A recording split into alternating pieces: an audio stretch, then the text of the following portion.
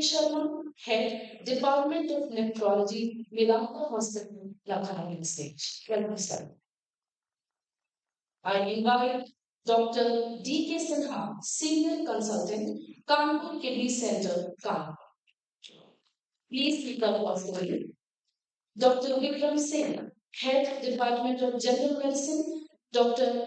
Ram Manohar Lohia Institute of Medical Sciences, Lucknow, Dr. Jayakumar Mayappan, Assistant Professor, Department of Nephrology, SGPGIMS, Lucknow, and Dr. Poonam Tiwari, Chief Nutritionist, Dr. Ram Manohar Lohia Institute of Medical Sciences, Lucknow.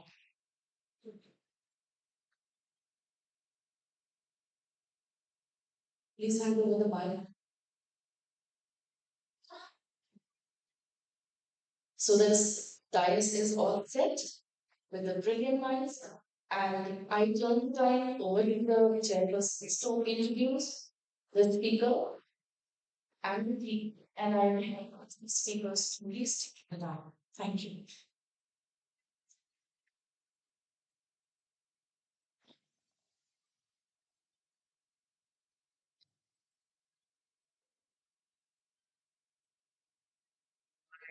Ladies and gentlemen, I think this session is very important because it's talking about malnutrition in chronic kidney disease, which is a big problem in India. And we have Professor Vijay K as an eminent speaker who was former head of nephrology at Centrum PGI at Vedanta Gujarat. And now he has another hospital which he started more than 40 years of experience in this field. At present, he is chairman of the kidney transplant. We don't kidney about the issue and Microsoft. Delhi. It's my pleasure to invite Dr. Vijay here his thoughts about the global and Indian perspective of malnutrition. Thank you. Thank you, Dr. Sharma. And the outset, let me thank the organizers. The Lucknow is always phone coming. And the topic given to me is burden of malnutrition in chronic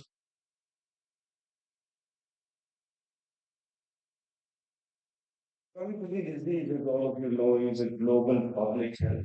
850 million people across the world have some form of chronic kidney disease. Chronic kidney disease is an independent risk factor for overall mortality as well as cardiovascular mortality. And malnutrition is extremely common in patients of chronic kidney disease. It's usually related to the disease related aspects, maybe diabetes, the cause of kidney disease, and nutritional deficiencies, especially in our country, which are induced either by self restriction of protein diets, or it may be iatrogenic as well, because the general belief in dietitians, physicians, family members, friends, and other patients generally, when they talk about nutrition in chronic kidney disease, the general belief is that restriction of protein is important, and protein restriction in an Indian kind of an environment where protein is already very low in the diet further causes severe malnutrition. India is ranked 111 among 120 countries in the global hunger index. And the only countries which rank lower than India are very small countries, actually. And so the background malnutrition in the society, in the community, is fairly high as such in our country. And you can see that about 17% of the Indian population is undernourished, and the only other countries which are higher are other small countries around us. So about 233 million people are undernourished in our country.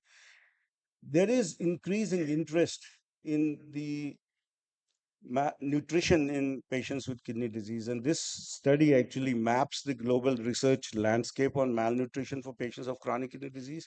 And it looks at studies and the annual number of publications related to malnutrition as well as chronic kidney disease from 2003 to 2022. And you can see that the publications related to malnutrition, which are shown in blue, almost rank the same as the studies on chronic kidney disease. So there is some hope, probably, that maybe malnutrition will progressively go down in patients of chronic kidney disease. There is greater interest in nutrition in these patients. And obviously, United States, and you don't find India very high in the number of publications.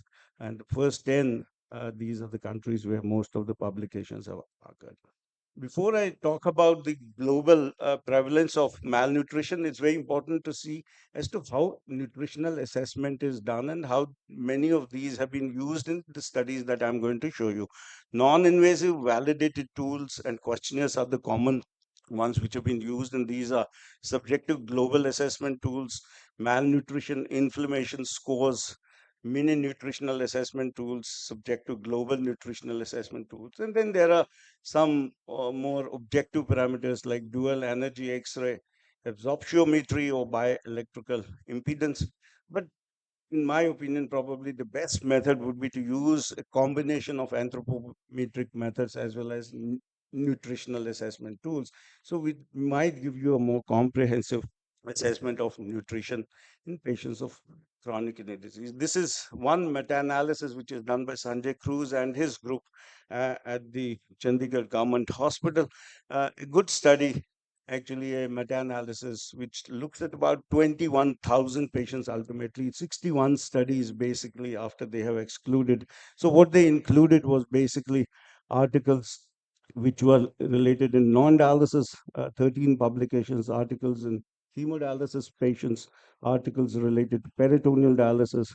And then, so they have analyzed patients on hemodialysis, peritoneal dialysis, and those who are not on dialysis as yet also. And what you see is that India, the prevalence, whichever method you look at, whether you look at SGA, malnutrition, inflammatory scores, or ANP shown at the lowest end, the prevalence of uh, malnutrition in patients of chronic kidney disease, and in India is about 56%. The only other countries where malnutrition prevalence in patients of CKD is higher is Jordan and Mexico. All other countries otherwise.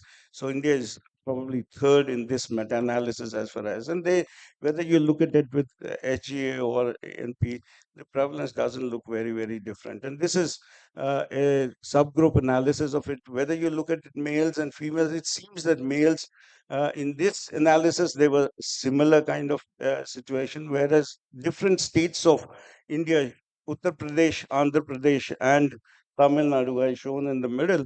You can see that the prevalence of malnutrition overall was much higher in Uttar Pradesh in comparison to Andhra Pradesh. To Andhra Pradesh, the prevalence is about 30%, whereas in UP and Tamil Nadu, the prevalences were 50% and 65%. And whether you use the subjective global assessment or anthropometric methods, you see that the prevalence of malnutrition was not very different in this group of patients. So this is what I have summarized here is this 22,000 patients, about studies of 61 patients, 61 studies. The prevalence of malnutrition overall was 42.7%, pooled estimate 42%, 45% by ANP, and 40% by different methods. 61.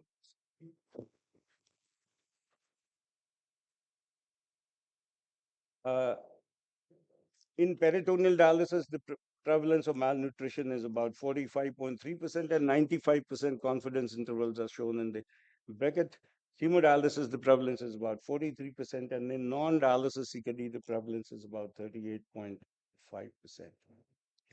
This is a study where people have also looked at the activities of daily living and dependence. What kind of assistance a patient requires in patients, in addition to malnutrition? How much is the disability, the frailty which has occurred because of malnutrition and the disease process itself. And that has also been looked at in this Chinese study. And there is a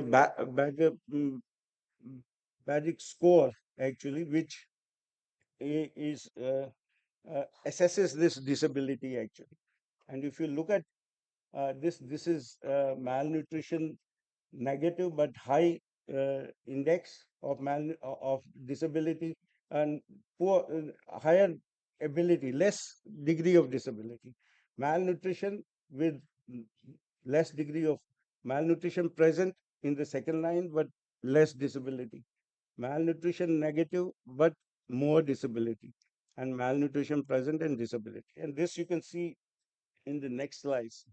This is related to, if you have disability, greater disability or frailty along with malnutrition, that's the lowest line.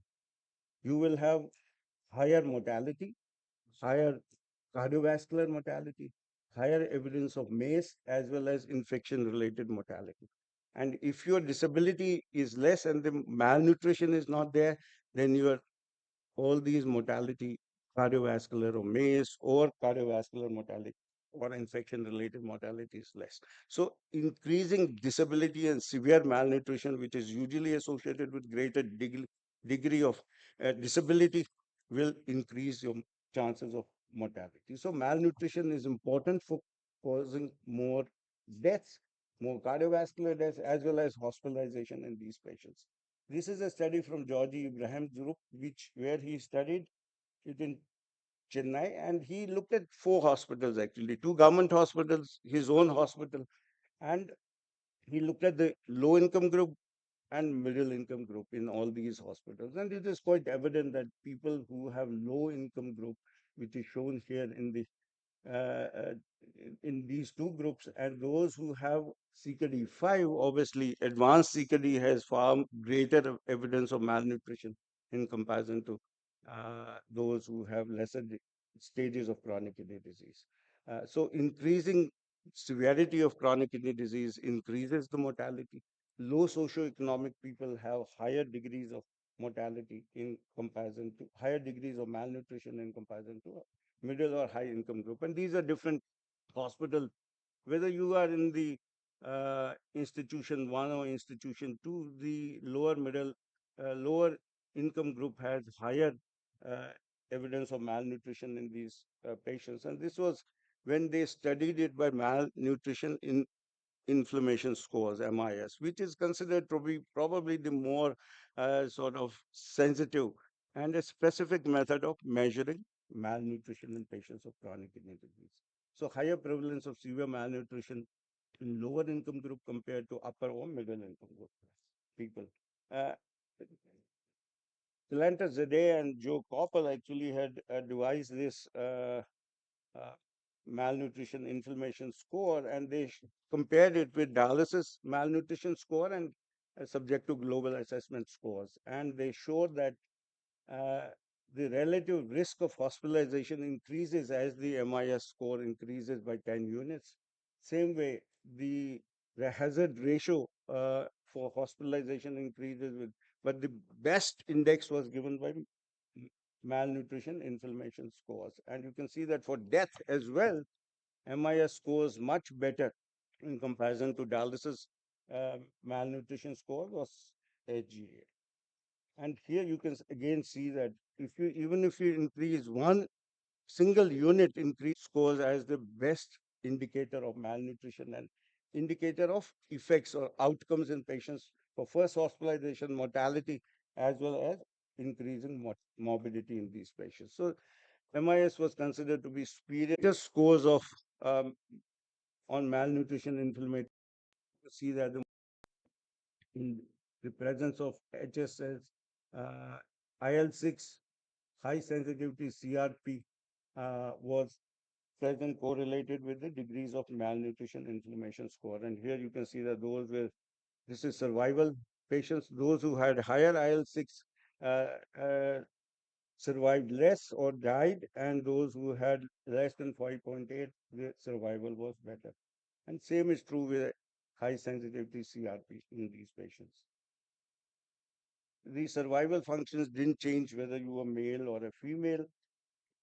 Jayaprakash from Eastern India, again, also this was Raja was there in Varanasi, and he looked at this study as well. And there they studied 203 patients. The prevalence of malnutrition in their study was 65%. And they also looked at CRP and serum ferritin in these, and these were higher, and they correlated with the survival in these patients in this group. Albumin, unfortunately, this subject to global assessment actually distinguishes malnourished from non-malnourished people. And but albumin does not distinguish between malnourished and non-malnourished people in this. So albumin may not necessarily because of this, because the next talk is going to be the cause and consequences of malnutrition and chronic kidney disease. So I'll skip this over. So ladies and gentlemen, let me summarize. Malnutrition in chronic kidney disease, as I have shown you, has a high prevalence globally and higher prevalence in India, not surprisingly, considering that there is a high background under nutrition in general population. Nutrition is not in the regular curriculum in our medical schools and not even in the postgraduate education as well. So nutrition remains fairly poorly understood by the physicians, the nurses, and even other healthcare workers. Protein intake in the general population in India is actually inadequate, 0.6 grams per kilogram body weight. So further reduction of protein in patients of chronic kidney disease will further aggravate malnutrition in these patients. And therefore, it's not surprising that malnutrition is extremely common in our population. A greater understanding of our patients' nutritional needs, appropriate education of healthcare workers, including physicians, and a conference like this would be appropriate to educate all of us. And I think individualization of nutritional management of patients, each patient needs to be done by the physician and the dietitians and nutritionists. Thank you very much for your patience. Thank you, Dr. Chair. You can take one question if, yeah. Can you take the mic?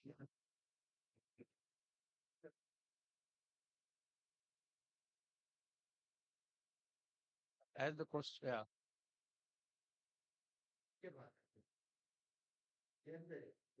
Tulsi.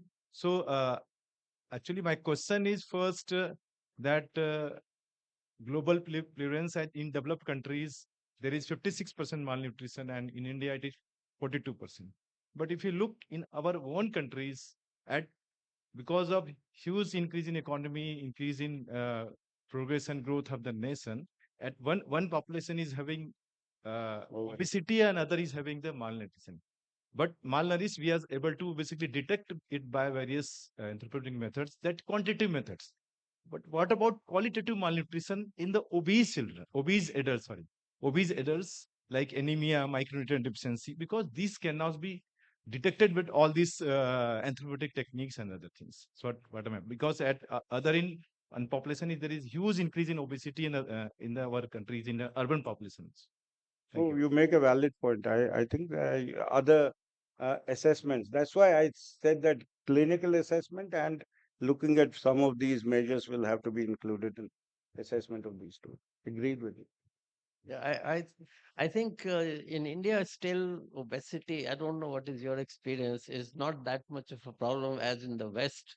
Yeah, Many of these CKD patients have, especially on dialysis, they are quite obese. Yeah, I would agree that by and large, malnutrition is our problem and obesity is less of a problem, but it is increasing. The point is well made that there is a small section of people now, younger people especially, who are obese and where the other kinds of deficiencies and even other comorbidities might be present in these patients. So this will become a problem. So this is another segment where people need to be seen. They look overnourished, but they may have other kind of deficiencies. Yes. Thank you. Sir, in this edition, I would like to make, like, as you said, malnourishment assessment. So, when as a nutritionist or dietitians, we go ahead, we have to take four components into consideration while making any kind of nutritional diagnosis for the patient. And that talks about anthropometric, biochemical, clinical, and dietary. So once these four are covered, I think in that we will see the biochemical parameters, and that can give us idea that whether the micro and macronutrient deficiency is prevailing or not. So that way we can have a holistic assessment done. Thank you. Thank you so much for the wonderful talk, Dr. Vijay Kher sir. And as he is already there, I request the speakers, once you speak and have questions and answer, then please proceed towards the left of the round stage for the felicitation and photograph. Thank you. And I request the chairpersons to introduce the next speaker and the topic.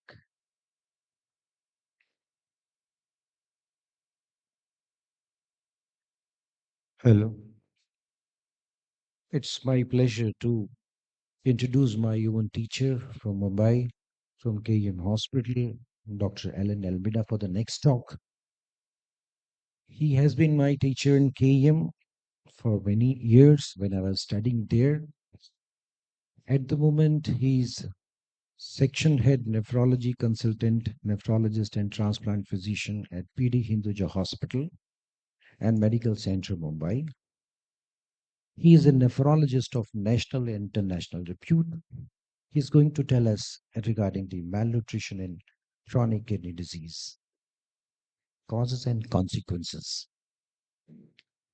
Over to Dr. Ellen. Thank you, Dilip. Uh, Vijay, as promised, decided to stay away from my topic so that there would be no overlap. Uh, so he's rightly introduced the topic, and what we have now is a situation where malnutrition is present. He's demonstrated to by both global and national studies as to what is the extent of this problem. So I'm not, we just had the last question, which talked about overnutrition as compared to undernutrition and how we see it as far as the chronic kidney disease patients.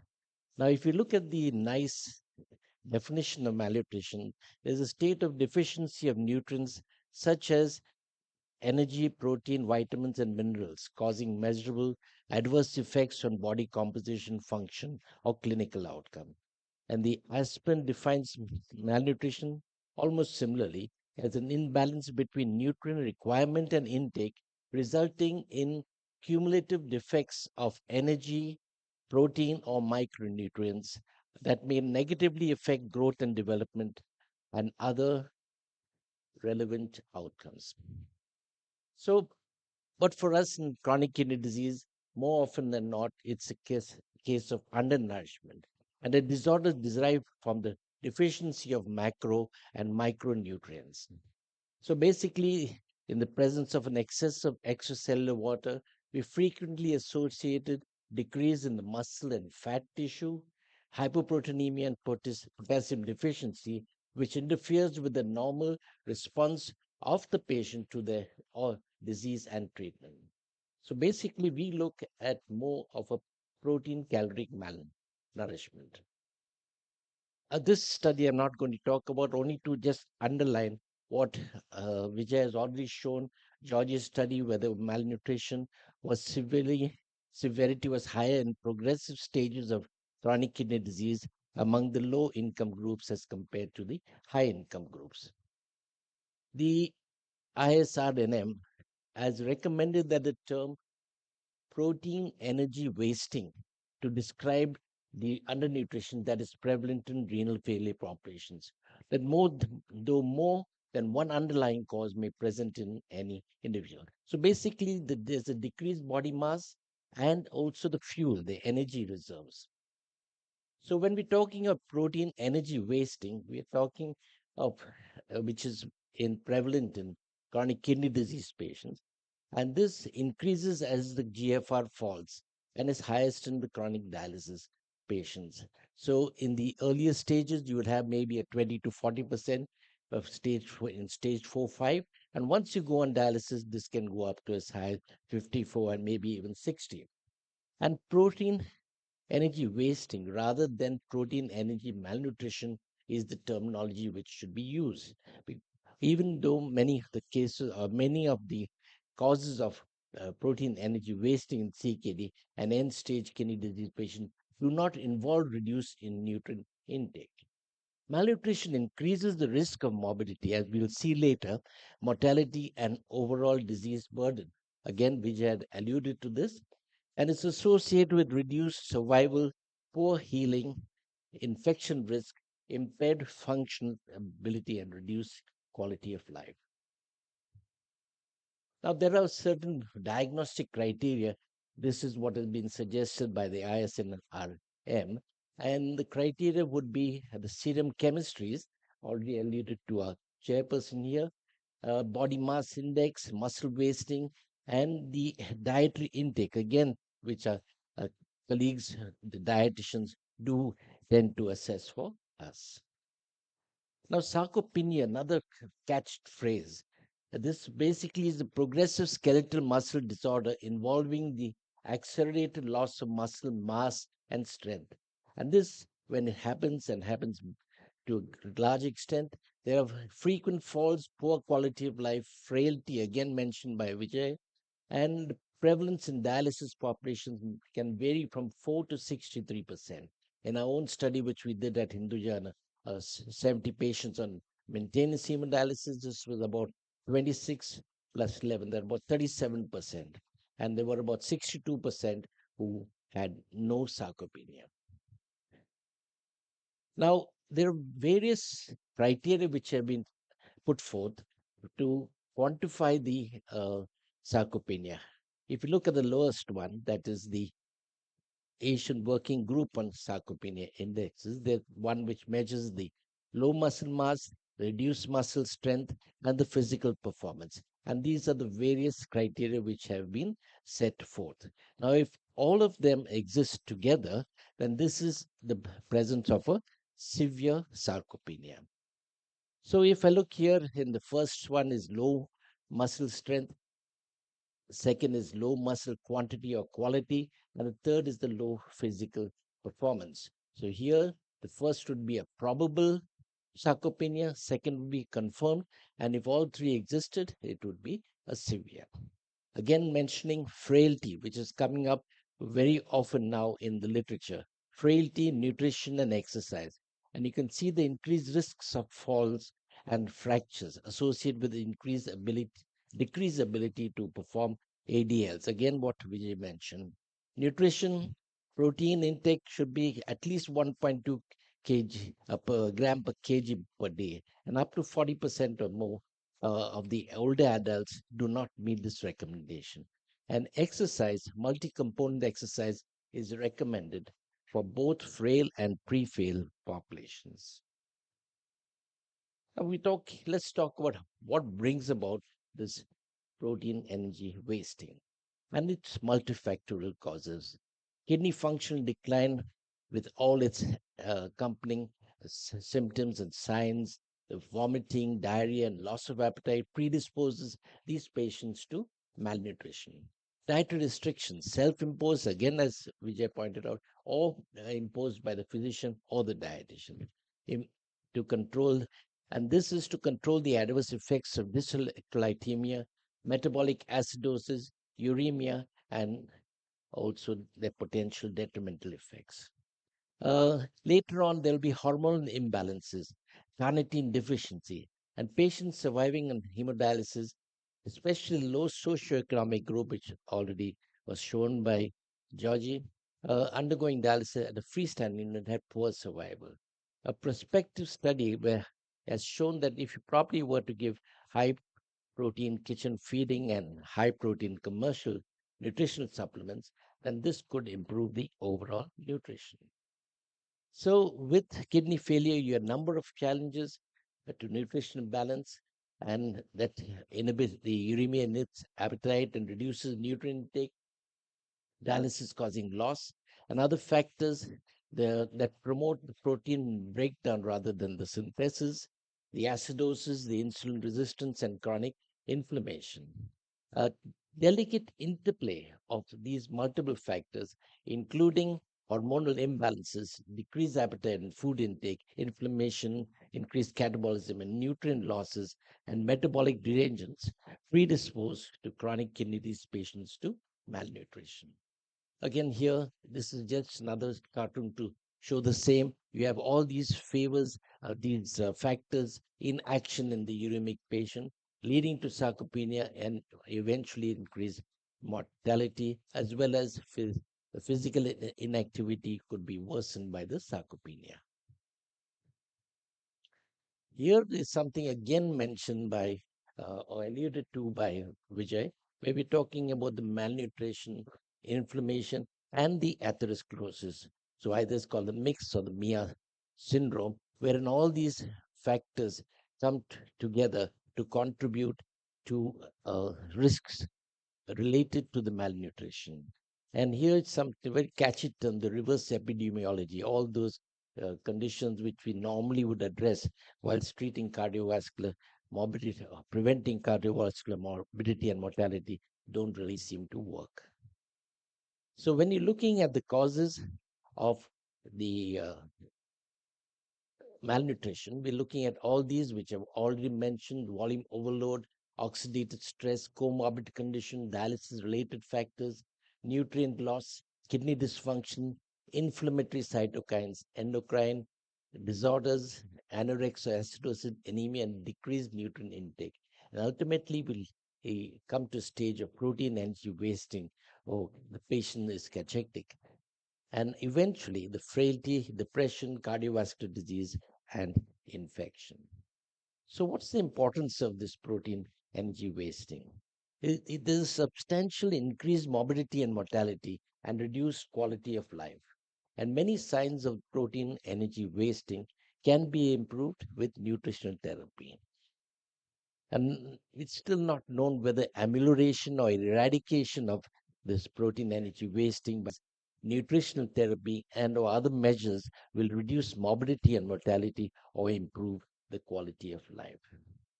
Now look here again, this graph shows uh, right at the top is those with normal, no sarcopenia. The middle one would be the pre-sarcopenia, and the lowest one are those with sarcopenia. And it's likely to have a hospitalization-free survival. So the importance of preventing and treating protein energy wasting, again, all those which I've told you before, we are looking at a state of protein energy wasting with its intermediate outcomes and then altering the body biochemistry, immune processes, and metabolic atherogenesis, and clinical outcomes, decreased quality of life, increased morbidity, and mortality. So, underlying clinical impacts of the protein energy wasting syndrome that lead to higher mortality would be the calcification seen in the CKD patient would contribute to cardiovascular mortality. The immune system, the immune response disorder with increased susceptibility to infection and a delay in the healing of wounds would contribute to inflammation and infection, along with the role played by the endocrine system. And as far as mortality goes, I was talking about the reverse epidemiology, the activation of pro-inflammatory cytokines like CRP, interleukin 6, interleukin 1, and endothelial dysfunction and acceleration of the atherogenic process takes place. And sarcopenia, which I also showed, increase the actin levels, muscle weakness, muscular cell disorder, and decreased quality of life and increased hospitalization. And this is a cartoon putting everything together. And at one end, you have all the factors, the causes, the reasons why we develop protein energy wasting and cachexia. And on the other side, you have all the outcomes, including the poor outcomes related to morbidity, mortality, and frailty. Thank you.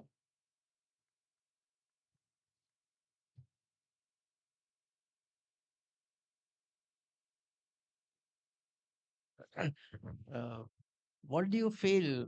You were in KM for a long time, and then now in corporate sector. Uh, Do you find any difference in the problem of malnutrition and the causes of malnutrition? The other thing is, what I feel, since we have now a national program of free dialysis available, so many of our patients who previously could not afford and survive uh, are on dialysis.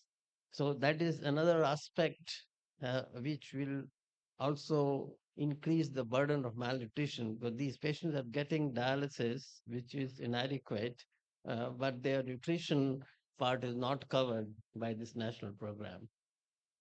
Yeah, I do agree with you. As far as when I was at the KM hospital, the malnourished patients were beyond imagination. Actually, the study didn't go through. Obese, and that question which was raised definitely needs to address. I think even Vijay made the same point. So I think we have both. The other thing which you talked about of dialysis, the so-called subsidized or funded dialysis. The problem is they're not getting adequately dialyzed, and the second thing, they may not be getting all what they need to get to have a good life on dialysis. So they may have higher magnitude of Oh malnutrition. yes, that could be definitely. Mhm. I think I would like to discuss two things regarding this. I personally feel, sir, that for the new practicing nephrologist and dietitian sitting over here, that even 2 times in a week dialysis, personally, I feel it seems to be inadequate for many patients. And the main cause of the malnutrition in our patients, especially in dialysis population, seems to be because of poor intake and poor quality of dialysis and poor number of hours of dialysis. So both are probably more responsible reason for that. See, the to combat this situation, what I have come across for last now around 27 years is the I when I take round in dialysis unit, I teach the basic principles of the dialysis, principles of nutrition to my dialysis technicians. Whatever I learn here in this society for last 7, 8 years, so I teach those principles to my dialysis technicians because my all patients are going to stay with dialysis tech for those patients rather than I'm coming taking round for 5 minutes or 10 minutes or so. So that could be one solution for the to combat the nutrition, especially in dialysis unit. And another thing I would like to discuss is definitely Dr. Vijay Kher has pointed out regarding protein intake. The first study which I did in my medical college in Kanpur was regarding that only. So and I compared the three groups. One was the dialysis patient. I took 120 patients, 40, 40, 40 and 40 dialysis patients, 40 CKD patients not on dialysis. And I compared protein and calorie intake of these patients with the normal healthy individuals, 40. And out of the 40 healthy individuals, there were 27 doctors, MBBS, MD doctors, supposed to have good quality of diet. When I analyzed their diet, you know what I found? That the dietary intake of protein of healthy individual was less than CKD recommendation. Then probably protein restriction in India does not require is not required in our especially north.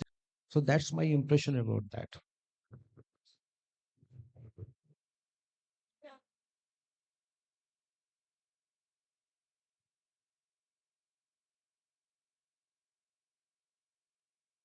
You're talking about the protein intake, but if there's no exercise happening, of course the protein will continue to the muscles.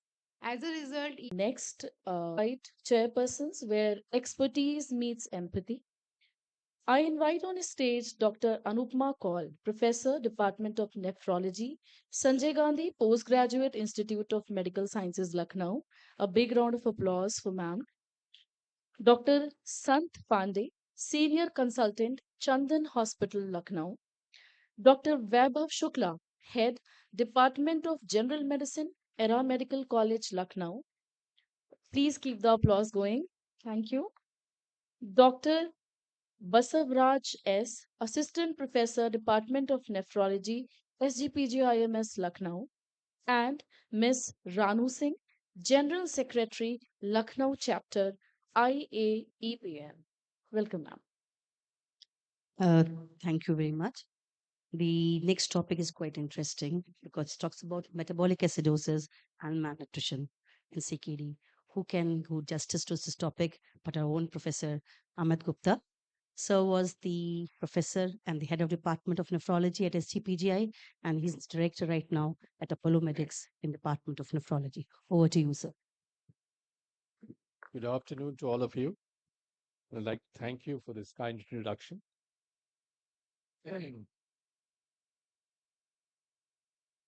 Yeah, thank you. So we're going to talk to you about metabolic acidosis and malnutrition. And as we are all aware that metabolic acidosis is fairly common in patients of chronic kidney diseases from stage 3 to 5, and as well as an end-stage kidney disease. And acidemia is an important cause of morbidity and many adverse consequences that we see in our patients. Now, this protein energy malnutrition is again a risk factor for poor outcome in our patients with chronic kidney disease, and this may be related to acidemia. A chronic state of inflammation is frequently observed in patients with chronic kidney disease and may be a cause of both protein energy malnutrition that we talked about, as well as the increased rate of cardiovascular and atherosclerotic diseases in our patients. Now, whether metabolic acidosis is a cause of protein energy malnutrition and inflammation, what is known as the mixed syndrome, in our patients with chronic kidney disease is also not very clear. Now, malnutrition can be split into two broad conditions. One is undernutrition, which we very often talk about malnutrition, which means stunting, wasting, underweight, micronutrient deficiencies. And the second part of malnutrition is overweight, where being obese and diet-related, leading to diet-related non-communicable diseases. But most often when we talk of malnutrition, we actually mean undernutrition. Now, metabolic acidosis has been shown to produce a negative nitrogen balance. And almost 100 years ago, Leon and colleagues actually were the first to show a link between metabolic acidosis and the worsening nutritional status in patients with chronic kidney disease. And since then, we have had a large number of studies during various stages of chronic kidney disease, which have demonstrated that metabolic acidosis actually promotes protein degradation. And I just quoted a few studies over the various decades, which have shown that when you correct metabolic acidosis, there's both improvement of both nitrogen and potassium balances. Now, metabolic acidosis actually develops as the net acid excretion falls below the net endogenous acid production, which is caused by acid retention, causing acid retention. And this retained acid appears to accumulate both in the interstitial as well as the intracellular compartments of various tissues. And when it is sufficiently large, it causes a detectable fall in the levels of the serum bicarbonate and obviously leading to a drop in systemic pH. Now, the phase when acid retention is present, even in the absence of a detectable fall in the serum bicarbonate levels, has been termed as a subclinical or eubicarbonemic metabolic acidosis. But what is important is that even this subclinical metabolic acidosis can impair the function of several organ systems.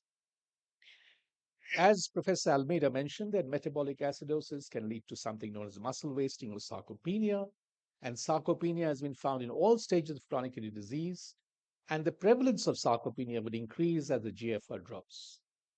And the enhanced study actually showed that the normal skeletal mass, which is seen in about 60% of patients whose GFR is in excess of 60, would drop to about only 40% of patients if the eGFR drops to less than 60 ml per liter. And individuals with a serum bicarbonate, which is less than 23 milliequivalents per liter, had been found to have a slower gait speed and reduced strength of their quadricep muscles. And young adults with lower serum bicarbonate had been found to have reduced cardiorespiratory fitness. Now, this muscle wasting is characterized by increased turnover of the atrophy of the muscles, and this is associated with increased muscle protein degradation without a change in the muscle protein synthesis. And the degradation of the muscle protein is basically mediated by the upregulation of something known as the ubiquitin proteasome pathway and the caspase 3 protease. We'll talk about it a little later. And this leads to reduction in the interstitial pH, which seems to be an integral part of muscle wasting. And this accumulation of acid in the interstitial compartments before a fall in the serum bicarbonate can also induce, as I mentioned earlier, muscle damage. Now, it's been seen that prolonged acidosis will reduce the albumin synthesis. And in animal experiments, it was seen that rats which were fed were induced to have metabolic acidosis for more than 7 days. There was a decreased albumin synthesis. And the analysis of the enhanced data again showed that patients with chronic kidney disease whose bicarbonates were less than 22, this was associated with hypoalbuminemia. And administration of base, which is alkali, in patients whose creatinine clearance was between 15 and 30, and who had metabolic acidosis with their bicarbonate levels between 16 and 20, there was an increase of the serum albumin and lean body mass. So improvement in the acid-base balance will aid in the optimizing the albumin synthesis. Now, the severity of the metabolic acidosis again varies in patients with chronic kidney disease. Diabetic patients have been found to have less severe metabolic acidosis than non-diabetic patients, and metabolic acidosis intensifies endocrine and musculoskeletal disorders. And both acidosis and renal failure is associated with increase in the circulating ACTH, which leads to increased production of glucocorticoids and mineralocorticoids. And uremia and acidosis associated stimulation of glucocorticoid production is an important factor which leads to abnormalities of protein metabolism. Now, glucocorticoids have been found to play an important role in the catabolic pathways of metabolic acidosis. Metabolic acidosis also has anti-anabolic effect on muscle cells, and acidosis have been found to interfere with the effect of insulin and insulin-like growth factor on cellular signaling, and which leads to insulin resistance in the peripheral tissues. And these endocrine alterations which can contribute to the anti-anabolic effects of metabolic acidosis. And this is just a pictorial diagram which shows you how, as the disease progresses, if you have a reduction in the glomerular filtration rate, you have acidosis, which can lead to reduction of the muscle pH, reduction of systemic pH, increased levels of glucocorticoids. There's activation of the ubiquitin proteasome pathway and increase in the caspase 3 proteolysis. There's also increase in the pro-inflammatory cytokines, reduction in insulin signaling, and this can all lead to increased muscle protein degradation and increase in the muscle wasting. So this increase in the muscle breakdown occurs in during metabolic acidosis via two mechanisms. One is the activation of the branch chain ketoacid dehydrogenase enzyme, and as I mentioned earlier, the ATP-dependent ubiquitin proteasome system pathway. And this acidosis will stimulate the increased gene transcription and the activity of this enzyme to degrade the branched chain amino acids, which are namely the leucine, isoleucine, and valine. And as we all know, these branched chain amino acids are important precursors for protein synthesis and are mainly metabolized in the muscle. This increased caspase 3 activity, which we talked about earlier, actually promotes the cleaving of muscle fibers, which results in poor muscle mass. This is again a schematic diagram which shows that as you develop metabolic acidosis, you've increased activity of the branch chain ketoacid dehydrogenase and increased activity of the ATP dependent ubiquitin proteasome system, which leads to increased muscle protein breakdown. In addition, you have problems with insulin resistance, you have inflammation, reduced serum leptin levels, which can all contribute to malnutrition inflammation complex syndrome. Now, in view of the confusion that we had about this term malnutrition, because it could mean either overnutrition or undernutrition, the uh, the term PUW was coined by the International Society of Renal Nutrition and Metabolism way back in 2007. And as Professor Almeida mentioned, that PUW is a state of nutritional and metabolic derangements in chronic kidney disease and end-stage renal disease patients, which is characterized by a simultaneous loss of systemic body protein and energy stores, and is essentially related to hypercatabolic state, which is induced by uremia, anorexia due to poor appetite, inflammation, and from systemic conditions such as diabetes mellitus, as well as autoimmune conditions related to chronic kidney disease. And we have the clinical criteria for PEW, which is all well known to you, and it essentially manifests as cachexia, loss of fat, and loss of lean muscle mass as well. The prevalence of this protein energy wasting is seen across all spectrums of renal disease. Whether it's acute kidney disease, almost 60 to 80% of patients showed this. Patients of chronic kidney disease, almost half of them will show protein energy wasting. And even after renal transplantation, almost 30 to 50% of our patients may have this. And the etiology of this protein energy wasting has been said to be related to uremia-induced alterations resulting in increased energy expenditure, persistent inflammation, acidosis, multiple endocrine disorders, hypercatabolism of the muscle and fat with decreased nutritional intake, inflammation, and nutrient loss. And this is, as it shows, this is a slide which was again shown by Professor Almeida, which showed that when you have these conditions where loss of during dialysis, loss of renal functions, other inflammation, this can lead to anemia, acidosis, endocrine disorders, which can lead to loss of appetite, decreased nutrient intake, can lead to protein energy wasting, which can ultimately lead to cachexia and sarcopenia, and has an effect on morbidity and mortality. And a publication which is due to come out in January of 2024, this was in the pediatric population, going to be published in Pediatric Nephrology next year, actually shows that malnutrition was diagnosed in almost half the children on at least one visit, and about 20% of children met more than 2 PW criteria. And patients with the eGFR of less than 30 ml per minute per 1.73 meters square had increased risk of developing malnutrition.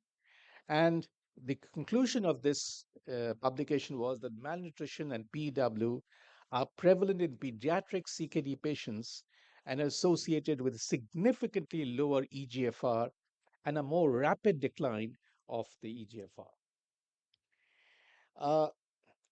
Metabolic acidosis has a worse prognosis, progression of the chronic disease are interrelated, and there are various studies which have shown that there's acceleration of the disease because of metabolic acidosis.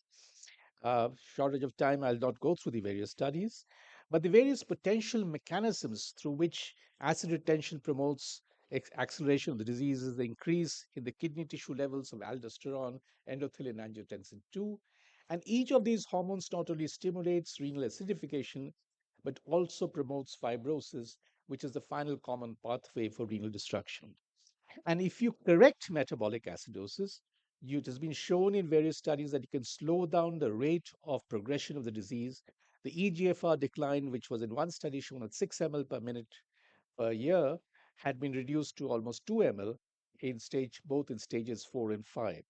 So correction of metabolic acidosis is important in slowing the progression of the disease.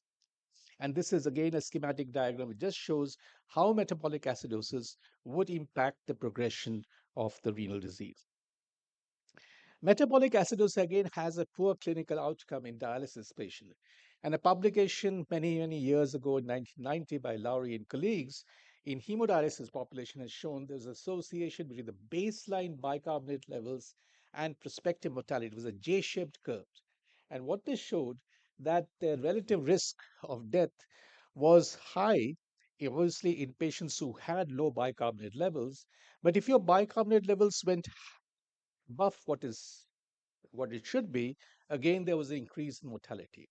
So the bicarbonate levels with the recommendation are that you try and maintain between 20 to 23.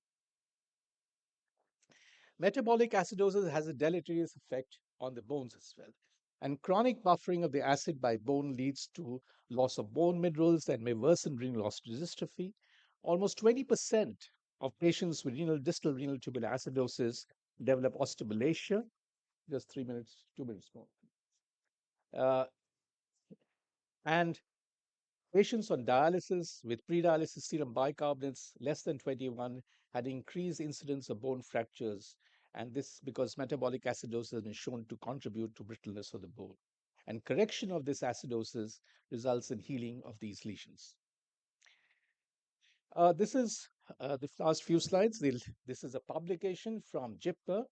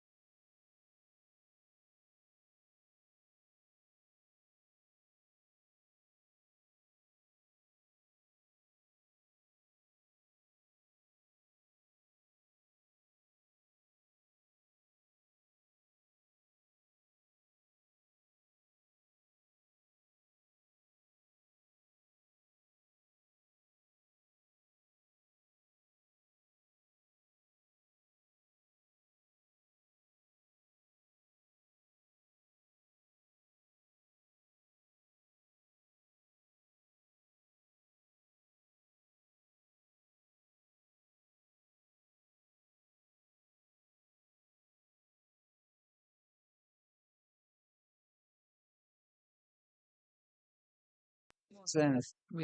Leptin hypertension ratio, I think makes more sense. Thank you. Due to shortage of time, so we close the session and go for next session. Thank you so much. Thank you. Thank you to the chairpersons and the speakers, sir. I request the chairpersons and speakers, sir, to join us on the right side of the stage for the felicitation and a photograph. Please join your hands together for the precious time of our chairpersons and speakers. Thank you. And with this, we are now moving towards our session 2, and I'm delighted to invite on stage the chairpersons for the session 2, Dr. D.S. Bhadoria, Additional Professor, Department of Nephrology, SGPGIMS, Lucknow. Welcome, sir. Please give him a big round of applause. Dr. Sakshi Jain, Consultant, Department of Nephrology, Charak Hospital, Lucknow. Dr. Arpit Srivastav, Head, Department of Nephrology, Hind Medical College, Lucknow. Miss Sapna Alok Kamdar, practicing dietitian and senior nutritionist from Mumbai. And Mr. Azam Khan, Regional Manager of Dietitians and Diabetes Educators, North India. I welcome the dignitaries on stage and turn the time over to the chairpersons for introducing the speaker and the topic. So good afternoon to all of you. With my co-chair, I welcome you all. This session is regarding falling GFR and malnutrition. For this, the first talk we are going to have Professor Arpita Rai Chaudhary. Madam is professor in the Department of Nephrology in the Kolkata. She is also ex-joint director Roto, and she's a lot of publication international and national repute. Over to you, ma'am. Thank you, Dharmendra. And good afternoon to all. So, with this, I thank organizers to give me the opportunity to speak here. And I was very happy when Narayan asked me to be part of this meeting. And when I was looking at the literature and found one of the esteemed researcher, Dr. Dennis Falk, has shown this big stack of books moving from 1869, depending on animal hyperfiltration with low protein, high protein diet, to today's 2015, his topic that still we haven't reached conscientious. Then I was counting moments that whether I will be able to deliver the right sense or not. Let's try. So malnutrition is one of the most serious complication. All the talks before it proved it because it affects the morbidity, mortality, functional activity, quality of life in the CKD population.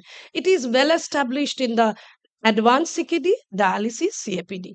But whether early CKD is an established target for nutritional intervention to retard the CKD progression, we are looking at the strong evidence for that because there is a strong push to discover the earliest stage, to pick up the early CKD and advise intervention so that we do not progress to our stage.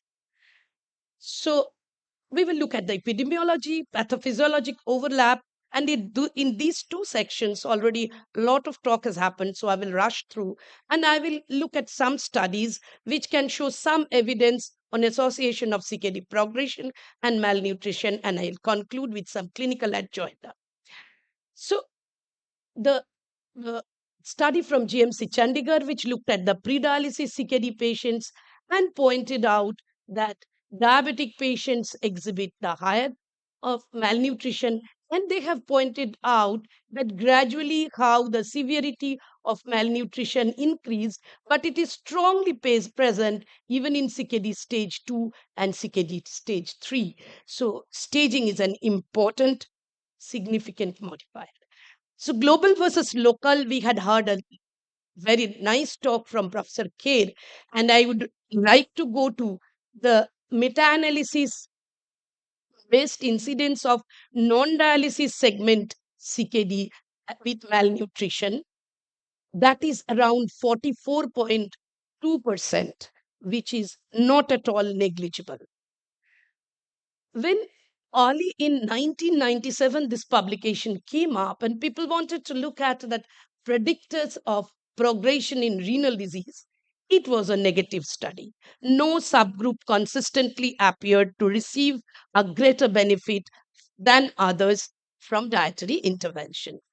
People criticized because of an unusual number of ADPKD patients in that cohort. It remained little unreliable, non-linear progression of CKD. Nutrition intervention did not have a gap between prescription and follow-up. So people were looking up to further evidences, and probably the accumulating evidence against this down the line was very strong. We have seen Dr. Kalantar Jade's group coming out with this suggestion in 2016-17, when even he identifies the high risk population and made some dietary intervention for that.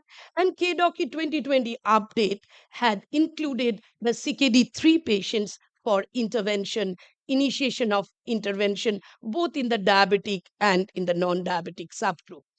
Is there any rationale that we would consider that malnutrition can be one target to retard CKD progression? If we look at the factors that cause CKD progression, you can see that the high diet with high salt and high protein are epidemiologically found to be related to CKD progression. And metabolic acidosis, we have listened to 2 or 3 talks which have highlighted that how it can modify the internal inflammatory milieu and predispose to CKD progression. FGF23 and PTH, which is coupled with high protein intake and increased phosphate intake. So this also is a well-known cardiac toxin, and which can couple the cardiovascular morbidity mortality factor with CKD progression to the pathogenesis. When we look at this, it is the cartoon of a summary of what all people talked about. So I will not waste much time. We see the acid load is not only affecting the uremic toxin generation and uremic byproduct generation, it increases the hemodynamic stressors, which would add to the hyperfiltration injury. It will increase the pro-inflammatory and pro-fibrotic factors, and also the complement activation will be there. So altogether, a very, very toxic inflammatory milieu. These were the well-known rationale behind protein reduction. Decreased hyperfiltration, byproduct of tyrosine, is implicated in insulin resistance. Increasing protein, what I was talking about, will increase phosphate, salt, and generation of acid. And we know that there are papers that told us that salt content of diet or protein content of diet, if increased, the blunting effect of CKD progression with ACE inhibitor goes off. So CKD progression and malnutrition sounds that somewhere they have a common platform of pathology. Added to this metabolic acidosis, I add the gut dysbiosis component, where the increased cytokines and the relative gut dysmotility, the toxins injure the gut endothelium and epithelium, and ultimately results in a systemic toxemia, which further drives in the inflammatory or uh, the infective hypothesis. So these two sound similar here, where after publication of this diagnostic criteria from malnutrition by ESPN conscientious statement, where BMI, unintentional weight loss, and fat-free mass index were included, there is a strong appeal to consider the state of malnutrition in clinical practice and areas of endemic malnutrition from this group of researchers. They are also substantially influenced by presence of disease, chronic infection, which probably cannot be separated. So malnutrition, the definition they proposed, is a disordered nutrition in which a combination of varying degrees of over and under malnutrition and inflammatory activity has led to a change in body composition, diminished function, and outcome. So this cartoon again highlights that the pathogenesis can go hand in hand. And PW pathogenesis is illustrated nicely in previous talks, and I'm not going again, but in summary, it can introduce all complications of CKD in place. And whenever we are prescribing this diet, we should keep, if we go really low in diet, there are cautions that we should be careful about the energy intake of the patient, and these patients should be routine candidates of nutritional advice and screening. Skipping this one. So pathophysiologic rationally, MN is an important culprit, though it may not be the main player. It is an important culprit. Limiting protein waste products can lead to less uremic toxin generation and less toxin induced inflammation. The positive effects of dietary protein restriction on inflammatory state has been demonstrated in proteinuric diabetic patients, and intestinal source of inflammation can be minimized by increasing dietary fiber. We have to take care of hyperkalemia in that case and individualize the treatment, of course, and protein energy adequacy has to be ensured. Can its correction modify the hard outcomes? Let's look at another study which looked in an 8-year clinical experience in a nephrology ward, where they have looked at the patients who were prescribed controlled protein diet of 0.8 gram per kg per day and a low protein diet of 0.6 gram per kg per day. And some patients who refused to be followed by nutritionists, they were put in the unrestricted protein group. They prescribed a holistic care, not only protein reduction, the phosphorus, potassium, salt, everything was taken care of. All are pre-HD patients, and they were looking at, in these 8 years, who are going to dialysis faster. The LPD and CPD patients began dialysis with a delay of 24 and 21 months compared with the UPD patients. You can see these two groups are the late dialysis reaching population. If you look at the nutritional parameters, the UPD group, unrestricted protein group, had a lower BMI, and in terms of albumin also, they didn't fare much better. So when they looked at this meta-analysis, a multivariate analysis plot, then they found that independent predictors of renal death were nutrition therapy, where 67% relative risk reduction was there with this therapy. Coming to the next slide, little moving a different away because we will be discussing another paper. So this is a very important paper from EJKD. I'm sorry, the slide probably is not very good. The picture is not very good. They have shown the trajectory of CKD progression is not linear. It can follow a stable course, a stable decreasing, a stable mild increase, or a fast decline, very fast decline. So these are the trajectories that CKDs can follow. And we might have to look into different factors to improve the progression. So if there is very fast progression that they define by more than 4 milliliter per minute per year per 1.73 meters square, then what will improve? What intervention may improve? And you can see the AKIs can alter at every stage and drag down and the baseline creatinine to even drag down the EGFR and push the creatinine higher, baseline creatinine higher. At the advanced CKD stage, that can push to dialysis, which we all know from our experience. So this is again a paper from GMC, Chandigarh, by Dr. Dikruj group.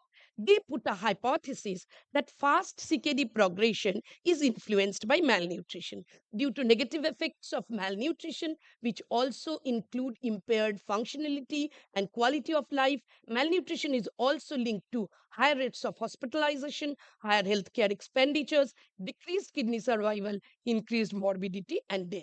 With this, what they saw, they picked up 244 patients among 360 who had fast kidney function decline. They found 64% were malnourished. And severe to moderate malnutrition, diabetic status, CKD, advanced CKD, younger adults, people with inflammation, they had faster decline. Inflammation and malnutrition, these two came to be statistically significant, and faster progression clinical determinant came to be high SBP and DBP. We know from our experience this is very true.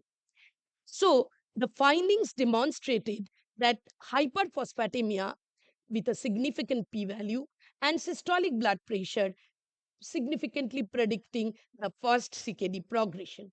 What malnutrition did, there was a composite endpoint of commencement of dialysis, doubling of serum creatinine, advancement to at ESRD. So when they looked at the mortality or composite endpoint, overall is such, this blue line is the severe one, which has the highest mortality and highest composite endpoint achiever, and mild and moderate are the followers. So what they concluded that with malnutrition, they have found 4 times increased hazards of death, threefold increase in the risk of composite endpoints. There is a 7% increase in the risk of mortality and 7.1% increase in the risk of composite endpoints for every 6.53 point increase in the standard deviation of SGS score. The Kaplan-Meier survival, of course, tells that the severely malnourished patients have worst outcome.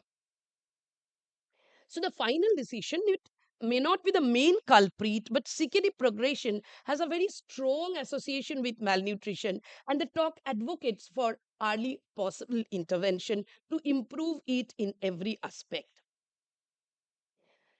These are the clinical adjoinders that I would like to highlight.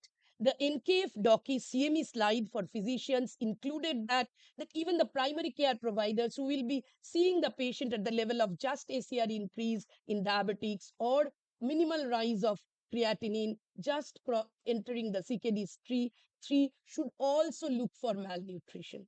So it's the conscientious that we should look at early.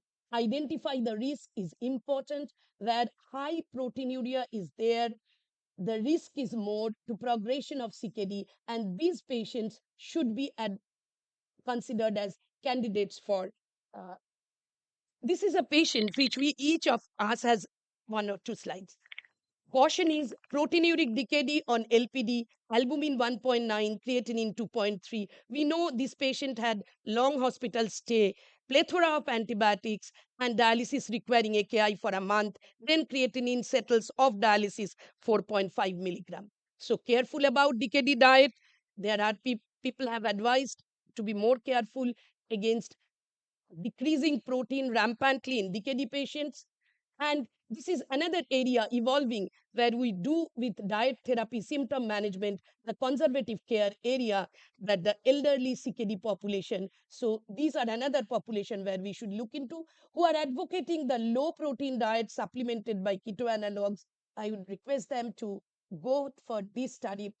They might have seen it was published, LPD plus Ka, how much Ka can change the situation, and see not less than 6 tablets a day can improve the scenario. So don't go low and think and stay satisfied. This is for the trainees and the younger nephrologists. Thank you all, the leaders, for taking care of Indian CKD patients holistically.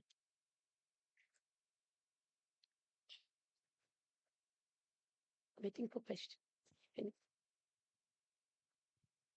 Thank you, ma'am, for the excellent talk. If there are any questions for the ma'am, now we can move to the next session.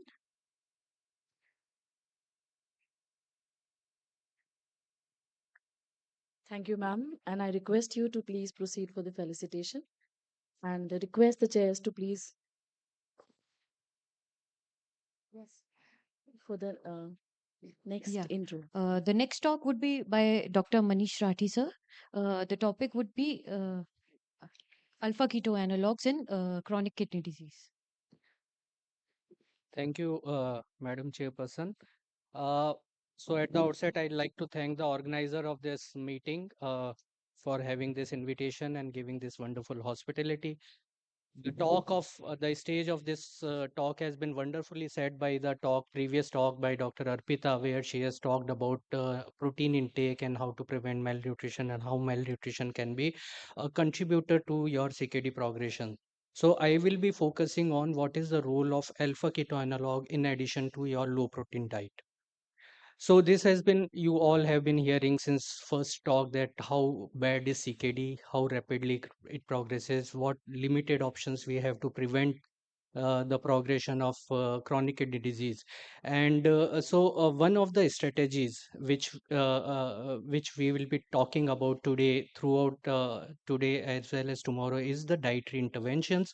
So in this talk I'll be talking about what are the strategies and specifically what is the role of low protein diet, and we have to give, if we have to give low protein diet, what is the role of protein this keto analog, and what is its evidence, and finally what does the guidelines say. So we all know that CKD we have to prevent. We have to make all efforts to prevent the progression of renal disease, and there are various interventions which we can use to prevent this progression. So the aim of this conference mainly is to focus on the what are the dietary strategies which we can use to prevent the progression of kidney disease. And this was a wonderful review which was published in 2017 in NEJM, which talked about various dietary intervention which one should do in a patient of chronic kidney disease. And at top of it was protein intake, because protein intake is a very important consideration, and we have to somehow decrease the protein intake, because studies have shown, and these studies have been highlighted in the previous talk, that if you increase the protein content, how it is going to increase your nitrogen load, and how it is going to increase the hyperfiltration injury in the kidney and lead to rapidity of kidney progression. So this was another review which talked about what are 11 reasons why we should be restricting protein intake in our patients of chronic kidney disease. And briefly summarizing, these 11 reasons are on this slide. So, and mainly one and two, I would say most important reasons are to delay the progression of kidney disease, delay their initiation of dialysis, as well as to adapt them that the dietary intake has to be reduced till the time they progress to their dialysis requirement stage. And there are other consideration also which people have proposed, like decreasing acid load, decreasing oxidative stress, and so on and so on. So these are the 11 reasons which have been proposed, and these are the two strategies of low protein intake. So one is you restrict the low protein your protein content from usual 1 mg per kg to something like 0.6 to 0.8 mg per kg per day, or you can give something what is known as very low protein diet, or what we also call as supplemental very low protein diet, where in addition you reduce the protein intake to less than 0.6. Some people even give up to 0.3 to 0.5 grams per kg per day, and you supplement it with either essential amino acids or you supplement it with keto acids.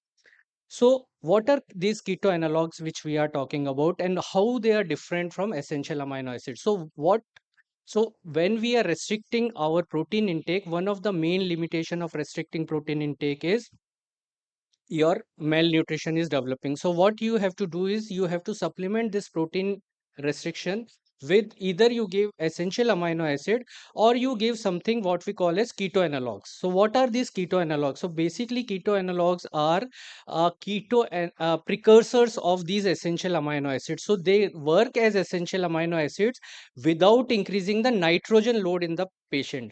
So if you are not increasing the nitrogen load in the patient, so this nitrogen load has to come out of the kidney. So you are preventing the hyperfiltration of the kidney. So you are supplementing essential amino acids by as well as you are preventing the nitrogen load. So these keto analogs usually contains all essential amino acids. So keto analogs of 4 essential amino acids, that is valine, leucine, isoleucine, and phenylalanine. Then hydroxy analog of methionine and 4 other essential amino acids. And some of the keto analogs which are available in market also contains tyrosine, because tyrosine production from phenylalanine is impaired in patients of CKD. So this is the usual combinations, and there are various permutation and combinations, but these are the usual combination, that 4 keto analog, keto acid analog, 4 hydroxy acid analog, and also tyrosine. And what is the reason why we should be giving this keto analog is that you are increasing the protein intake but reducing the nitrogen. So you are giving essential amino acids. Simultaneously, you are reducing overall protein intake, reducing the nitrogen load. You are also reducing the salt intake, because this keto analog also contain calcium. So these will function as your phosphate binder. You don't have to give another phosphate binder if you are using your keto analog. So they act to improve your CKD MBD by reducing hyperphosphatemia. They reduce acid load, and as I have said, they improve their essential amino acid content. So these are the various reasons, and resulting in they improve mineral bone disease, and they prevent the progression of kidney disease by reducing the nitrogen load on the kidney. So what is the evidence? So theory is fine, but what is practically people have looked into in this? So this was the very first paper. This is classical MDRD study which was published in 1994, and there was a study B of this MDRD study, where what they have done is that they have recruited 255 patients and randomly assigned to low protein diet versus very low protein diet, and the very low protein diet was supplemented with keto acids, keto analogs. And what they have found, that although the rate of progression of GFR was less in VLPD, that is very low protein diet, which was supplemented, but this difference was not statistically significant. And this is the value, that decline in GFR was in low protein diet was 4.4 mils per minute per year, but in VLPD it was 3.6. So there was some decline, but this difference was not significant. And the relative risk of ESRD was also not relatively significant between two groups. However, what was more important, that a 10-year analysis or a long-term analysis of this study was further published in AJKD in 2009, and they have shown that whatever initial benefit was there of supplemental keto diet, it was lost over a period of time. And not only that, what they have also observed is that the patient who were given very low protein diet had increased mortality. So they this was a big negative study, and after that again people were started doubting that whether we should be giving low protein diet or not, or keto analogs or not. But they have discussed that why this low protein very VLPD patients were having increased mortality, because there was no nutritional monitoring post trial. They were not able to increase their dietary intake. When they have stopped keto analogs, they should ideally improve their protein intake again to at least 0.6 to 0.8, which was not done. There was no monitoring. So resulting in this, they landed up into malnutrition. There was loss of muscle mass, and there was also, they thought that probably there was direct toxic effect of keto acid supplementation. Then there were other important, few important studies. Some of them were randomized study. There were also meta-analysis. So this was one randomized study of 186 patients, where patients were given three choices: EPO plus keto analog and low protein diet, EPO plus low protein diet alone, and low protein diet alone. The patients were followed up for 3 years, and what they have shown, that patients who were given keto analogs supplemented diet, they had lower protein excretion and a slower decline in EGFR in this study. And then this was a study on CKD MBD, where FGF23 and Clotho were studied. Again, a randomized trial of 79 patients. And what they have shown, that there was more efficient correlation of FGF23 and Clotho abnormalities, and a prolonged low protein diet alone may lead to malnutrition. So you have to give some supplemental keto analogs. And this was on vegetarian. So our Indian population is predominantly vegetarian. So this was on vegetarian diet. What if the patient is on vegetarian diet, what is the effect? So again, this was a randomized study, and they have followed these patients for 15 months, and the primary endpoint was RRT initiation or more than 50% reduction in the initial GFR. So if you can see this figure, there was the eGFR was slightly better in VLPD or supplemental or keto analog group as compared to low protein diet alone. And what they have shown is that cumulative event-free survival was higher in keto supplemental diet as compared to low protein diet alone. But what they have also shown in their subgroup analysis that effect was more if the eGFR was less than 20 mils per minute. What I mean to say is that if your baseline eGFR is less than 20 mils per minute, then the effect of keto acid supplementation is more as compared to if your eGFR is more than 20. And also they have calculated as per intention to treat analysis that what is the number needed to treat to prevent initiation of dialysis. So they have come out with this figure of 23. So you have to give keto acid supplementation to 23 patients to prevent one patient progressing to your dialysis requiring stage.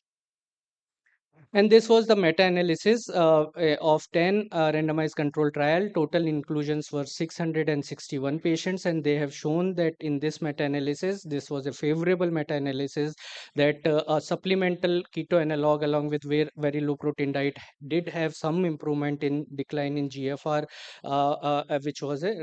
which was statistically significant.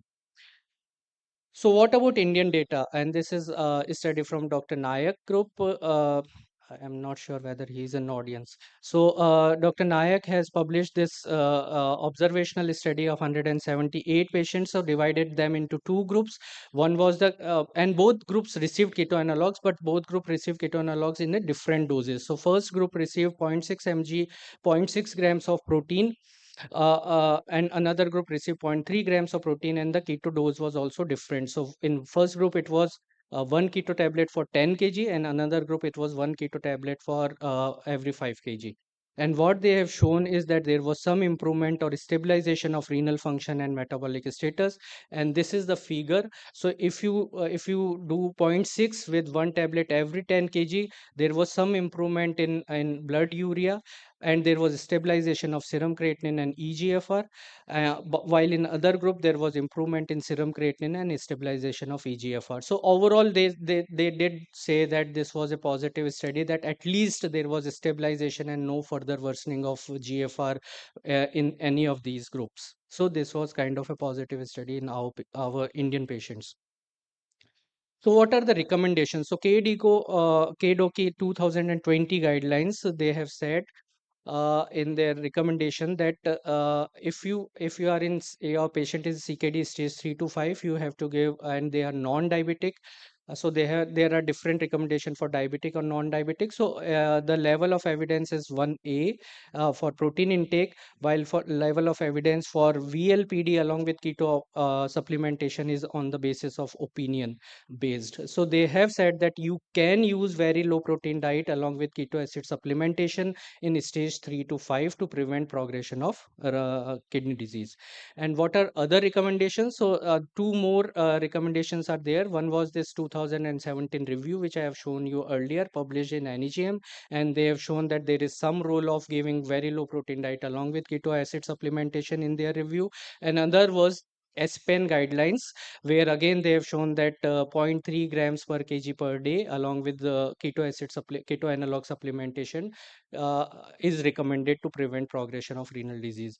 While other guidelines like Australian KHA CARI guidelines, KDIGO guidelines of 2012, and International Society of Renal Nutrition and Metabolism guidelines, they did not give any recommendation for keto analog use. So the world is divided.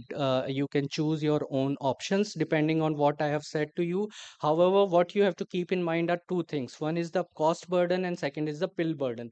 So pill burden, the ideal dose, I have seen many prescription like one tablet TDS or one tablet BD. It doesn't matter if you are giving or not giving, it is as good as placebo. If you are giving, you have to give a proper dose, and the proper dose is one tablet every 5 kg. So if in an average body weight of 60 kg, you have to use 12 tablets a day, that is 4 tablets thrice daily with meals. It will act as phosphate binder also. So there is a significant pill burden, and also there is significant cost burden. So there are so to reduce pill burden, there are double strength tablets which are available, but still patient will have to take 6 tablets. And cost I have calculated from the commonly available brand in India. So roughly cost is around 11,000 to 12,000 per month for this single medications. So finally, you can choose your own options. As I have said earlier, keto analogs can be used to prevent the progression of chronic kidney disease. Of course, it has to be used with other measures which you are using. It should not be that if you are using keto analog, you are not using any other measures. So beneficial effect, as I have said, in some studies, slowing down of progression of kidney disease with improvement in CKD, MBD, and improvement in nutrition. And barriers, as I have said, two important barriers are the cost and the pill burden. So obviously we require more larger study, more long-term study, because one long-term study was significantly negative and associated with increased mortality. So we require more studies in that aspect.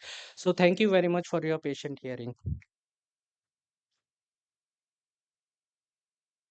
Brilliant talk, sir. Any questions for sir? Good. First of all, thank you for the very good presentation. My question is first, is there any study comparing the plant-based protein source versus this very low protein diet with keto analogs? And second, for how much duration keto analogs can be given? Like it can be given safely for years or years, and or is there any time limit that it should not be given? So regarding first question, I have shown you one study where a vegetarian diet was used, vegetarian protein intake diet. That is what you have asked is plant-based diet, and that they have shown that even in vegetarian diet, this use of keto analog as per their study was positive effect. And second is time duration. So what people have shown, if your patient is responding, so what people usually do in their clinical practice is give a trial of keto analogs, follow up after 3 months. If patient is either stabilized or improving, keep on giving that till the time patient is showing you the improvement and patient is able to take. That is what is recommendation, and that is so you can keep on giving this keto analog supplementation as long as your patient is responding. So there was one theoretical side effect, as I have said in that long-term study. They have said that probably this keto analog is the side effect, the toxic effect is because of the tryptophan. But we have lack of long-term evidence in this regard. We are not sure. So just a small question. General population of the CKD patients, Indian population, we already are deficit in our protein intake. Might be eating 0.5 to 0.6 gram generally, even at the earlier stages when not being diagnosed with CKD. So, how would keto analogs in that case? I mean, if we suggest, to population, like, is there distinctive criteria to begin keto analogs? Should we wait for that stage, to at the falling GFR and then begin keto analogs? So CKD stage 3 to 5. So at least CKD stage 3. So what I am getting from your question that you can't recommend it to general Earlier. population who are at high risk of developing CKD. There is no evidence. Whatever guidelines and whatever literature is there is for 3 to 5. All right. Right. Okay. Thank you. So just one point, I jokingly tell my residents that keto analog tablets are like Prime Minister Modi. You either love them or hate them. There is no gray area. So you are either believer of keto analogs or non-believer of keto analogs. There are no gray area. So if any conference you do voting, there will be like 30-40% this side and that side. There is nothing like gray area. You are either believer or non-believer. So if there are no questions, we conclude the session. Thank you, Dr. Manish, for excellent discussion. Thank you, the speaker, sir, and the chairpersons for your precious time. And I request you to please proceed towards the right of the stage for felicitation and photograph. And this is my pleasure to invite the chairpersons for the next talk. And I, with deep gratitude, invite Dr. Apurv Jain, Professor, Department of Nephrology, SN Medical College, Agra. Welcome, sir. Dr. Venkatesh T, Senior Consultant, Department of Nephrology, Sahara Hospital, Lucknow. Dr. Sana Shahadab, Assistant Professor, Department of Nephrology, MLNMC, Prayagraj. Dr. Basav Raj S, Assistant Professor, Department of Nephrology, SGPGIMS, Lucknow. And Ms. Rama Tripathi, Senior Nutritionist, SGPGIMS, Lucknow. And the dais is all set. And I request the chairpersons to please invite and introduce the speaker and the topic. Thank you.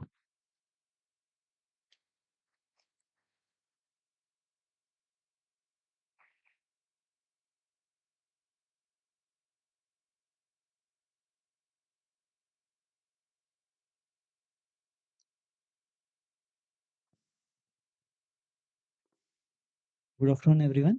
Now we'll be moving on to the topic uric acid in the kidney. This topic will be discussed by Dr. Manisha Sahai, ma'am. As we all know, ma'am is professor and head Department of Nephrology at Usmania Medical College, Hyderabad. She has many publications in international and national journals. With this,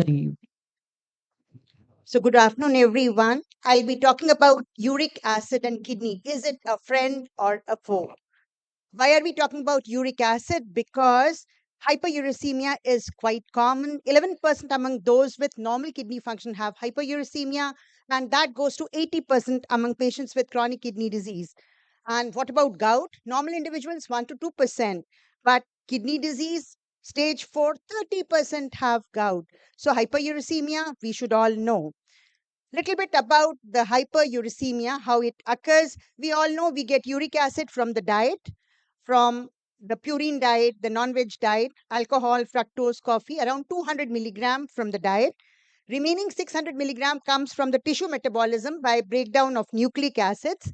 And these purines are processed in the liver, the adenosine and guanine, and they pass through inosine stage, xanthine stage, and you have uric acid. So uric acid 800 milligram is produced by the liver, and out of this 800 milligram, 600 is again excreted by the kidney, and GIT takes care of 200 milligram. So the uric acid pool in the body is roughly around 1200 milligram. In a gout person, it goes up to 30,000 milligram. So just nutshell about uric acid, what it is and from where do we get it. And as I said, kidney removes 600 milligram. All of it is filtered in the kidney. It's reabsorbed, then excreted, reabsorbed. Finally, little bit comes out in the urine.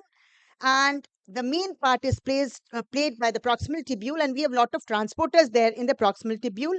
You can see OAT4, URAT, and GLUT9, they help in absorption, and OAT1, 3, and ABCG2, they help in secretion. Similarly, in GIT, we have two transporters which help in elimination, ABCG2 and GLUT9. So this is somewhat basic what we needed to know before we embark in our topic. Uric acid, is it a friend or a foe? Remember, this cartoon shows that the mammals, the human beings, unlike other animals, do not have uricase enzyme. Uricase enzyme, it metabolizes the uric acid to allantoin. So in mammals, the end product of metabolism is uric acid. However, in all other animals, it gets broken down to allantoin. That's why the level of uric acid in other animals is just 2 milligram. In mammals, in man, it's 6 milligram. So why has nature so evolved to take care of this uric acid? Why is uric acid important in man? Because uric acid is a very powerful antioxidant, and it accounts for roughly 60% of the antioxidant capacity of human plasma. That's why it's a friend. It's neuroprotective, prevents Parkinsonism and neurodegenerative disorders, Alzheimer's also, because human brain has a high oxidative stress because of the lot of work it does. And the uric acid also helps in prevention of non-myoglobinic AKI, which again occurs because of oxidant stress. It helps in mediating blood pressure, and it also modulates the gut microbiome in humans. So uric acid is a friend, and that's why nature has destroyed the enzyme uricase in human beings. But now we are talking about uric acid as an enemy, as a foe. Why this has happened? Because it was realized in experiments in the lab that uric acid is harbinger of oxidative stress. It causes RAS activation. It causes mitochondrial dysfunction, causes both muscle cell proliferation, endothelial dysfunction as well, and epithelial mesenchymal transition. So all of them promote chronic diseases. So it was thought to be a bad molecule. And hence the concept of hyperuricemia came. More than 7 milligram per dl in male and more than 6 milligram per dl in female was thought to be hyperuricemia, which caused all those problems which we just now talked about. So now, why did this hyperuricemia occur? It occurred either because of overproduction. Why overproduction? Because we were eating more and more meat, more and more purines, or because of malignancy, where you have lot of cell turnover, more nucleic acids, or overproduction could be genetic because of enzyme abnormalities. In some other people, it was because of undersecretion. And why undersecretion? As I said, kidney removes uric acid. Most common cause of removal of uric acid being less is kidney failure. Hypoperfusion to the kidney also causes decreased uric acid excretion. In addition, genetic defects of the transporters, which I talked about, can also lead to decreased excretion of uric acid. So now it was realized, even drugs, lot of them, ATT, salicylates, HIV drugs, diuretics, antihypertensives, many of them can cause high levels of uric acid. So we have understood that people started realizing that it is not a friend, it may be an enemy, and identified certain diseases associated with uric acid. Diseases where hyperuricemia became symptomatic. We all of them, we know about these diseases, gout. Then acute urate nephropathy, because of high load of uric acid, suddenly the uric acid deposits in the kidney tubules and causes acute kidney injury, where the uric acid creatinine ratio is very high, more than 1. And we also know about uric acid stones. So it was becoming more and more like an enemy. Recurrent gout stones, the uric acid stones.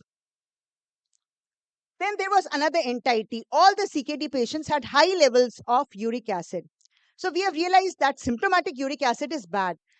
CKD patients have asymptomatic hyperuricemia, no symptoms at all.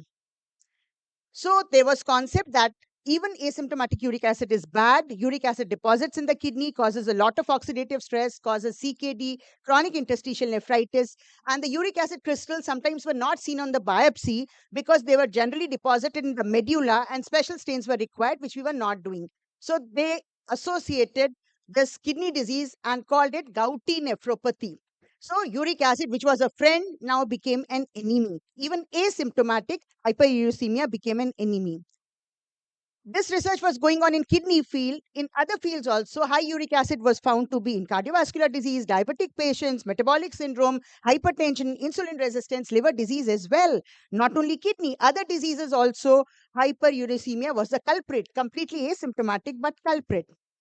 And a lot of studies came which showed that uric acid was associated with cardiovascular risks. And similarly, in kidney field, lot of studies came which showed, yes, we have to treat this uric acid because it's a bad molecule. And lot of trials came which showed that urate lowering therapy was a good thing. But this was the conclusion in 20th century, that it is an enemy and should be treated aggressively, and we should use allopurinol, uricosuric drugs, and these drugs were being used rampantly. But then what happened?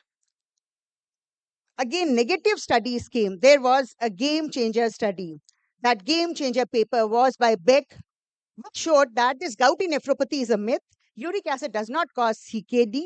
And this was a game changer. Subsequently, again, spate of studies followed, which showed, yes, what Beck said is right. It's not a bad molecule. It can be used. The treatment can be used. In fact, this uric acid, negative studies, lot of negative studies kept on coming.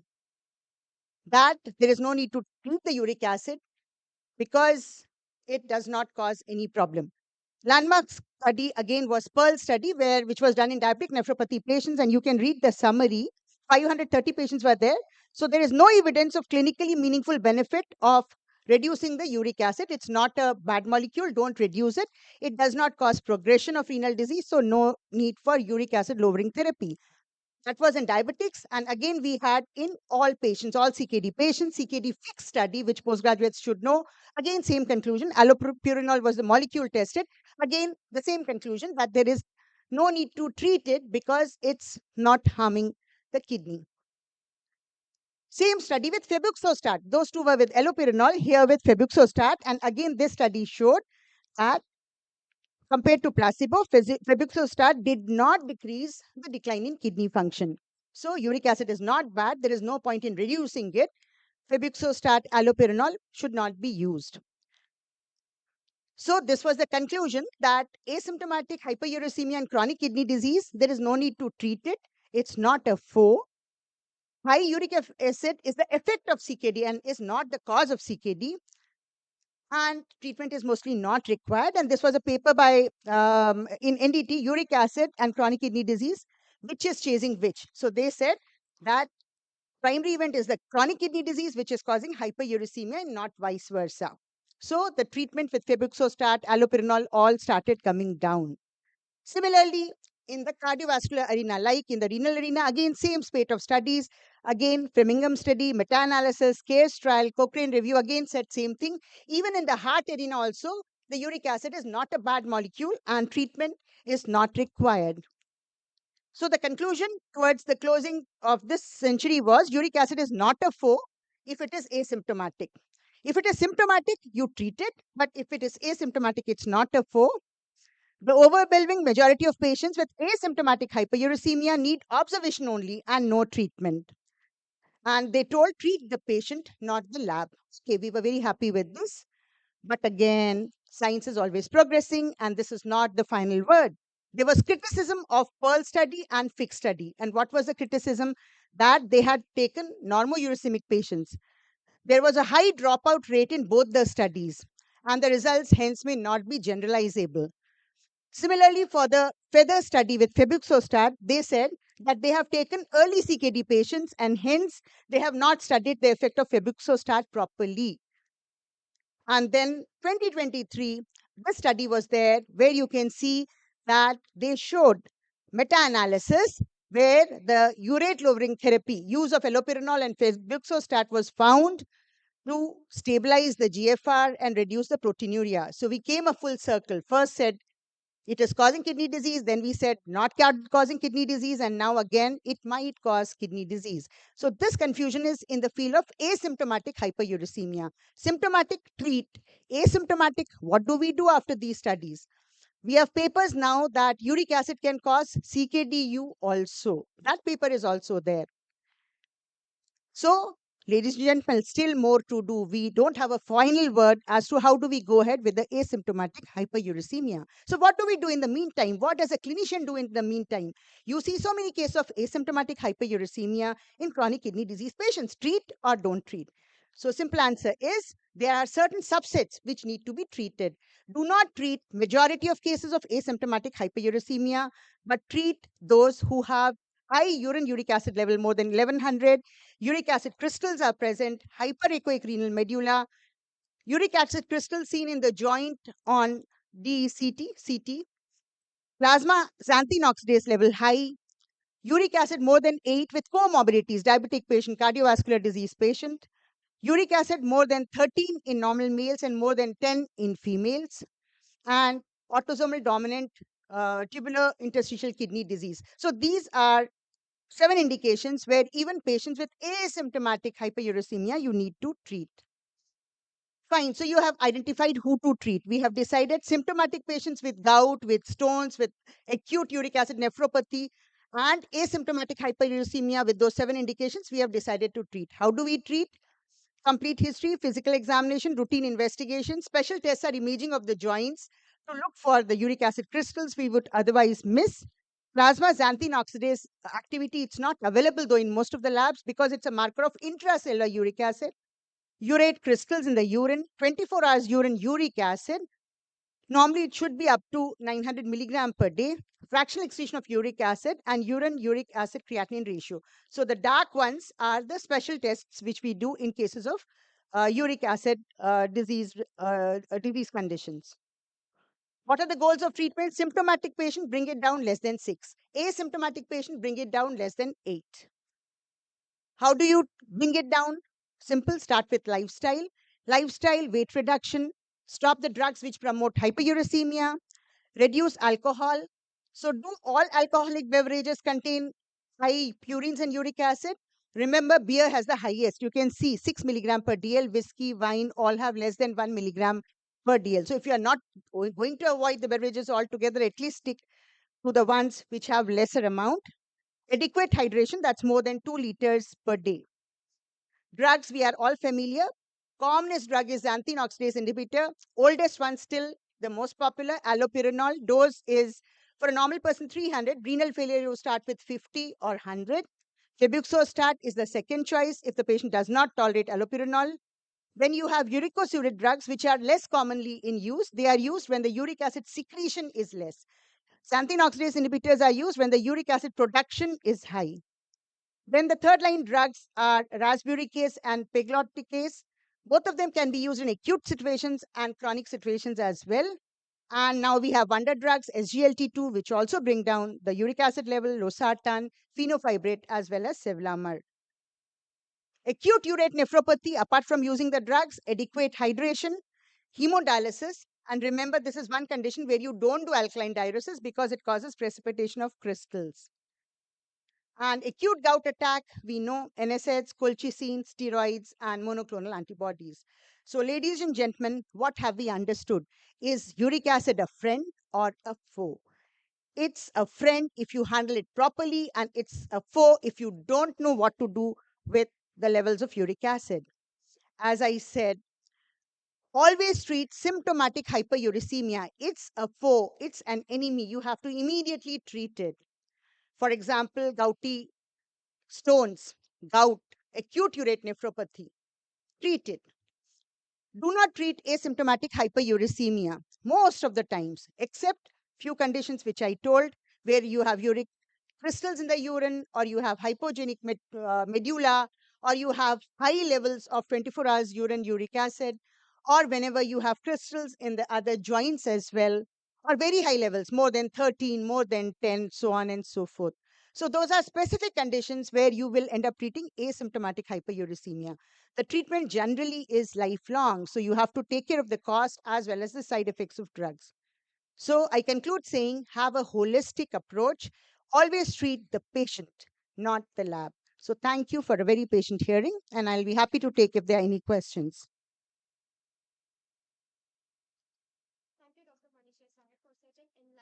Talk on uric acid and kidney disease. Any questions from the audience?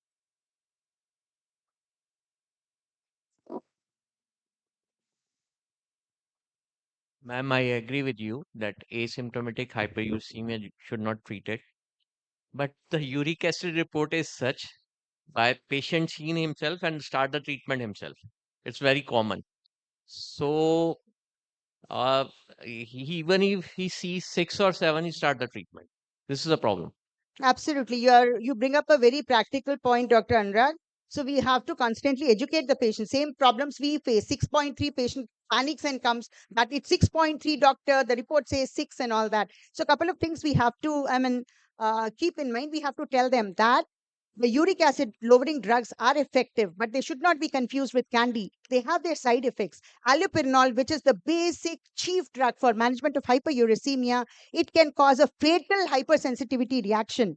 And in India, we are not checking for that HLA-B68. We are not doing it. We are just starting allopurinol. So we have to tell them, and it is our duty to explain to them that side effects are common.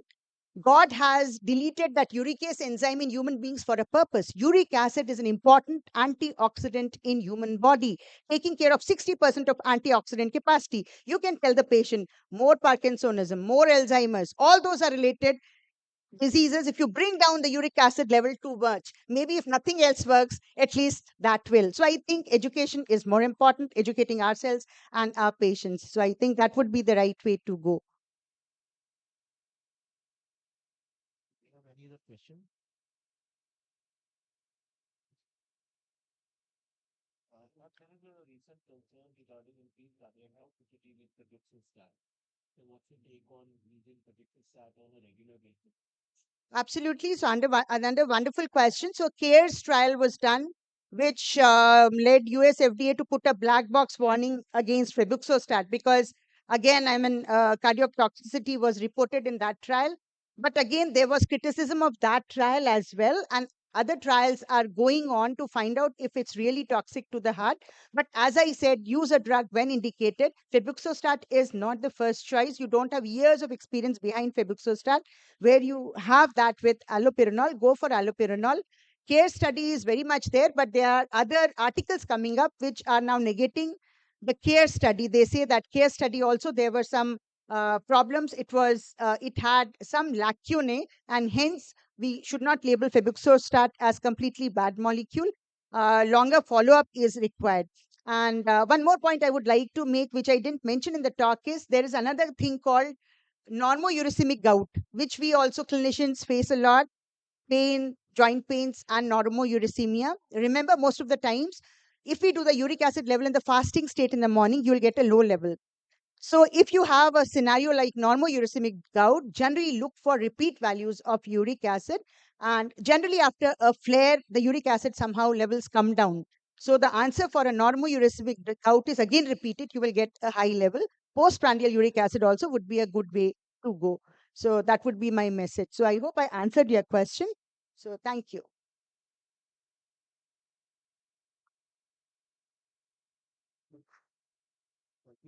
Thank you. Lightning talk, and we can have the second presentation. Thank you. Thank you so much, ma'am, and I request you to please proceed for the felicitation. Before the announcement of the next speaker, just a quick announcement. The coffee stall is open for your use. Thank you so much. Over to the chair.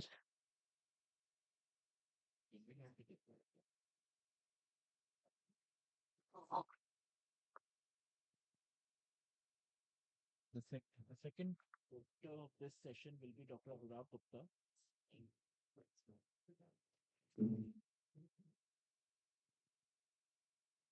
Hello. So Dr. Anurag Gupta is a dear friend and he is a senior consultant in Department of Nephrology in New Delhi, and he's going to be talking about protein production. Uh, Thank you, Apu. It is I am always happy to come in Lucknow. This is my home. I worked here, and Apurva has also worked with me. The topic is dietary protein and the renal stress. I will I will cover my talk under these headings. Definitely, protein, they are the key building block of the life and essential constituent of the food. But excess of anything is harmful. The concept that the correlation between dietary protein and renal function come first concept in 1923 when IDs they have noted that with increase in protein diet there is a increase in rate of urea excretion. Subsequently in dog model also they have found the same thing, and it was attributed to change in GFR, which was attributed to change in renal blood flow. First come to the what is over normal person requirement of the protein. As per ICMR guideline, 0.83 gram per kg per day. And they have changed the ratio of cereal legume milk to 3 ratio 1 ratio 2.5, which was initially 11 ratio 1 ratio 3. And this is the recommendation as per heavy and sedentary work. The average is around 0.8 gram per kg body weight per day. If you go to the Western worlds and in USA, Health and Medicine Division have told 0.8 gram per kg body weight per day, and European guidelines also around 0.83 gram per kg per day. What is high protein diet? There is no consensus. Most definition sets a threshold between 1.2 to 2 gram per kg per day, and protein content of more than 20% of energy intake, which is corresponds to more than 2 gram protein per kg body weight. And examples are some Atkins and Zone diet. Benefits projected is good glycemic control in diabetics and other cardiovascular benefits.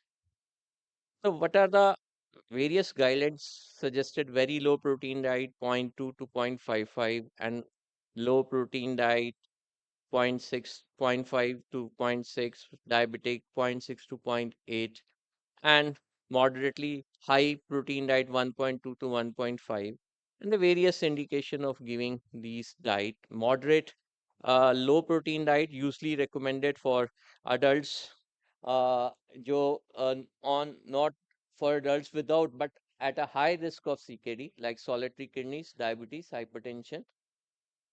And but the practical point is, are we taking Indians? This is a typical Indian vegetarian diet, which is just 30 to 35 gram in a day. So it is less. So what we want to know, dietary protein and renal strain, concept of renal function reserve, Brenner hypothesis, dietary protein and the progression of the renal disease and its mechanism, consequences of high protein diet on kidney, and evidence in healthy individual for high protein diet. But definitely we have a concern that high protein diet may damage the kidney. But till date, data is that people who is having renal disease, it may be harmful, but not sufficient research to extend these findings to healthy individuals. Hello.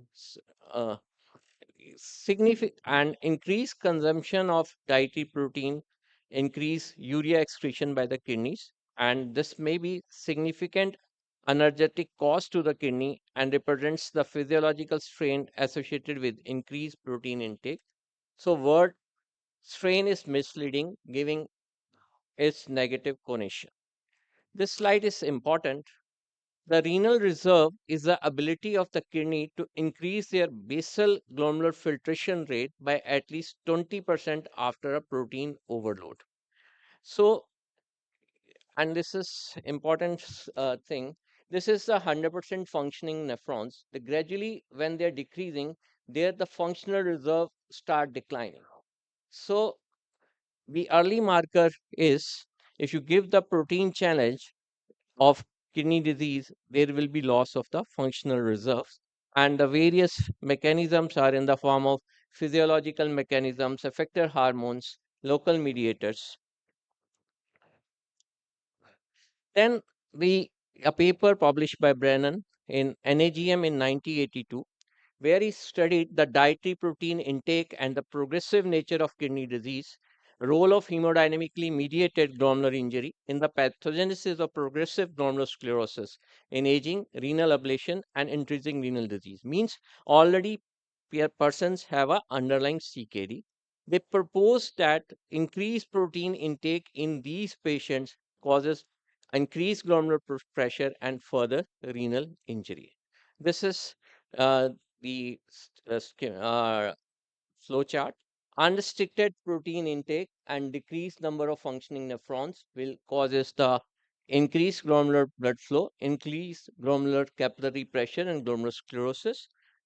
Another scientific evidence by authors are from animal models and patients with pre-existing renal disease, and extension of this relationship to healthy individuals with normal renal function is inappropriate. Mechanism is how the protein diet causes the renal injury. High protein diet will cause afferent arterioles vasodilatation, causes increased mesangial cell signaling, increased TGF beta, and interstitial fibrosis. Second thing is there is a decrease in tubular glomerular feedback and increase in GFR. So basically, increased glomerular pressure is responsible for renal injury by protein diet. And when you give, there is a vicious circle settle. You give high protein diet, there will be more glomerular damage. Then again, there will be an increased number of the nephron loss. So high protein diet, high urea, it has caused oxidative stress, high phosphorus, high FFGF, and metabolic acidosis, as Professor Amit Gupta sir has told, how it causes progression of the renal disease. And potential mediators is mainly the animal diet. Animal protein diet has more dietary acid load, phosphate content, and main thing is new concept is coming, gut microbiome dysbiosis. Lot of work is going on this and resultant inflammation. So basically, a lot of paracrine factors and increase pro-inflammatory cytokines, and it causes structural damage, hyperfiltration, and albuminuria. So, our concern, definitely protein diet is harmful. High protein diet is harmful in CKD population. Is any evidence in healthy individuals? I will show in next few slides. So, evidence in CKD patient. The largest study is MDRD study. Follow-up was 2 years, and they have shown that patient with lower total protein intake would have a longer time to renal failure. And this a meta-analysis of almost 33 studies, which has shown that progression of both non-diabetic and diabetic renal disease could be effectively delayed with restriction of the dietary protein. And this is largest follow-up study with 11-year follow-up. They was nurse health study taken the patients with mild renal insufficiency with GFR of 55 ml and less than 80 ml, and they have found that increased protein intake is associated with decline in GFR. And another large study also by Gubbio population study also shows the same results in healthy individuals. A lot of studies, 7, 8 studies, who have given high protein diet for more than 6 months, and but scientific literature that habitual consumption of excessively dietary protein does not cause of onset or progression of the renal disease in healthy individuals. So the things come on our mind. Athletes take a lot of protein, that they have any problem in their renal function. In this study, that athletes have given a protein intake of up to 1.9 gram, and they do not show any impairment in renal function. Then why we have a lot of people who are doing gyms and they have having nephropathy? The answer to this is this slide, because they're taking mixture of things like anabolic androgenic steroids, which may cause FSGS, bile acid nephropathy. Creatine they are taking may cause AI, vitamins. And so, to take home message is proteins are essential, but high protein diet should be avoided, particularly in those with CKD or its risk factor. Data in healthy population lacking. Too much restriction is also harmful. Diet plan should be customized, should be individualized. Every person has a different diet plan, and every person is a different. His diet plan is also different. Thank you very much. Thank you, Anurag. It was a very enriching and very enlightening talk. The forum is now open for any questions, queries, or suggestions.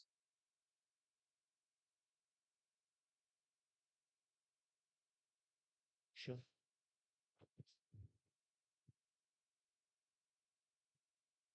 Thank you. I think you talked about the gut microbiome. I think that's wonderful. I think nowadays lot of studies and talk is being going on for that. So my question is, either any studies in CKD showing that with the progression of the disease, stage wise, there is change in the microbiome from the firmicutes to the Bacteriaceae to the E. coli. So There is not, they have done the study at this level, but definitely there is a gut dysbiosis. The harmful bacteria, they become more rather than the better bacteria, protective bacteria. and is there any intervention with the probiotics or Probiotics, the or scientific data does not have uh, their scientific data is not in favor of use of the probiotics. Okay, thank you. Anurag, what could be the like certain tangible things which could be measured while these patients are put on a very low protein diet or a low protein diet? What all anthropometric parameters or certain things which can be implied on clinical basis on a regular, because SGA and all these tools, they are difficult to implement on a clinical setting. What I feel, the most important thing is the clinical well-being of the patient. You apply hundred of things. The most important thing is the clinical well-being of the patient, how he feel healthy or not. Actually, being Indian, we already taking very low protein diet, so I don't feel that we to implement more and more protein restriction to the patients. Thank you, Anurag.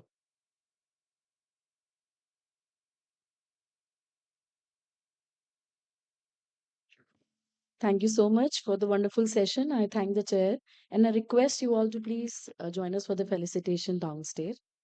Thank you. Now we are moving to our next talk, and I'm honored to invite the chairpersons on stage. We have Dr. Anil Kumar Singh, Senior Consultant, Department of Nephrology, Midland Health Care Hospital, Lucknow. Welcome, sir.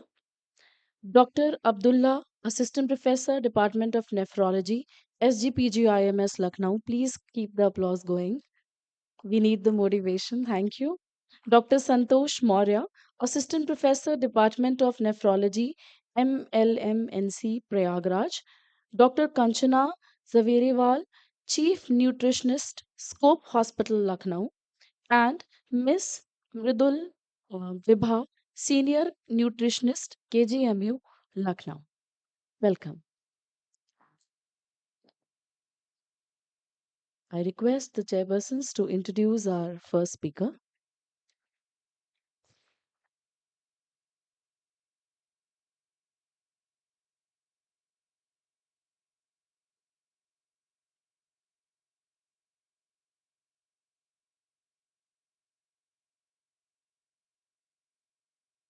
Good afternoon, everybody.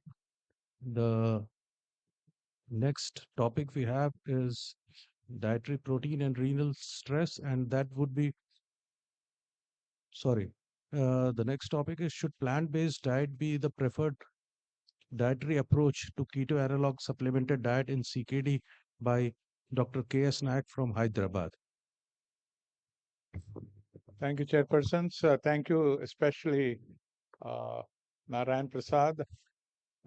We invited me to come and Amit Gupta, who was the proverbial push became a shove became a push or whatever. And I've come also to invite you to the next annual meeting of this SRNM Con, which will be part of the International Society of Renal Nutrition and Metabolism International 21st annual, 21st Congress of the ISRNM that will happen in Hyderabad in August 2024. Please, I take this as a personal invitation. We will never have a conference like this anymore. Yeah, thank you very much, Amit. We need it. So now, coming to the topic, plant-based diet. We had protein causing stress, renal stress or not. I would put it in a different way. The type of protein is very important in causing stress. Whether plant-based diet, which I might use instead of vegetarianism together as synonymous, is it the preferred dietary approach if you're using a keto analog supplemented diet. CKD is a global health challenge, and diet, mind you, has become the largest CKD-related risk factor for death and disability. I won't go into detail of this, but at the early stages to retard progression, at the later stages to delay dialysis, diet is very, very important. There is enough evidence about this, and this is just a highlight I'm doing of the recent paper in NDT. I will address the topic in the following way: vegetarianism or plant-based diet, concept, benefits, pitfalls, keto analogs, and the conclusions. Vegetarianism actually means strength. It's a unusual revelation to you. It actually means strength. Vegetor, a Latin root giving strength and health. Don't confuse it with veganism, which is expensive, and most Indians can't afford veganism. And we have different type of veganism. The one that I will highlight is one is the dietary vegans who don't even drink milk and milk products, and in it the environmental veganism. These are the people who go in Mercedes Benzes and when people are supposedly not watching them, but practice veganism and reduce carbon footprint, global warming. India and vegetarianism, this is one area which we should use to our advantage. And when the International Society of Renal Nutrition Metabolism is coming to Hyderabad, we are going to have a consensus meeting They are focusing on 0.8, and Adira 11, in spite of repeated reminders, is unwilling to. The KDIGO is unwilling to revise it. The KDOKI has sent a strong. The ISRNM has sent a strong message to them that 0.8 is not what is correct. They're saying 0.8, below 0.8 is very difficult to bring down in the Caucasian population, but they're not talking of the global population, most of it which resides in China and India. So this is a debate that is going on. How does India eat? I don't need to go. We've got I keep saying every 200 kilometers, the cuisine changes. So if you can see red, white, green, and I mean, so on the coast you have the pesco vegetarians, and then the vegans. Also, we have about 20%. The true non-vegetarians who eat meat, breakfast, lunch, and dinner. You come to Hyderabad, you can see them. The so-called non-vegetarian, one non-veg piece, one piece of chicken once a week are not non-vegetarians. For practical purposes, Bharat will vouch for that. They should be classified as vegetarians. We had guidelines long time back. We are all part of that, and at that time itself, we had recommended ketone analog supplemented diet with regular dietary monitoring. I think me and Bharat were in the same. We did the same subject there. We opined that a vegetarian who has CKD does not have to start eating meat, however, only under the regular monitoring of a dietitian. Encourage small, frequent meals, minimize dietary restrictions, medication for GI symptoms, and then unless they are supplemented with ketone analogs, don't put them on a low vegetarian. I mean, vegetarians don't put them on a low protein diet unless you supplement with ketone analogs. Many Indians need to elevate their protein intake to come to a low protein diet. This is the fact, and it has been substantiated by these authors. Zamarut Patel, if she is in the, I would love to meet her. She also has shown this fact. So we have meat-like protein, because the soya protein, tempeh, natto, all these things. There is a vegetarian source which tastes just like chicken. So they are very important. They form the keystone of the bridge of managing a patient with CKD, the dietary advice. So the benefits. Way back, we go to the Kidney International when there was nephrology forum.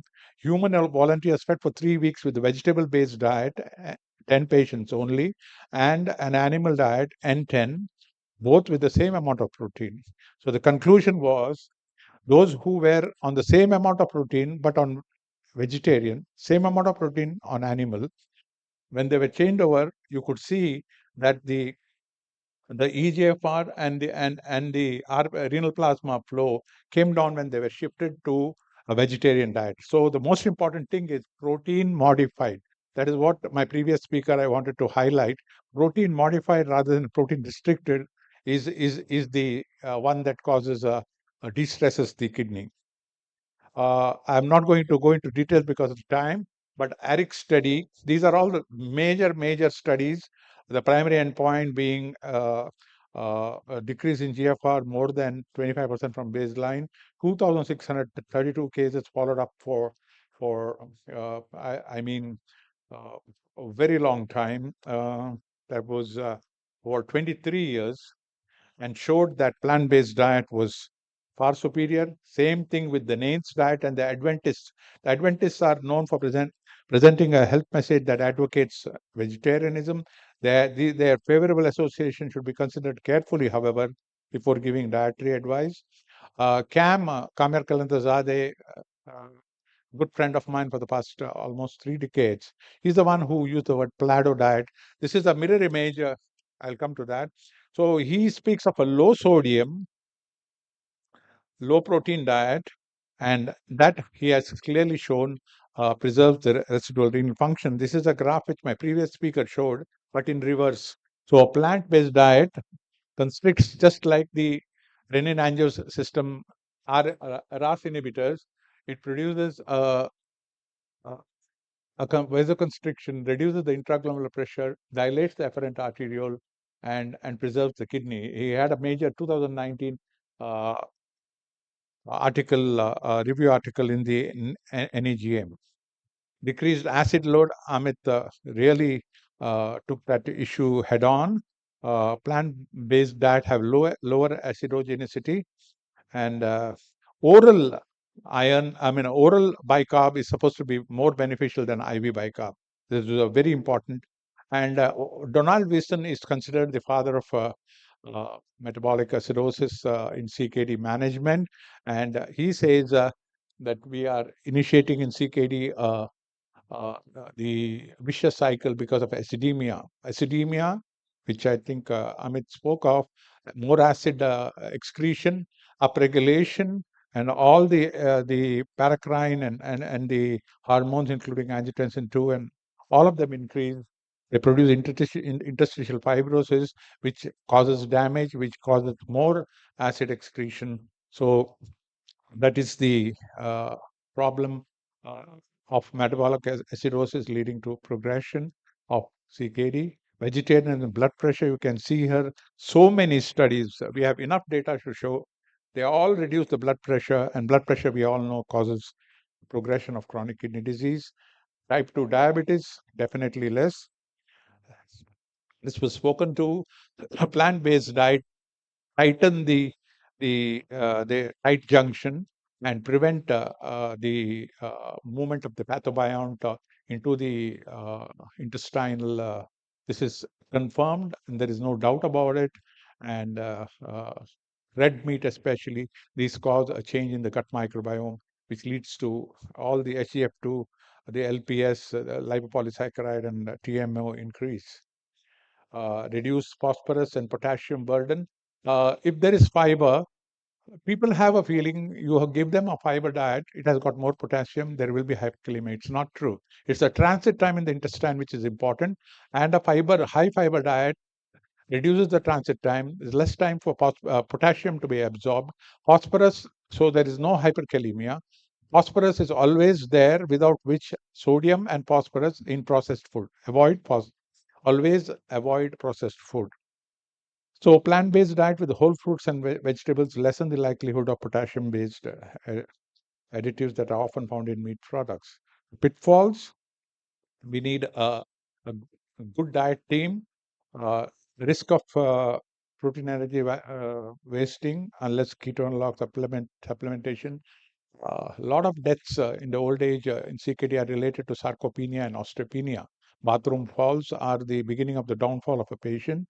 And so the palatability, we need the dietitian to help us out on that. So I won't go into the inadequate essential amino acids, low palatability, and micronutrient deficiencies. So I always have something like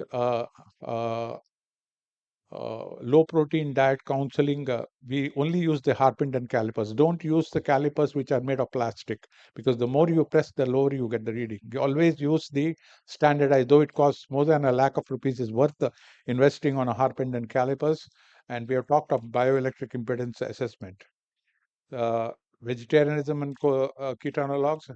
2016, we had Liliana Garnieta. She had a problem with people agreeing in Romania to go on a vegetarian diet, but she clearly proved that there was tremendous improvement in the first endpoint, which was, you can see here, patients who went on dialysis. This is the ketone log supplement diet with vegetarian diet, and you can see the difference 11 and 30. Here's the graph, and here you can see the graph separation. So it's tremendous benefit, and she told me that she is presently doing a bigger study where she can reduce the follow-up. So she had almost only 10 to 15% of patients who completed the study. There's a study, I think Manish spoke about this. We found a lot of help with ketonologues. The difference was we used 24-hour urinary sample collection to analyze the creatinine clearance, and we found that there was negligible screen failure or dropout rate. We use the urea nitrogen estimation, which is important for compliance, and we found a very good change, improvement in the creatinine clearance. We used their normal progression of CKD as the control. We found, in fact, that there was an improvement over a period of 1.5 years. And this was much reported, a randomized double-blind controlled trial present in JRN by Prakash et al., which showed improvements. So I come to my most important slide. Should vegetarianism be the preferred dietary approach to ketone log supplement diet? This is, for your information, Alpe Kisler, who's going to be one of the plenary speakers next year, who's going to talk about the ignorance and deliberate ignorance of the international society towards the needs of the Indian population or the Asian population or the vegetarian based diets. So the Kedoki says it gives a 1A recommendation to reduce risk for ESRD and death with protein, with or without ketone analogs, a protein restriction, non-dialysis, non-diabetic. And then this is the important one. He says there is, the conclusion was a low protein diet providing 0.55 to 0.6, a very low protein diet like 0.28 to 0.43 with additional keto acid analogs to meet protein requirements and to bring it to 0.55 to 0.6. And he says we need a little more studies over 10 years and more to come with a conclusive evidence that plant-based diet are more beneficial, but they tend to be beneficial. The problem was their hard stop was in 2016. And one of the major papers, which is Liliana Garnieta's paper, was done in 2016, which was not added. So in follow-up of this, we have CAM leading this vegetarianism. So be the preferred diet. He clearly points this out, saying that this is because of the hard point being a hard stop at 2016. So to conclude, KDOKI NKF guidelines strongly support LPD with the low protein diet with ketone log supplementation in non-diabetics. We believe also that given the mechanism of keto analogs, there is no reason why diabetics should not, because that's hyperfiltration damage. So they would more so benefit with DKD, though DKD progression is generally faster. Garnieta study is a very strong indication. We have to look at protein energy wasting before SLPD initiation. Is mandatory K supplementation to compensate a lack of protein with high biological value. A Plado diet, which the chimerical may be beneficial. Ideally, however, that was the KDOKI recommendation. Given the knowledge, so this is the take-home message. And if you don't change your practice, nothing will change. So to give one BD tablet of our keto analog and expect improvement, no, it's not going to happen. They're going to go into malnutrition. Give the proper dose, do the anthropometry, and given the present knowledge, a vegetarian diet supplemented with Ka in a carefully selected compliant population is reasonable, easier in India with high prevalence of vegetarianism. We should use it to our advantage, the vegetarianism. Our dropout rate from the vegetarian diet was very low. The Ka supplementation should be appropriately prescribed, right dose at the right time to achieve optimum benefits. I once more invite you, and let's show to the West how the dietitians and the nephrologists combine together, not always, but how they are able to manage the most difficult patients in the world. Thank you very much for your patient listening.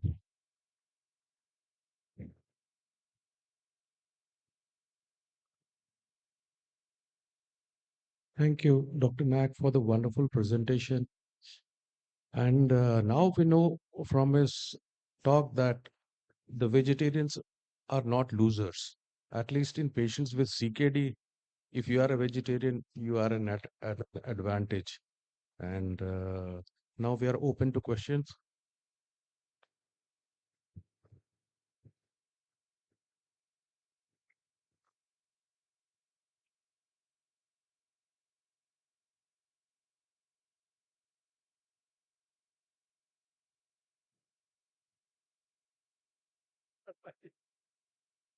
Yeah.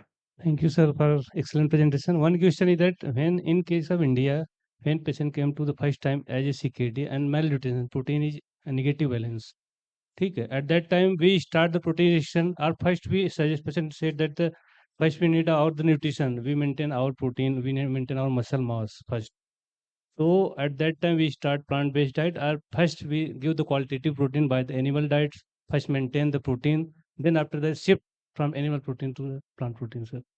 Yeah, that seems fair enough, that approach. What I have done is, don't try to convince them to increase their protein intake and add keto analogs. Don't reduce their protein. That is one approach you can have. Keto analogs, the first thing that you see, many would agree with me, even dialysis patients who have loss of appetite, we add keto analogs to them. We have done that for PD patients and HD patients. Add them and add keto analogs to them. Their diet, appetite improves within a week. You see a substantial feeling of wellness in them. Their appetite improves, and it is not only related to the retardation of progression of CKD. Your approach is okay, but a vegetarian, why will he eat? They don't eat. In India, eating. I don't have any sins. I don't take alcohol. I don't take chicken. I don't smoke. It is considered a sin. So converting them into, if they are vegetarians, increase the vegetarian diet, and if that's not possible, add keto analogs. That's a good approach. Thank you, sir. Sir, there is one question. So egg and milk is helpful in kidney. Which one? Milk. Milk. These are also Definitely. Milk. We shouldn't put Milk and milk products are and egg white. If Yes. they agree to egg white, our patients are on 7 to 8 egg whites per day. Milk is a very important source of protein. we Definitely. can't keep on plant-based diet only. So you We have to should- start. Many of them have lactose intolerance. So you have to be very careful and slowly step up and get the lactase back, and Yes. then you can go. Curd वगैरह I can add curd and Definitely. paneer. Okay. Thank you, sir.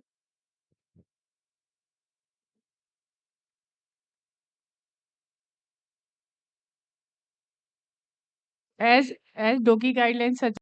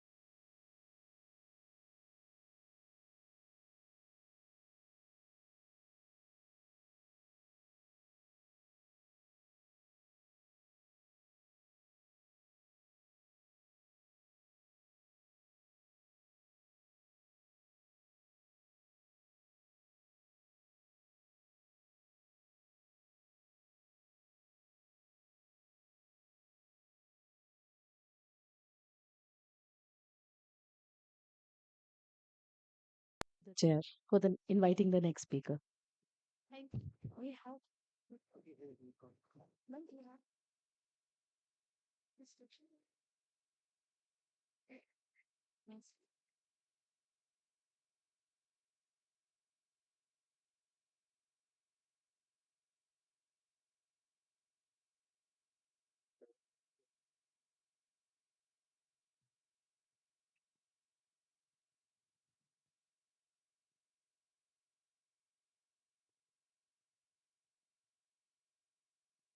The next speaker is Dr. Bharat V. Shah from Mumbai, and he's going to speak on dietary intervention and progression of CKD in the Indian context.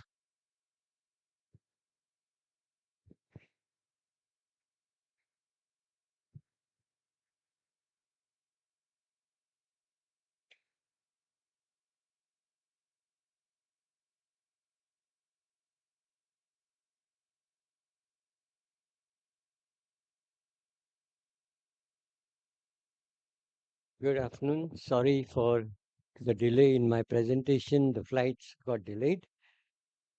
In any case, there is a lot of overlap in the talks that we have today, and even my presentation will have some overlap with speakers who have presented before. But we all know that diet has an extremely important role to play in chronic kidney disease because kidneys have the most important function of removing the waste products and maintaining a normal volume and composition of the body. So if your kidney functions less, you have to make some changes in your diet so that your internal milieu is not much affected. So what I will do today is, and my talk is mainly geared towards nutritionists. So please, my colleagues, excuse me if it's a very simplistic talk for the nephrologists. So my talk today will cover two parts. What is the natural course of chronic kidney disease? And then how does dietary intervention help to retard the progression of chronic kidney disease? This is not only in the Indian context, it is universally true, and it will be useful in the Indian context also. So first of all, we must understand that when we use the term chronic, it means it's a permanent, irreversible loss of kidney function. And if it is permanent and irreversible, you cannot have a recovery. Chronic kidney disease is irreversible. In some people, it may remain stable for years with proper care. So let's say normal kidney function is 100, your GFR is 100, and some people have kidney function of 40, GFR of 40. Some people may remain stable for a long period of time. But in many, there will be a progressive decline in kidney function, and eventually they will progress to kidney failure, what is called as end stage kidney disease. So why is there a progressive decline in kidney function? One is that if you have an etiologic process, a disease process, which has caused kidney disease, if that is active, obviously your kidney function is going to keep going down. But there are certain situations where after a substantial reduction in kidney function, even when the etiologic process is not active, the kidney function continues to decline, and I'll talk about it. Hypertension, which is a common complication of chronic kidney disease, sets up a vicious cycle and further damages the kidney. And then there are adaptive changes. Now, these adaptive changes are also responsible for progressive loss of kidney function. What is this adaptive change? Let's say in your department, you have got 10 people who are working, and 8 of them have left the department, and the entire burden falls on 2 people. That stress of work itself, the 2 people will try to work hard to complete the work as much as possible, but the stress of work itself will make them fall sick. This is what is an adaptive change, which is trying to maintain the work as close to normal as possible, but in the long run, it proves to be detrimental.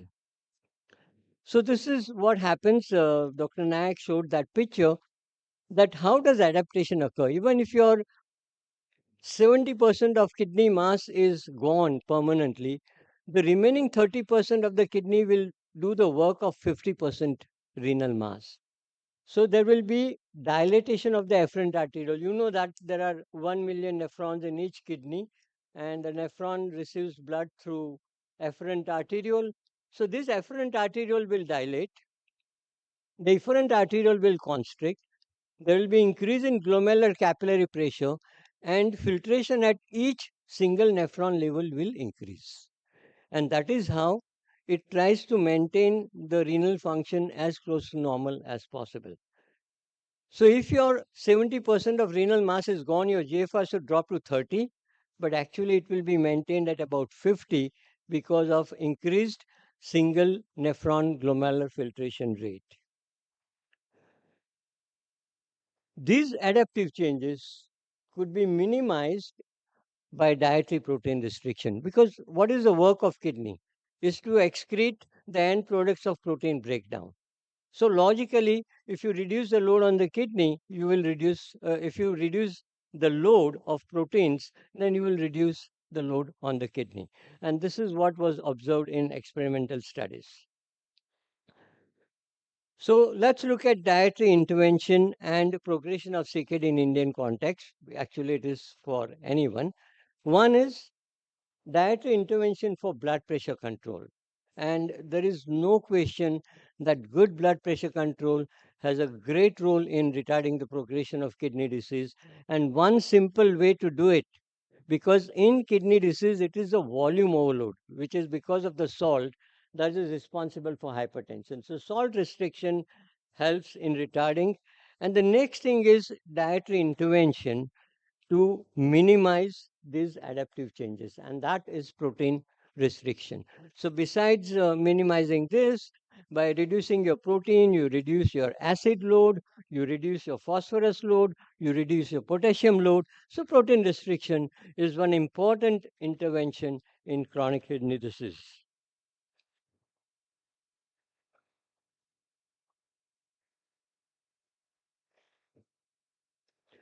So, as I said, hypertension is a common complication of chronic kidney disease.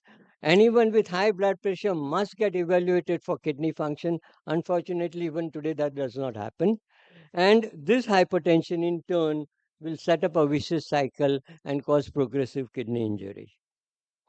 Salt restriction will improve the blood pressure control, and it's a very difficult thing to do, and we should try and encourage and impress upon our patients the importance of salt restriction. And that's where the nutritionists will play a great role. We now come to the role of dietary protein restriction. Now, if you do any intervention for any disease process, how are you going to find out whether this intervention has helped or not?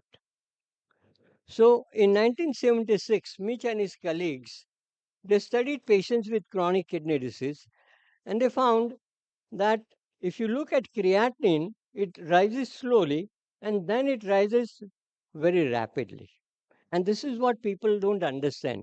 They say, I was stable at a creatinine of 2 for 4 years, but my creatinine from 4 to 8 has gone up in 6 months. But actually, the loss of kidney function when your creatinine goes from 4 to 8 is much less than when your creatinine goes from 1 to 2. When the creatinine goes from 1 to 2, the drop in kidney function is 50%. And when the creatinine goes from 4 to 8, the drop in kidney function is only 12.5%. And this is what most people don't realize.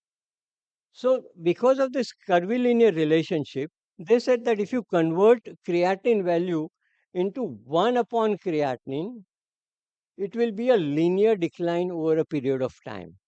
Now, this is provided you have no active disease process going on. If you have a slowly progressive kidney disease, then this turns out to be true, that if you plot 1 upon creatinine on the y-axis against time, there will be a linear decline in kidney function. And they proposed that this method can be used to study the effect of intervention. So if this is the rate at which your kidney function was declining, you make an intervention in any form, and now your slope becomes less steep, then this intervention is useful. So a simple method of monitoring the rate of decline in kidney function and assessing the effect of any intervention. If the slope becomes less steep, it would suggest beneficial effect on intervention. So people use this method, and this method was described in 76, and several studies in 1980s said yes, truly, if you reduce the protein, the slope becomes less steep, and that most studies suggested a beneficial effect of dietary protein restriction. But there is one important thing that one should realize, that when you cut down on your protein and the diet becomes less palatable, you might not be able to take enough calories. You lose your weight, you lose your muscle mass. And the level of creatinine depends on two factors. What is the amount of meat consumption? So if you are a non-vegetarian and you stop completely, your creatinine will drop just because you have stopped eating non-vegetarian food. If it was 1, it will become 0.8 just because you have stopped eating meat. And then over a period of time, you lose muscle mass, further reduction in your muscle mass, and therefore reduction in creatinine generation. And therefore, your creatinine may drop not because of stabilization of kidney function, but because of reduction in creatinine generation. And they'll say, doctor Sanjay Gandhi institute के बड़े बड़े doctors हमको कहते थे कि हमारा creatinine कम हो ही नहीं सकता है, आपका क्रॉनिक डिसीज है, देखो हम ये बाबा के पास गए और हमारा क्रिएटिनिन कम हो गया.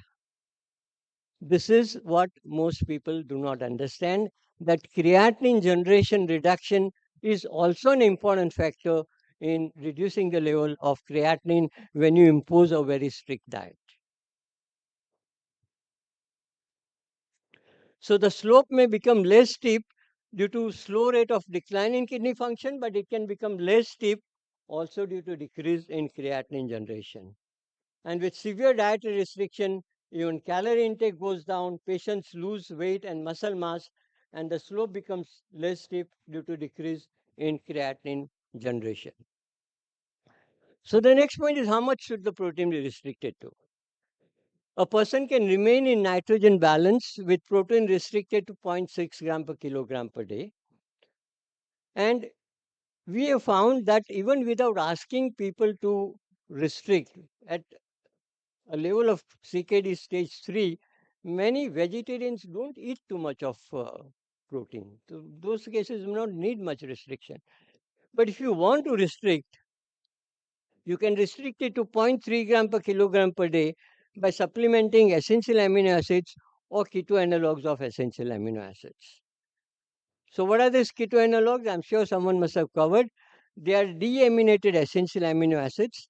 Since they do not contain nitrogen ion, they do not generate enough of urea because we are giving keto analogs. They don't contain nitrogen, so the urea production is reduced. And at the same time, they accept from non-essential amino acids the nitrogen to get converted to essential amino acids. So your requirement of essential amino acids is met on one end, and your generation of urea is reduced on the other end. How should they be used? It must be realized that keto analogs are food supplements. They are not a medicine. Their use is only when provided in adequate amount, 1 tablet for 5 kg body weight, and only when protein intake is restricted. It makes no sense if you're taking 1 gram per kilogram per day to take keto analogs. You're getting enough essential amino acids from your protein. It has to be used only when your protein intake is restricted. Unfortunately, even today, many prescriptions are like this. This product is a keto analog, and one writes 1 tablet 4 times a day. Some people write 3 times a day. Some people write 2 times a day. It makes no sense at all unless you ensure that there is an adequate reduction in protein intake and you provide an adequate amount of this keto analogs. How do you determine protein intake? That's another important thing. If you are really trying hard, you cannot just go by dietary recall of the patient. You have to objectively analyze, and that can be done from 24-hour urinary urea nitrogen. If you are in a balanced state, whatever is the nitrogen loss is your nitrogen intake, and you can indirectly, objectively find out what is the protein intake of the person. This is an interesting case. I think the only case in the world. This is a 73-year-old neurophysician, incidentally detected to have chronic kidney disease in 2006, and he was with his daughter in United States. At that level of creatinine in a 70-year-old man meant a creatinine clearance of about 10 to 15 ml per minute. So the doctors over there rightly advised him to prepare an AV fistula, which is preparation for dialysis. He got scared. He came here and we offered him a diet if he could tolerate a low protein, very low protein diet supplemented with ketone analogs. This man is now 17 years down the line. He's 90 years and he still is without any renal replacement therapy. So we just visited him recently, and here is where he is explaining how he has been able to follow this restricted diet. To which CKD patients are supplemented very low protein diet? Can I take 3-4 minutes? It is useful for those with slowly progressive kidney disease. If you have a rapidly declining kidney function, the kidney is going to fail in a short time. Your diet is not going to work well. To those with good nutritional status and appetite, you should be nutritionally in a good state. To those who can tolerate, there are some people who cannot tolerate, and to those who can afford, must understand that each keto analog tablet is about 30 rupees. If you write about 12 tablets, it's 360 rupees per day. How many people are going to afford this? In practice, with all this understanding, it can be properly prescribed to about 10% of patients with chronic kidney disease. Very important to remember, as I think Nayak or the previous speaker prior to him said, that as your kidney function goes down, your spontaneous intake of nutrition goes down. Very good study published way back where they showed that there's a spontaneous reduction in protein intake with chronic kidney disease. And it was way back, and that is why the term used was renal failure.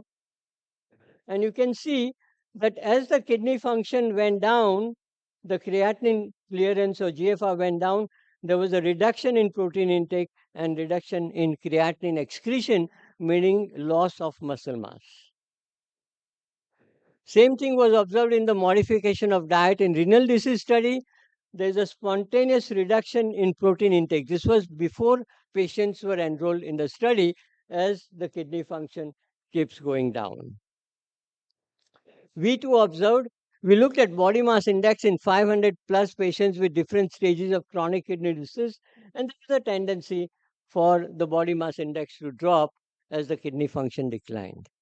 So at an advanced stage of CKD, if nutritional status or appetite is poor, no dietary intervention should be prescribed because nutritional status is much more important in determining the outcome. Rather, plan for renal replacement therapy.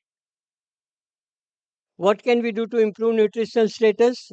Liberalize the diet, or if the appetite still remains poor, provide renal replacement therapy. An interesting case typically seen, this is a man with worsening kidney function. As you can see that his creatinine, as it went up, this is a green line, his weight kept on coming down, 80, 72, and then we prepared him for a transplant, and after transplant, his creatinine stabilized and he picked up his weight.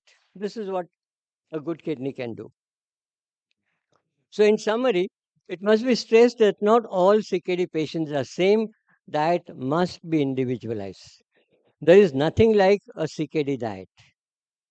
Salt restriction helps blood pressure control and must be encouraged in hypertensive CKD patients.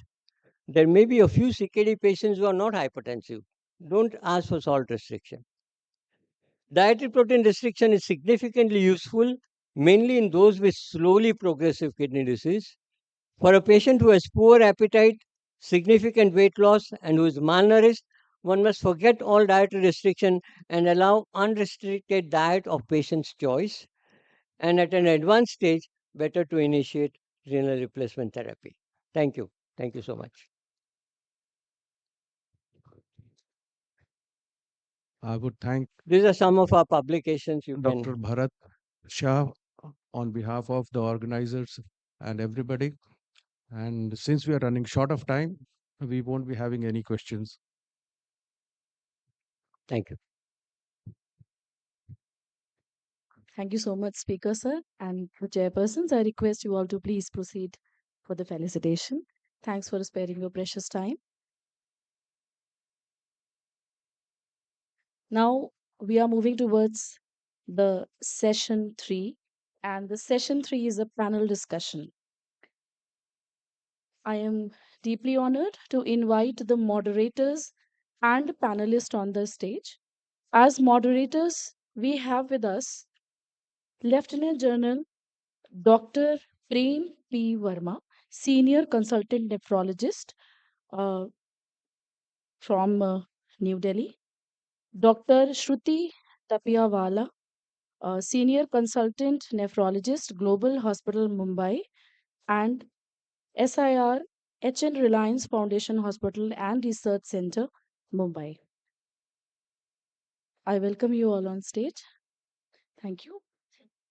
And yes, sir. And I invite the panelists on stage, Dr. R.P. Elhans from Lucknow, Dr. Jitendra Kumar from Faridabad, Dr. Namrata Rao from Lucknow, Dr. Anand Chelappan from Nagpur. And it's a request that we have to stick to the time since we have 2 more sessions lined up. Yes, sir. We will stick 30 40 minutes. 30 minutes. Half an hour plus 30 10-minute minutes. discussion. लोग आ गए।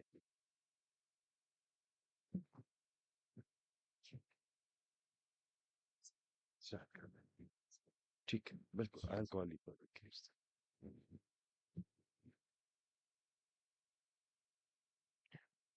We were supposed. Good afternoon, ladies and gentlemen. I think first, on behalf of myself, my co-moderator, and all the panelists, we thank the organizers for giving us the opportunity to be here. It's real pleasure, and I'm sure good number of nutritionists are there. So we will discuss focusing on them only. The topic is uremia and inflammation. That is, inflammation is the culprit to cause malnutrition. जैसे आप सबने देखा है अभी, malnutrition is pretty common in CKD. Rather, almost 30 to 50% of non-dialysis patients are malnourished. And if you look at dialysis patients, possibly over 70% of patients are malnourished. Why they are malnourished? Possibly all of them are inflamed. Now, what is happening? I think the panelists are very wise people. There were supposed to be 5, I think, but who has not been able to come? Dr. Pradeep Sen Gupta has not been able to come. I think before we go ahead with the discussion, I'll request Dr. Shruti to give a case, then based on the case, we will ask the questions. Thank you, Dr. Verma. Thank you to the organizers for giving this exciting panel moderation to us. I'm sure the dietitians in the group and few nephrologists will also gain from it. This is a 53-year-old male, diabetic since 15 years, obese, with a body mass index of 30, coronary artery disease in 2017, status post PTCA to LAD and RCX. These are the arteries for the dietitian. This is an angioplasty done to the patient, diagnosed to have chronic kidney disease in 2017 at the time when the angiography was done, and he had a heart attack. His serum creatinine at that time was 2 milligram per DL, and the urine albumin creat ratio was 1520 milligram per gram. He had a diabetic retinopathy, which is lasered in 2018. He was advised a diabetic, salt restricted, a low protein diet. We have just heard in the previous talks because there was an attempt to slow the progression of CKD. His serum creatinine, however, kept rising, and he presented in April 2023 with a urea of 70 milligram per DL, a creatinine of 8 milligram per DL, and shortness of breath. His serum albumin is 3 milligram per dl at this point of time, a cholesterol of 100 mg per dl. His HbA1c was 6. He had a poor appetite and had lost almost 5 kilograms of weight in the last 6 months. Patient was initiated on hemodialysis in April 2023. He's presently on twice a week HD. His dialysis compliance remains poor and he feels weak. His creatinine is 6 milligram per dl during this phase of his kidney failure. Albumin is now 2.8 from 3. TIBC is 200 and he has now lost 7 kg since the start of dialysis. So here the issues we have: diabetes mellitus with target organ damage, eyes, heart, kidneys. Obesity, he's on dialysis. There's a loss of appetite and loss of weight. We have our panel here with Dr. R.P. Elhans from Lucknow, Dr. Jitendra Kumar, Dr. Anand Chellappan, and Dr. Namrata Rao. I would request Dr. Verma to start the panel. Thank you very much. I think the case is clear. The first question logically will come to Dr. Jitendra, I think. Is the person malnourished? And on what basis for them we say patient is malnourished if he is? Yeah, absolutely. Definitely, he is malnourished, sir. And the reasons are definitely multifactorial. We can discuss it later on the reasons behind the malnourishment. But a person who has been chronically ill, diabetes per se with multiple comorbidities, the presence of CKD per se, again leading to malnourishment, and dietary restriction because of the diabetes and also because of the CKD, and probably now currently on dialysis and with catheter. There are so many factors which indicate that he is malnourished. So Dr. Jitendra says that this person is malnourished. You are seeing that what his albumin is, what his TIBC is, he is losing weight, he is malnourished. But does uremia corollary cause malnutrition?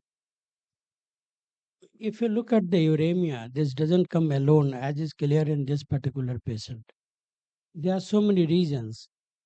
Number one, anorexia is part and parcel of uremia. And also the very fact that patient realizes that he is having weak kidney, the kind of depression, the lack of acceptance of the disease. If a person fails in an exam, he becomes anorexic.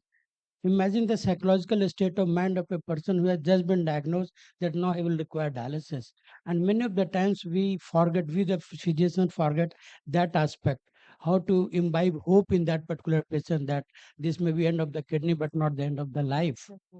Number two, apart from the anorexia caused by the disease, imagine the anorexia caused by the medicines, phosphate binders, keto analogs, probiotics, acetylcysteine, then so many things we are giving without even realizing that fellow is not able to eat a single No, for bite. nutritionists, why there is anorexia in CKD?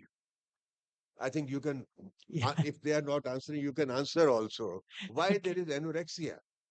No, uremia milieu per se, I think this may be an adaptive mechanism devised by nature, that because ultimately kidneys are there to remove the toxins which are formed by diet.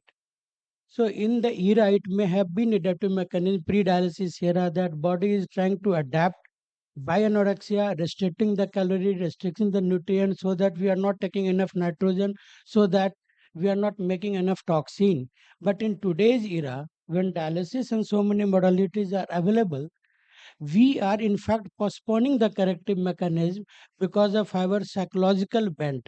In USA, if the person is having protein malnutrition, we will insist for dialysis. But in India, if you insist for dialysis, they will stop even their whatever dal they are taking. I know. So that is Fully the agree. contrary view they have. I think for nutritionists, uh, the appetite is being controlled by hypothalamus. So first, there has to be a neurotransmitter there which will hamper that. So it is neuropeptidase which is there, which is doing it. And outside, it is leptin, which are the neurotoxins which are increasing. They are sending leptins or uremic toxins. They are being produced by fat cells and by adipose tissue. So these leptins, by and large, send a message to the brain that appetite is not there. So these are uremic toxins. So if you are able to do something, the other one is ghrelin. Ghrelin increases the appetite.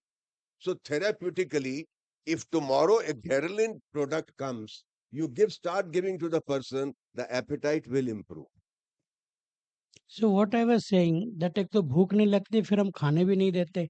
The kind of restriction we impose and what we don't impose is imposed by alternative practitioners, and then the palatability part. So somehow or other the family members also give them boiled ghee and that's all. Some or other masala is also stopped, and when they eat, then absorption may be delayed because of uremia Indirectly, alone. Dr. Jitendra is pointing to nutritionists that give them good food. खाने दीजिए लोगों को. Next. Yes, can we take questions now or later, sir? Whatever. We have got 40 minutes. If you will take time, we will stop after 40 minutes. Yeah. Please go ahead. The first thing we can do, let them eat whatever they like. When we will increasing Your comments we will take later. If yeah. there is Any questions we'll no, no, take no, no, now. no questions, no Yeah. questions. Yeah.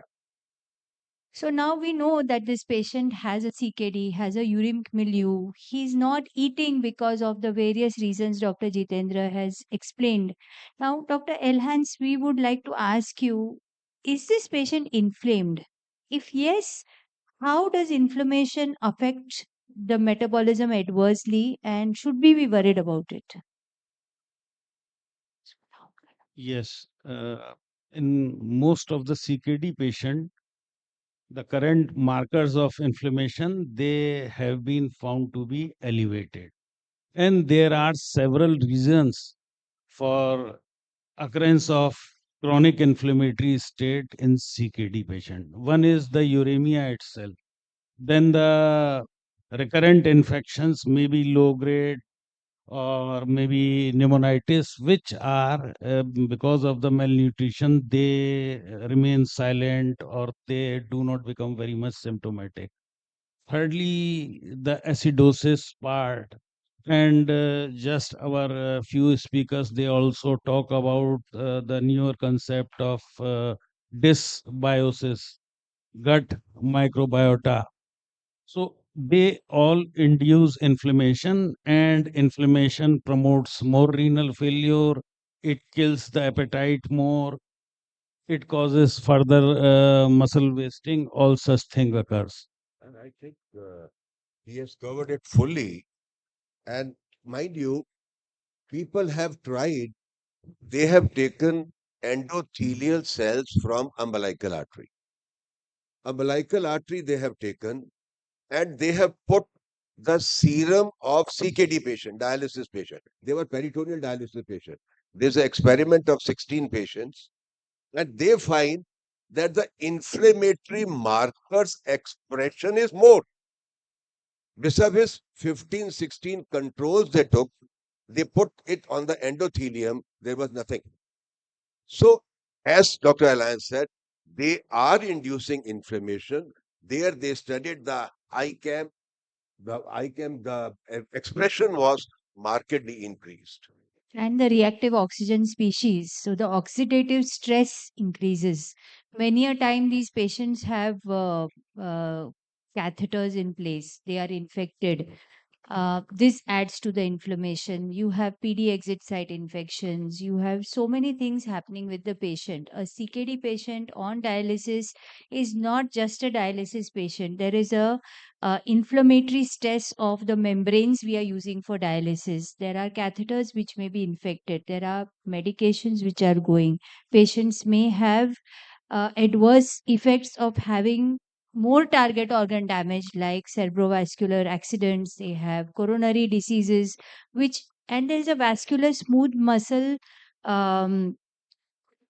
injury, I can say, with the inflammation which is happening in the system. So it is very important for all of us to understand that inflammatory state has to be calmed in a patient. For that, We have to know the side effects. We have to know the injury it is causing.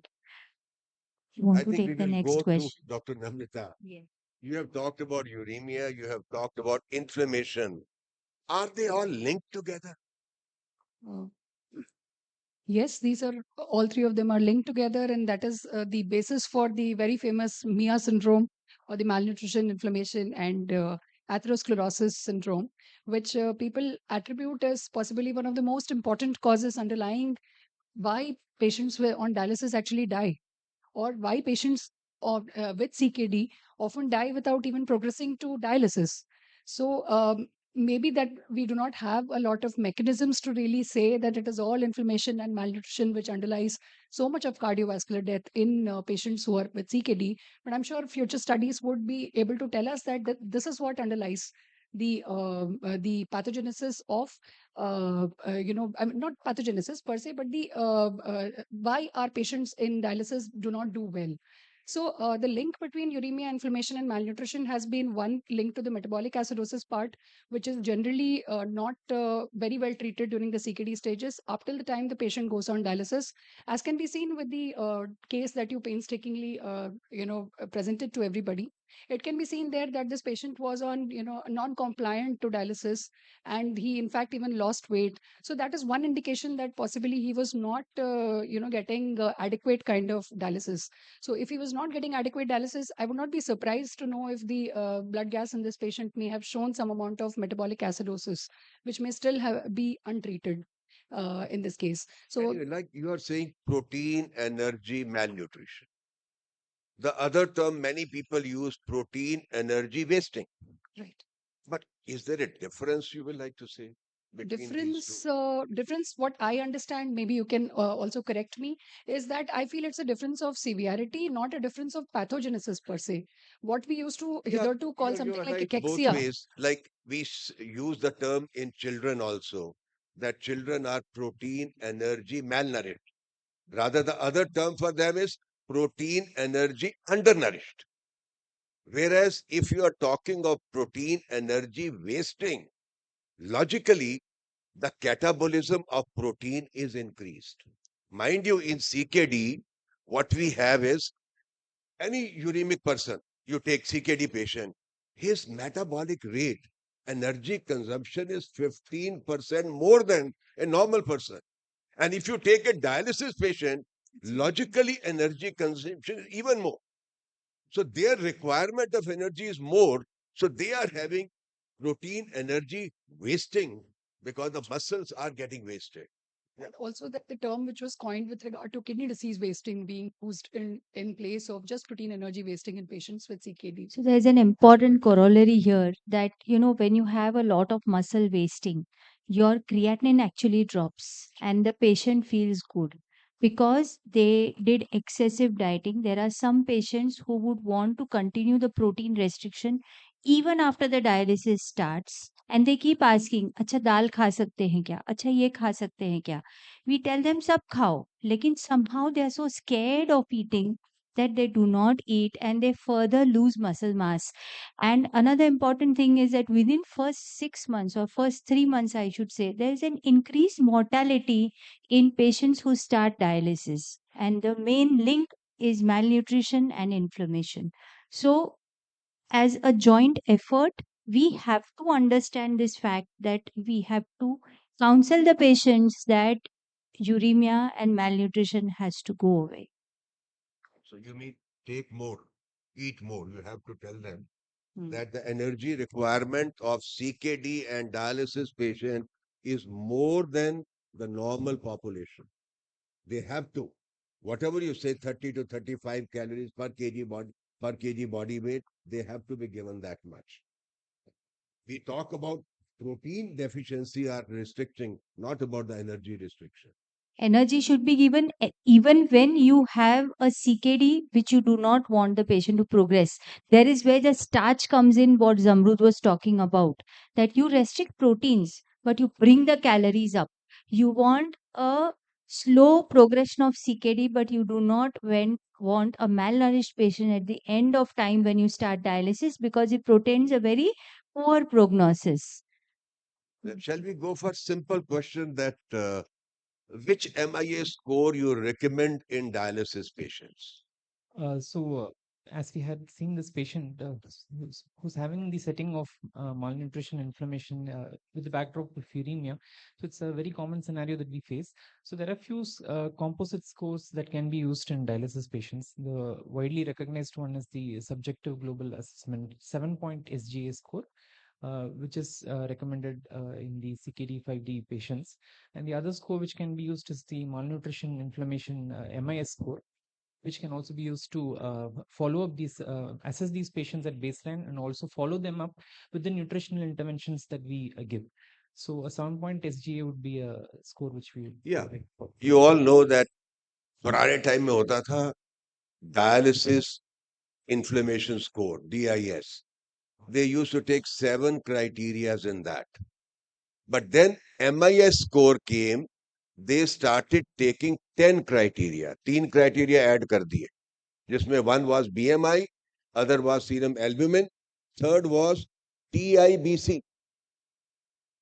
अपना transferrin iron binding capacity. These 3 were added to the previous ones. So 7 were old ones. So your criteria, as you all know, like how are you feeling? Are you able to do the work? How is your appetite? How is your vomiting or anything? So those criteria, have you lost weight? So 7 were there, subjective global assessment criteria. 3 have been added. And the next one has come, geriatric inflammatory score. GNR, yes. What is that? Any comment on that? So geriatric patients have a specific requirement. So addressing their assessing their nutritional needs would slightly differ from that of a usual assessment. So we have scales for that, which can be used specifically. Yeah, for that geriatric is a very simplified way, geriatric score, and it is recommended that if you want to calculate fast, because MIS score, you have got 10 criteria, you will take time to calculate. भाई साहब इधर बैठ जाओ, एक एक 10 item करिए, you have to interview the patient, you have to score 0, 1, 2, 3. So if you have got GIS score, you can do it much faster. Just as a corollary, I wanted to know from the others in the panel also, when we ask about, say, MIS scores, etc., some of these are like biochemical parameters and some of the scores, and the rest are like question answer kinds. So, how much of the work are we doing as nephrologists, and how much do we delegate to the dietitians to be doing as Any part of scoring? nutritionist, I think she is one of the bosses. So, are you calculating MIS regularly in your patient? And are you doing a 6? You can take the mic. Is it 6 monthly, yearly? What is the recommendation? So, we are doing MIS score in the unit 3 to 6 months, depending upon what the score comes. But we have ourselves generated some parameters which we'll be talking about, a simple measure which you can do. It anybody can do. You don't need special trained people. But yes, these scoring needs some amount of training. So you need to do, because these are all subjective scores. So you really need to have that eye to catch it, because how much the person is eating, how much is the wasting. So we do it regularly.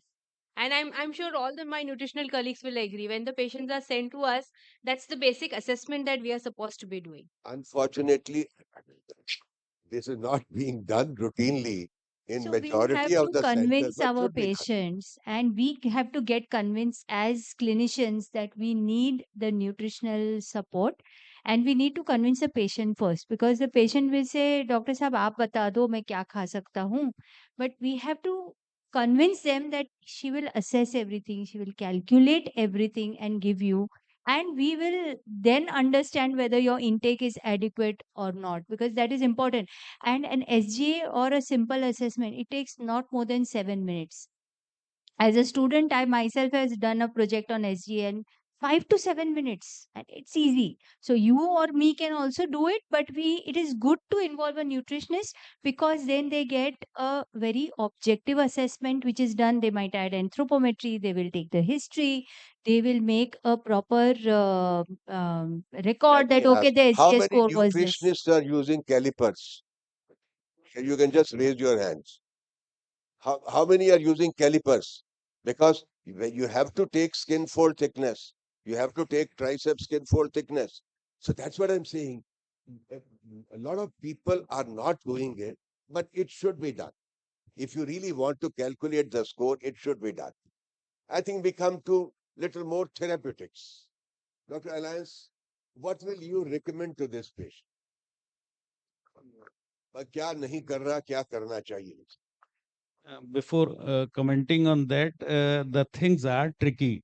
This gentleman who has diabetic nephropathy, he must be losing a lot of proteins in the urine, and the cause of severe hypoproteinemia would be 2.8 serum I albumin. don't know when a person has So reached just end-stage totally kidney failure. relying on these miss criteria or the 7 point this self-assessment criteria is not right.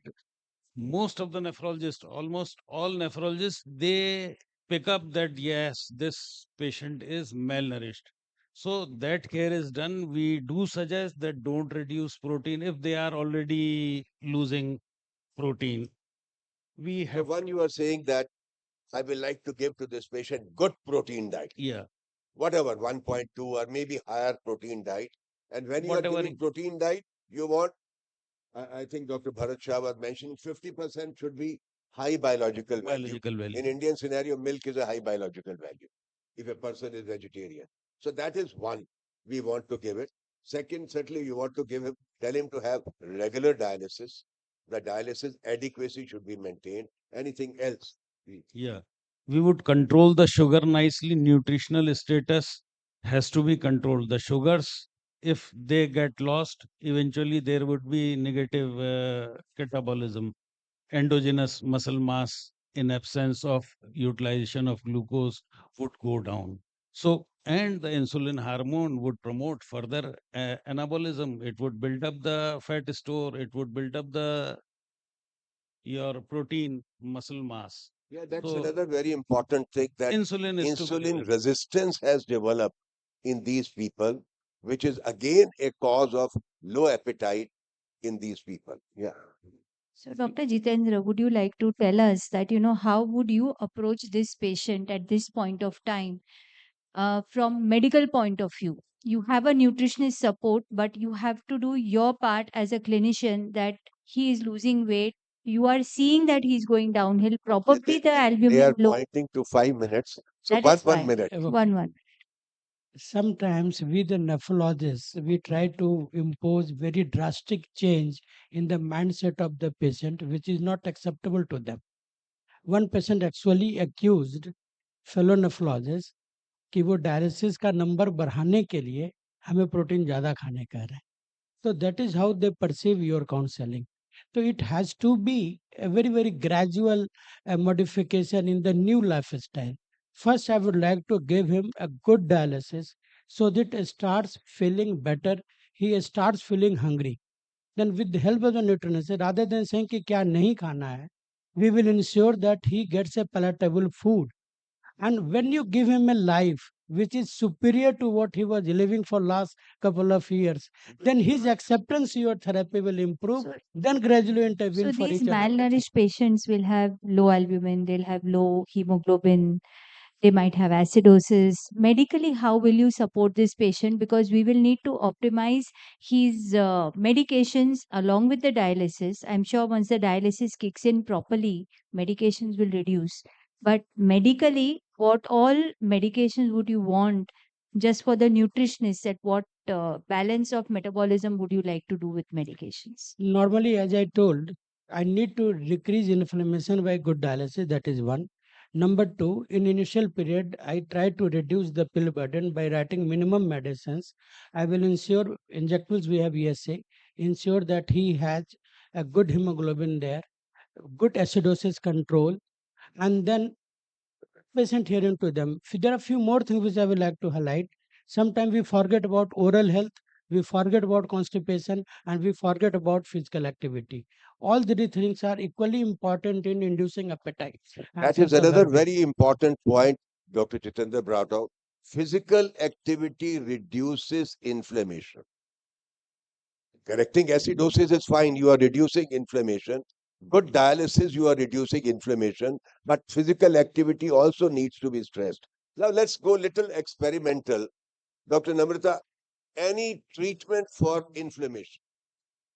They are talking about inflammation, yeah. One, in terms of dialysis, I'd like to again bring out the fact that you shift from, say, pure dialysis modalities to, say, hemodiafiltration to remove middle molecules, etc., has shown better quality of life, one among which would also be Sure better that the water quality is good. Yes, once that the water Better quality is good. because that is another, any toxins, any endotoxin in that, water is not pure. Then again, They are bringing again on causes of True, inflammation in true. dialysis No, population. I was trying to go a little experimental. So what is already known and evidence-based is to shift from, say, HD to HDF like modalities, because middle molecules have been linked to anorexia and have been linked to poor nutrition. So it's possible to go that way. Other than that, we have proven ones like, say, giving megestrol acetate, etc., for appetite stimulation. Ghrelin has also been used, as sir had pointed out, that ghrelin has been used in studies to, induce appetite and other things for. Megestrol at the moment. Yes, yeah. yes, Megestrol is available at the moment, and a lot of us use Megestrol commonly. Though with not much of an endpoint, we wait for when the dialysis becomes good enough. And Keep in mind, megestrol is also a steroid. We had couple of patients who came with decay. Just 2 patients we True. had, because then we found a history that they have been taking megestrol 160 milligram a day. You have got 80 milligram, 40 milligram also, you can do that. And in males, maybe some nandrolone, etc., have also been tried. The testosterone supplements have also been tried for improving appetite. Other experimental people have looked at etanercept. Anti-inflammatory therapies such as anti-IL-6, anti-IL-1 have also been tried in experimental fashion to see whether they have improved the malnutrition scores. So as far as experimental therapies goes, those are the ones. Doctors are very fond of some alternative medicine also. Doctor, yeah, any comment on some alternative thing? Curcumin or other things which you would like to mention? Yeah, so optimizing nutrition is crucial in this patient. So some alternative therapies, not much that I have tried personally. So fatty acid supplementation is one, and curcumin, yes, it is. And of the importance to this patient would be is to increase the protein intake, since he's malnourished and he's currently on dialysis, and the requirement is more. So to aim at 1.2 to 1.4 grams per kg body weight of protein I intake. think these alternative medicine, what you are saying, people have tried flavonoids, people have tried quercetin, people have tried curcumin, but at the moment there are no good trials to on the basis of which it can be universally recommended. But there are alternative trials which are occurring on that. So we looked at all the medical interventions we can do. So as a team of healthcare workers, we have to see that the patient is optimized on dialysis, his labs improve. Now comes the nutritional part. How are we best going to manage the nutrition? He will say, Doctor Saab, mujhse khaya hi nahi ja raha hai. So quickly, the last question, because the organizers are telling me that this is the last question we can take. Quickly, how do we optimize on the diet? If the patient is not eating regular diet, will you go to supplements, and how do you moderate these? So this is a patient on dialysis, so restricted to that. So we do a nutritional assessment. A dietary assessment is crucial to identify how much amount of protein and energy the patient is actually taking. And once we know the deficit, we try to correct it, and then follow it serially over time. Practice to know how much A protein is recall can be done. A dietary recall can be done to find out. A 3-day recall can be done to find out what amount of protein and energy the patient is taking. And once we know it, we try to optimize it to in this patient 1.2 to possibly a little higher, 1.4 grams per kg body weight of protein, also ensuring adequate calorie intake. And we monitor it at a monthly level, not just the clinical parameters, but also the biochemical parameters like serum albumin and the subjective scores as well. And decide if this patient needs extra supplements. The supplements can be in the form of oral supplements, and it can also be intradialytic parenteral nutrition that can be given. Since this is a patient with protein energy wasting, we would also possibly include oral supplements from the beginning as well, and serially follow up. If there is improvement, it can be just further followed up, and the patient can be stabilized. If there is not much of a response to a few months of oral supplements, possibly intradialytic parenteral nutrition can also be. So the crux of the matter remains that you keep assessing the patients. It's not that you give a prescription today and for the next 3 months he's lost and then he's unwell. So I would ask Dr. Verma to give the final comments. Dr. From box of this, Dr. Narayan Prasad is saying, finish it off, questions and answers. I think we have got elite panelists. We have got a lot of people in the audience. If there are any question related to this, which markers you are using for malnutrition? Generally, are we using CRP? Are we using IL-6? Are we using albumin, pre-albumin, transferrin? Which one you are using? Which one you are using? Setting, we are using albumin, we are not using pre-albumin. I just like to comment, sir, that actually there is no true biomarker of adequacy of nutritional status as of now. So we solely rely on the conglomeration of many parameters together. So this is very particularly very important that in heart failure we do NT-proBNP, EGFR. So similarly in nutrition, no marker. So we have to go by our experiences.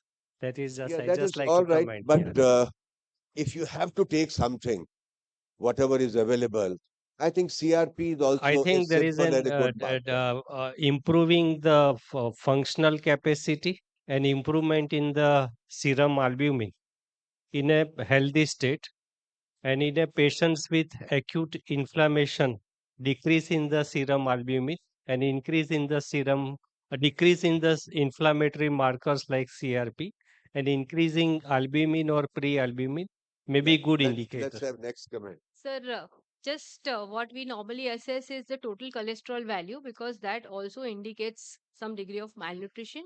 Serum creatinine, Karacha sir explained how we interpreted serum creatinine, and of course albumin because it can be routinely done. And if you have a trend of albumin, you can Could easily you pick make a comment on reverse epidemiology? What happens in CKD? That Yes, sir. people with extra weight are. No, we have got 10 minutes for questions.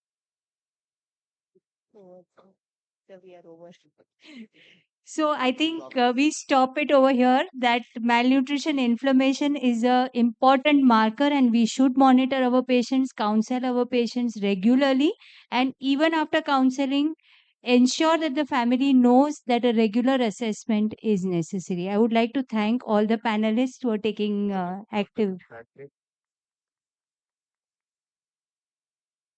Thank you so much. Thanks for the wonderful deliberation, for the wonderful panel discussion. I request the moderators and panelists to please move to the right of the stage for felicitation. Thank you. Now, we are moving towards the session 4, and for that,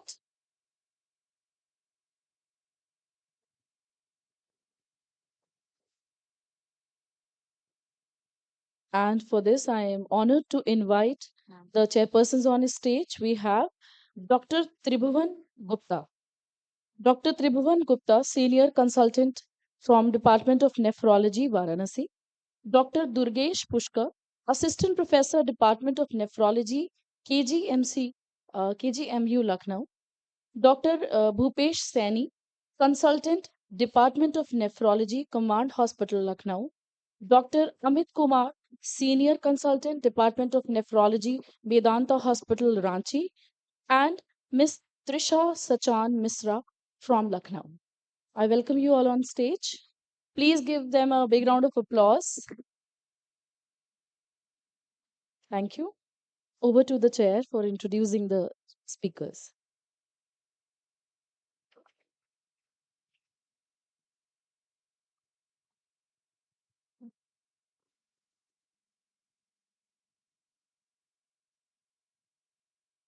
So next session is septicism in dry weight assessment in ESRD, differentiating between fluid overload versus gain in muscle. And for this session, we have Dr. Devdas Shafekar from Nasik.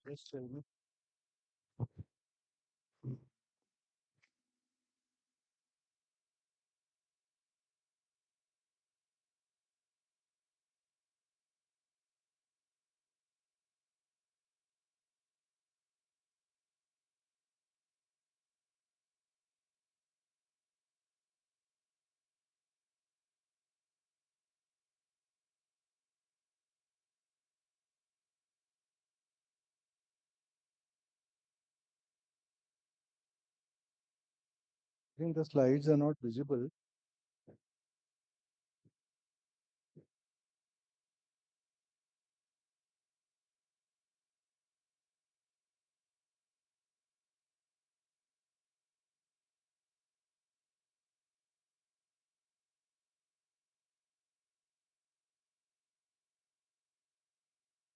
Yeah. So good afternoon.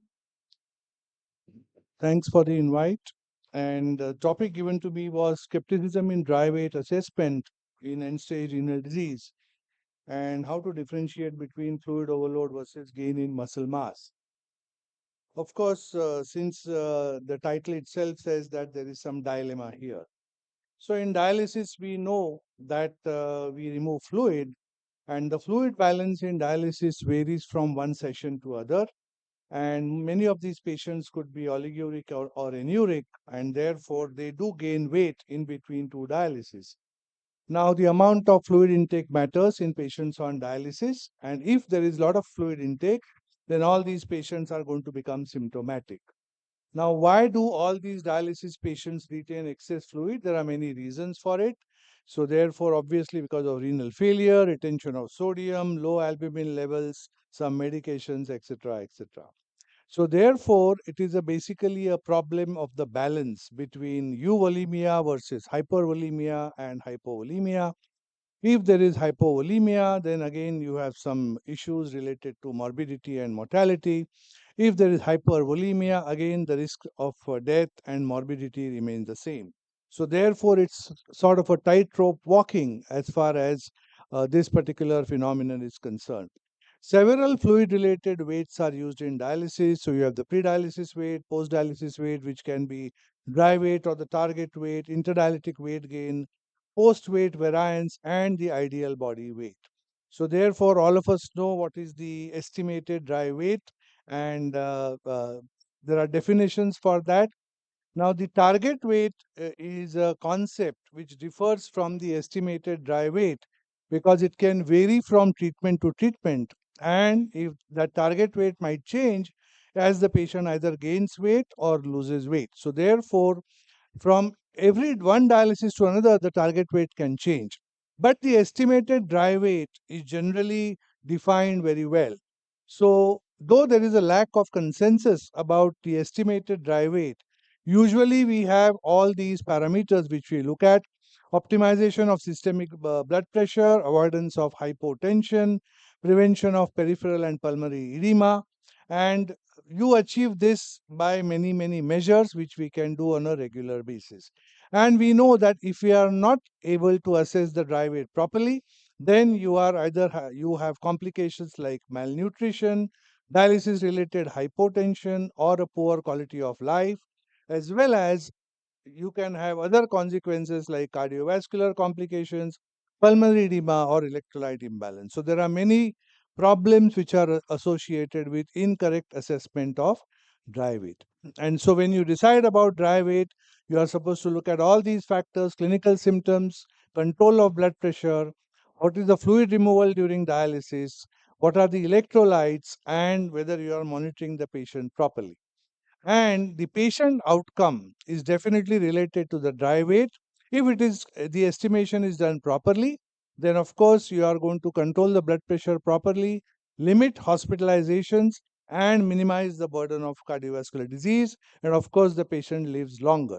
So therefore, it is very important for us to differentiate between fluid overload and muscle mass.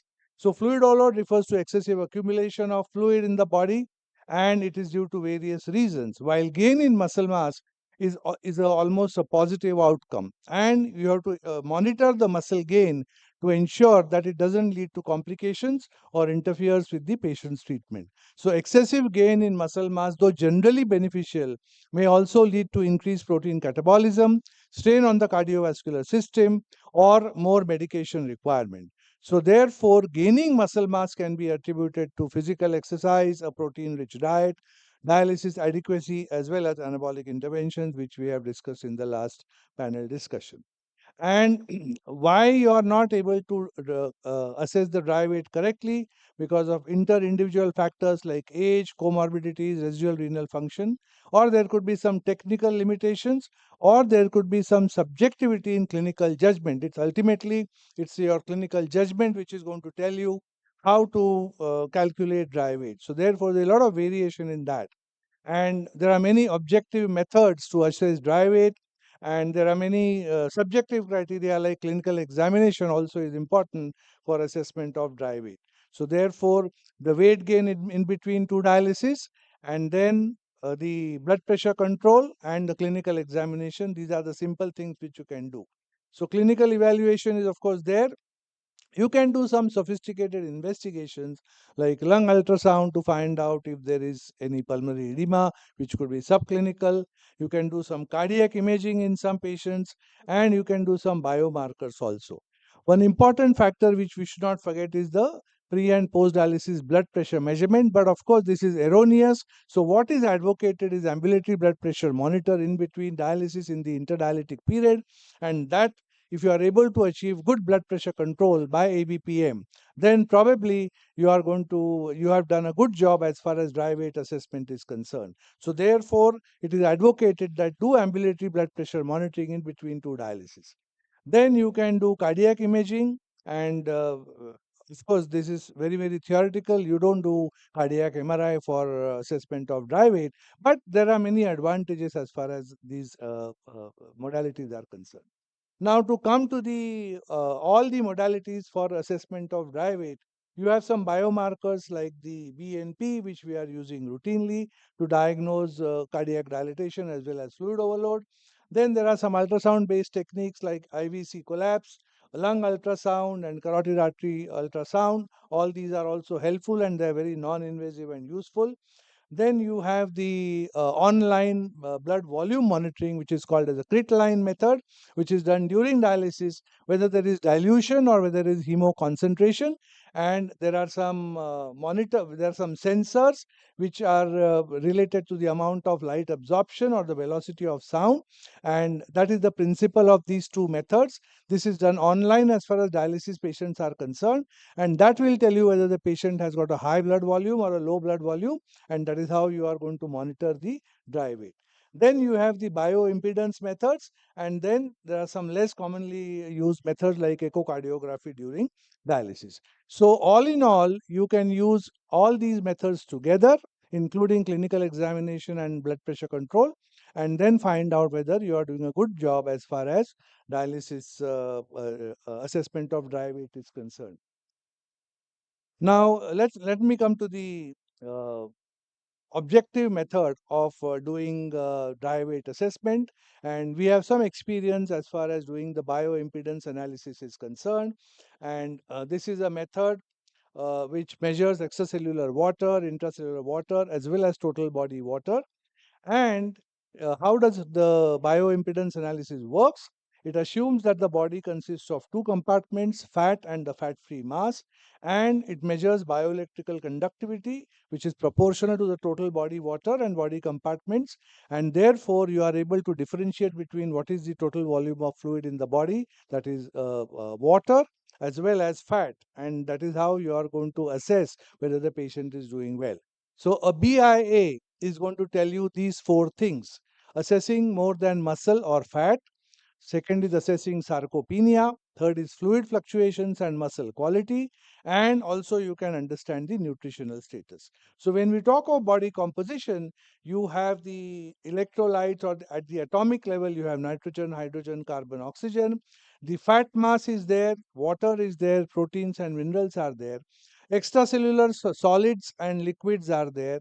Then you have the visceral tissue in the form of bone, adipose tissue, and skeletal muscle. And then you can estimate that at either at the whole body level, the truncal level, or the appendicular level. So this is defined as the total body mass. So therefore, when you are using this technique, you can estimate the total body water, which is both intracellular and extracellular, and you can also estimate the fat-free mass. And by doing that, you are probably going to estimate whether the all the four parameters which I showed you. So if you are estimating the fat, the volume may be more. If you are estimating the muscle, the volume may be less. So when you use this machine and you assess all the parameters, then you can get so many data, so that you can assess visceral fat, the segmental lean analysis, fat analysis, and so many other parameters which you can study. And as far as sarcopenia is concerned, I think it has already been mentioned in the previous talk that sarcopenia is common in patients with CKD, and especially in patients who have advanced CKD. There are many reasons why these patients develop sarcopenia, and we have already looked at all those reasons. And sarcopenia is an important factor by which the mortality and morbidity is assessed. So people who are older, then you can do things like hand grip strength, you can do the gait speed, or you can do the muscle mass estimation by the machine which I already told you, which is BAI. And you can also look at the physical performance. There are some objective parameters as far as assessment of sarcopenia is concerned. So you get a report to assess sarcopenia, and these two parameters are seen. One is the segmental lean analysis, and second is the skeletal muscle index. And you have, if you have the right numbers, then probably you can assess whether the patient has sarcopenia or no. I will not go into the details of what the numbers are, but suffice it to say that if you have the numbers within limits, then probably you are going to treat sarcopenia. So if you find sarcopenia, then of course you have to give the proper nutrition therapy in the form of proper protein intake, fat intake, maintain a positive nitrogen balance, maintain body weight, lean mass, and advise the proper exercise to the patient. The second thing which we look at is the fluid balance. Now, fluid balance is affected because of so many factors as far as dialysis patients are concerned. And here we look at other parameters like the segmental extracellular water ratio. And this particular water ratio changes over a period of time. It is also related to the muscle quality, mass, and volume of muscle. So therefore, there are many subgroups where you have an increased muscle and total body water. There can be increased muscle and increased total body water, and both can be low, or one can be high and the other can be low. So therefore, if you look at all these parameters, then you can find out what is the cause of edema. So how do you calculate dry weight with the BI machine? In the general people, the ratio of ECW, which is extracellular water to total body water, is 0.38. In dialysis patient, this ratio is more than 0.39. If the patient is overhydrated, then of course this ratio is higher due to various reasons. So therefore, when we are calculating the dry weight with the body water analysis, then you can see that the intracellular water is measured, extracellular water is measured, and the total body water is measured. And then there's a formula to find out what is the exact dry weight. So here you can very well see how that formula is applied, which is current extracellular water minus the normal extracellular water, and then you can calculate the dry weight. So dry weight is the body weight when the ECW versus total body water of the in-body fall in the normal range. If this is normal, then probably your dry weight is correct. And at the end of dialysis, there should be a fall in extracellular water by almost 2 liters. So therefore, again saying that the dry weight calculation is correct. Now, how accurate is this calculation? Most of the patients have got a good clinical correlation. And is this particular ratio applicable to all the patients? It is applicable to most of the patients except for those patients who have hypoproteinemia. So therefore, if you use this formula, it is very easy for you to estimate the dry weight. And the last thing which we look at is the nutritional status when you use the BIA. And here there is something called as the phase angle. So whenever you have intact cells with high membrane integrity, then the phase angle is supposed to be on the higher side. When you have a damaged cell or an inflamed cell, then the phase angle is on the lower side. So therefore, this particular parameter of phase angle range, if it is more than 4, it is considered normal. 2 to 4, depending on the age, and less than 2 is definitely abnormal. So therefore, how do you judge the nutritional status? You can look at the phase angle and then try and find out whether the patient is doing fine. So, for example, take this patient, 82-year-old. He's old patient and the nutrition is very well maintained. But if you look at this 53 or younger patient, his nutrition is not very well maintained because the parameters are not right. Now, when you do all this, monitoring is very, very important. So practically, when the patient is on a regular dialysis at your center, then you should do the BI analysis, have a detailed consultation, do a proper intervention, and then find out whether the BI parameters have changed. So the results are going to tell you about sarcopenia, circulatory fluid overload or under hydration, muscle wasting, and nutritional status. And sarcopenia is diagnosed by skeletal muscle index, the segmental lean analysis, and body cell mass. Circulatory disorders by the extracellular or intracellular water, wasting by the body composition history, fluid overload again by extracellular water, and the nutritional status by the phase angle. So to sum up, these are the parameters which you get as far as the BI is concerned. I'll just take one more minute. Greater fluid overload and lower intradialytic weight gain are independently associated with mortality. It is very well shown that if you are overhydrated, then obviously the patient is not going to do well. So therefore, as far as interventions are concerned, after your BI report is there, then you must find out what interventions can be done. So you should look at the dialysis frequency, you should look at the dietary sodium, and also assess the volume status frequently. So conceptually, you have to individualize the dialysis prescription if you want to have good results. So there are a lot of patient considerations, there are a lot of dialysis related consequences which are individual for hemodialysis, PD, or both, like for example hypertension and other parameters. And the dialysis prescription should consider the duration of dialysis. Also, it should be goal oriented, because if you have the goals, then probably you are going to achieve a good result. Thank you very much for your attention. Thank you, sir. Thank you for your excellent deliberation over this very practical topic.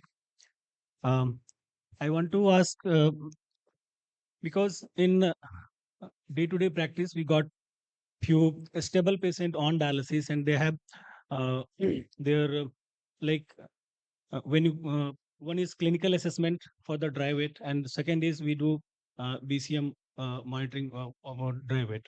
But in some patients, we got patient is on multiple antihypertensive, like 5 antihypertensive he is on, and we try to uh, ultrafiltrate them to their dry weight that we get from the BCM test. But many a time you don't able to do this even on twice a week dialysis. So what will be your approach, and what is the mode of treatment in these patients, please? So if your BCM analysis has shown hypervolemia and you are giving adequate dialysis, and probably you are giving, say, a dialysis of longer duration. So one thing what you can do is increase the dialysis time, do a slow ultrafiltration, and then try and find out whether you can extract more fluid if the BI analysis is showing you hypervolemia.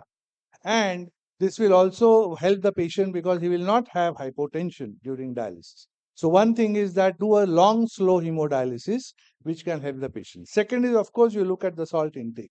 And if the salt intake is more, then of course you have to intervene there. Third is you have to look at the dialyzability of antihypertensive drugs. And if you are using the right antihypertensives, then probably you will be able to control the blood pressure much better. So three things. One is salt, second is long slow hemodialysis, and look at the dialyzability of antihypertensive medications. Thank you, sir, for your enlightening lecture. We'll not be taking more questions because we are already running short of time, and we'll be moving to our next talk. Thank you, Speaker Sir, and I request you to please move for the felicitation. We will be taking the questions over the dinner because we are running short of time, and I request you all to please announce the next speaker. Now I would like to invite Dr. Jamrut Patel to discuss about the topic comprehensive nutritional assessment in CKD, history to anthropometry.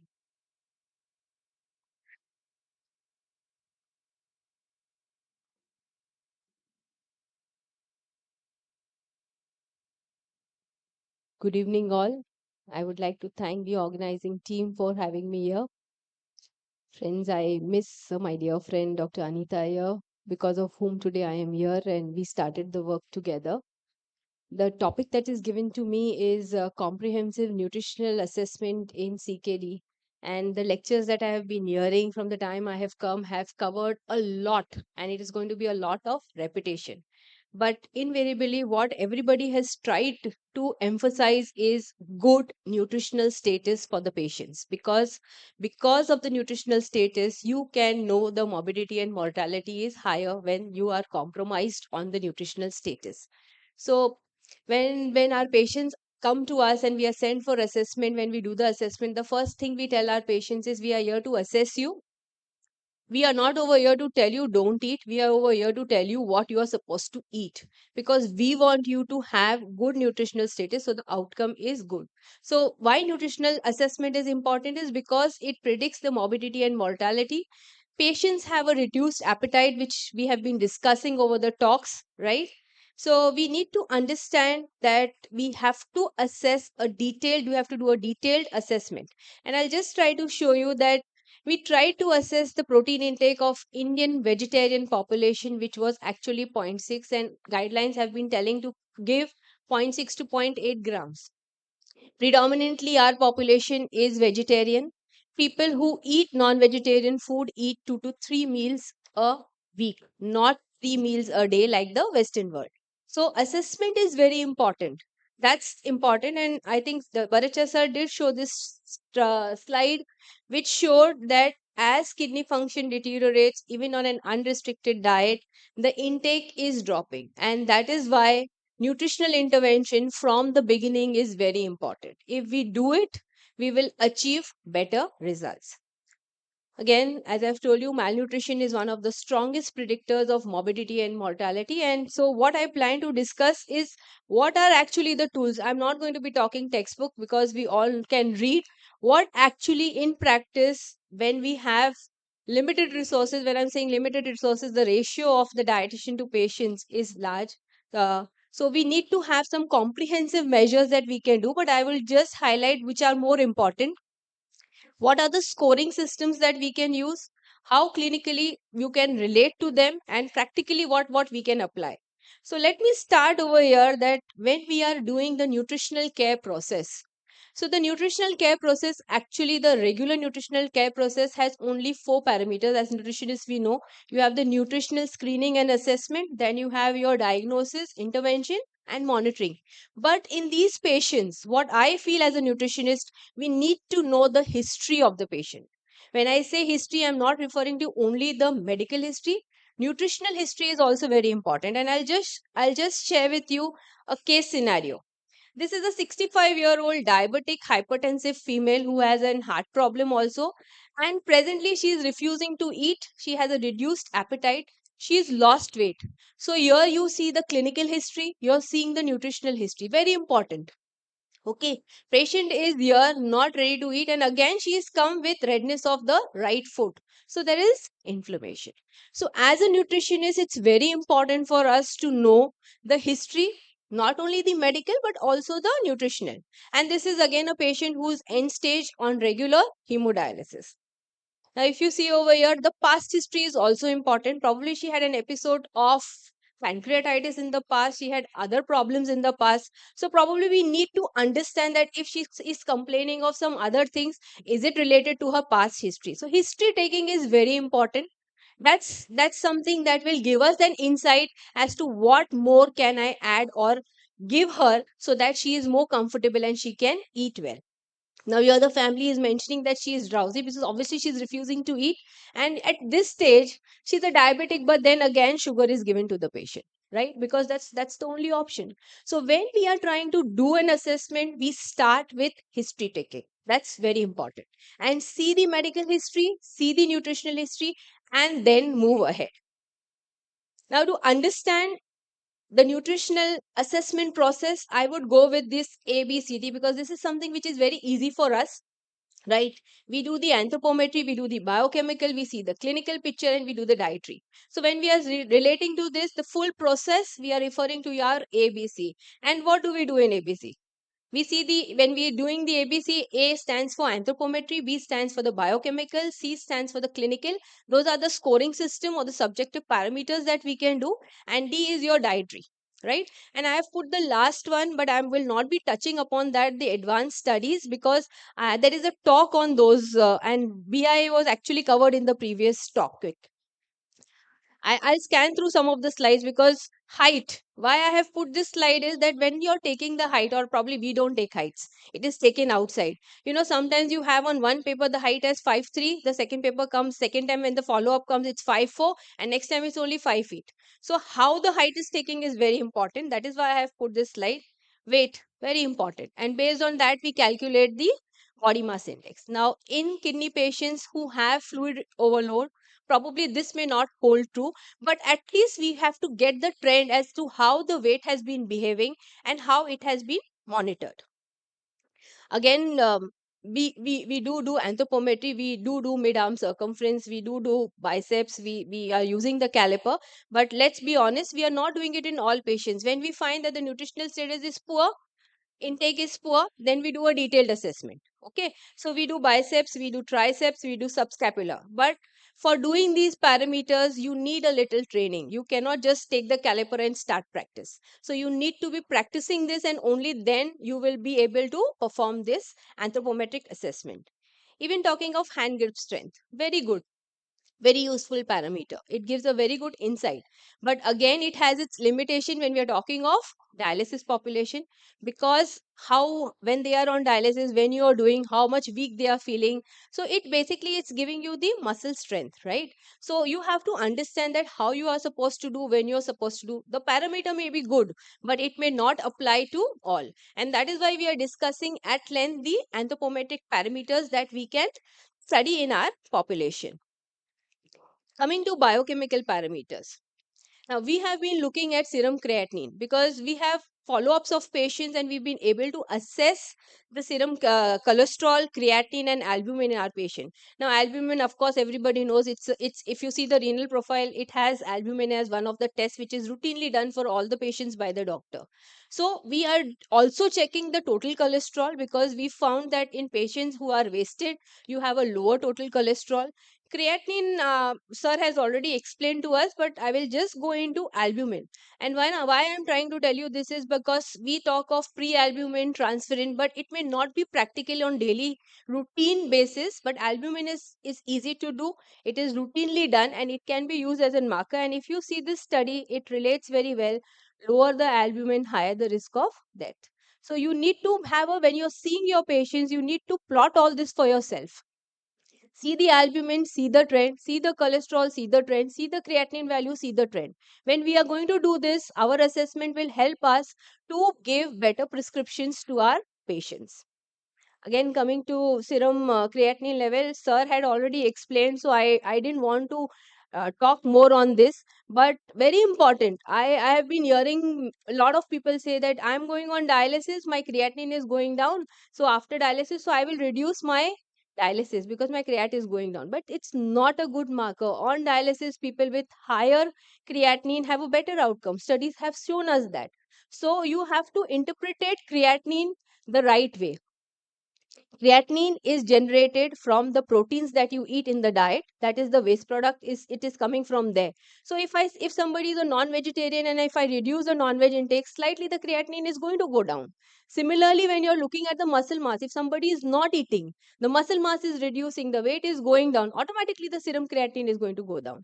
So serum creatinine is a good marker to assess the clinic in a clinical setup, but it can also be used to assess the nutritional status. Now, as nutritionist, when we are talking of the fourth pillar, that is the diet part, dietary assessment, we all use 24 hours diet record. Food frequency questionnaires, 3-day diaries, regular diaries, and even we do appetite score today. Okay, now these all are the only way by which we can calculate the energy intake of our patients. But how you do it, how much detailing we do, as nutritionists, we know we need to sit with them, know the portion sizes that they are eating, related in cooked weight, related to the raw weight, and then do our calculation and see for the energy intake. That's very important. And another parameter that now we are actually adding is the appetite assessment. But I would say when routinely I advise all my patients to keep a diet diary. But many a times people do not write their diaries. When they come for the follow-up, you find them in the waiting areas filling their diaries.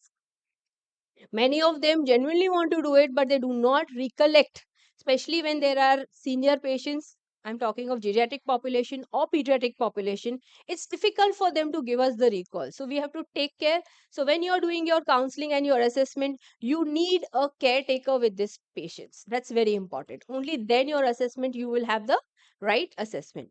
Again, we are using this appetite score because it gives us some clarity as to how the person is feeling. These are just questions. Again, this is very subjective, but at least some scoring can be used. When you're doing your diet recall, only from the diet recall, many times you may not understand whether your patient is telling you the truth on the protein intake. For calorie intake, that's the only way that we can judge it, right? But for protein, Bharat sir did explain to us the urea nitrogen appearance method, and we have been using this not monthly, but once in 3 to 6 months to see what is the protein intake of our patients. This method you can also use in the dialysis population. That's a formula. It's just a formula. You just have to fill the values and you can get. We've done some work on dialysis population also to assess what is their protein intake. And believe me, the intake of proteins when it comes to your dialysis or your CKD population was actually similar, 0.6 to 0.7 grams per kilogram. Now, the scoring systems that have been useful, one is SGA. And actually, we have done this study. Dr. Shruti did mention when she was talking on the panel that we tried to use this parameter and see. And we were surprised that we actually, when we were not giving much restrictions to our patients, our 50% of our population of CKD and dialysis had malnutrition as per this scoring system. This is the form that normally is available and you can do it. Verma sir did mention about the malnutrition inflammation score. It basically it's also a good parameter, and now it has 4 sections and 10 components, and there are some biochemical tests also which are included into this. Now again, when we are doing this all involves some amount of time that you need to do, some amount of basic training that you need to have to use these parameters. So it may be difficult for some, but most important is that assessment is very important. Compliance, to check the compliance and also to know, and it gives you a fair picture as to how your patient is doing.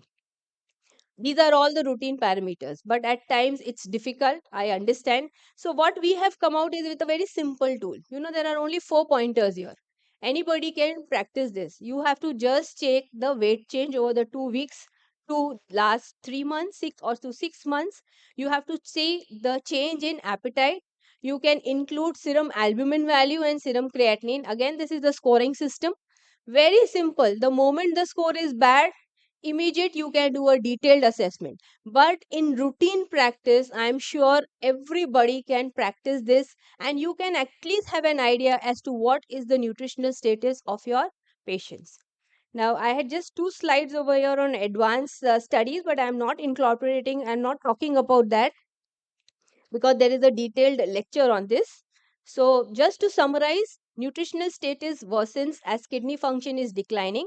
So, definitely, we have seen that as kidney disease is progressing, the nutritional status is getting worsened, and therefore, regular monitoring is very important. And you can use this simple practical tool so that if you're getting a bad score, you can immediately do a detailed assessment. And by using this, you can screen all patients, and it's a very simple tool that can be used. So, to conclude, a simple and systematic approach to assess the nutritional status is very important. You have to monitor, and according to the nutritional status, you can guide the patients. And exactly how I have been doing is working with my patients based on their liking, developing recipes for them and giving it to them. And we've also have these publications available. You can use it for your patients. It really helps. The moment they have recipes available with them, it's very easy for them to follow the diet. Thank you for the patient listening.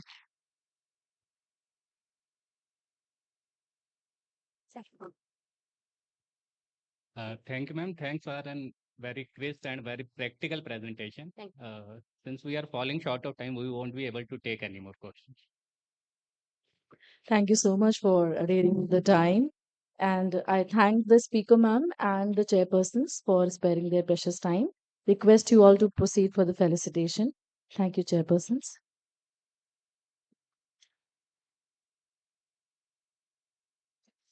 Now is the time to move for the next talk, and I'm grateful to invite the chairpersons on stage. Dr. Munna Lal Patel, Professor, Department of General Medicine, KGMU, Lucknow. Dr. Deepak Diwan, Senior Nephrologist from Regency Hospital, Lucknow. Dr. Vijay Pratap Singh, Senior Nephrologist from Gorakhpur. Dr. Shahzad Alam, Senior Nephrologist from Apollo Medics, Lucknow. And Dr. Shalini Srivastav, Senior Dietitian, KGMU, Lucknow. Please give them a big round of applause for being so patient, for chairing the session. Thank you. And I turn the time over to the chairpersons for the introduction of the speaker.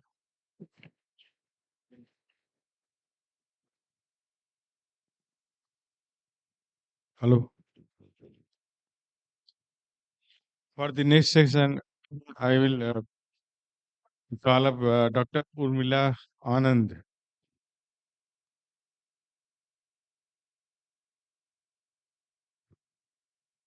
Thank you very much for this opportunity. There have been quite a bit of talk on this, what I'm going to discuss about technical devices in nutritional status, because I was given to understand there are a lot of nutritionists in the crowd.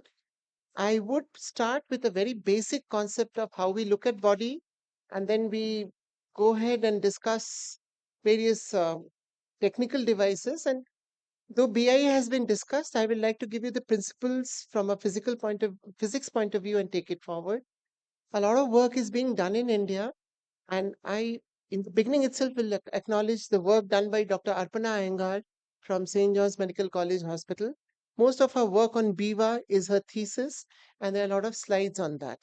So this is the human body. Dr. Shafekar would have said we divide the body into body weight, when there is a fat, and then you have a fat-free mass, which becomes the water component, and then the body cell component. The water again is extracellular, intracellular, and then you have a tissue mass, and the extracellular and the intracellular water becomes total body water, and then you have the complete composition. BIA works for assessing the water components of the whole body, whereas DEXA helps you to understand the nutritional, the protein and the mineral content of the body. So this is how we look into it, and this is there in the Cambridge University toolkit. You can look into it, and the body can be divided into two components, very simple, fat and fat-free. Then the fat-free becomes water and fat-free dry mass, and then the fat-free dry mass becomes protein, mineral, and then the protein, mineral divide into various chemical micronutrients and all. So these are the various components of the body. The first is the two-compartment model, the fat mass and the fat-free mass, where you can use BIA, Sir was saying that.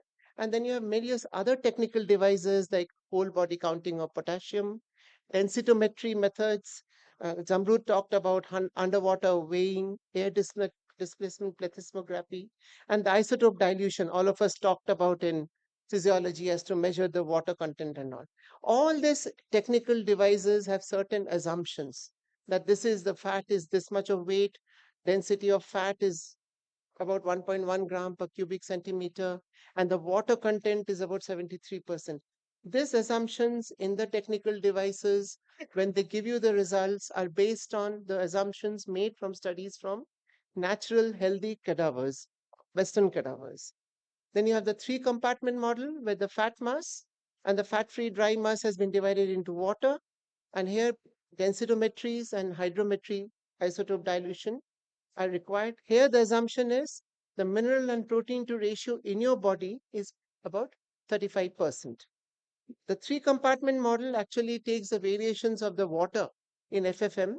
This model is actually better for our patients, but because it also looks into the fat-free dry mass and looks into the protein and the mineral content, very, very cautious if you use this model for our malnourished patients.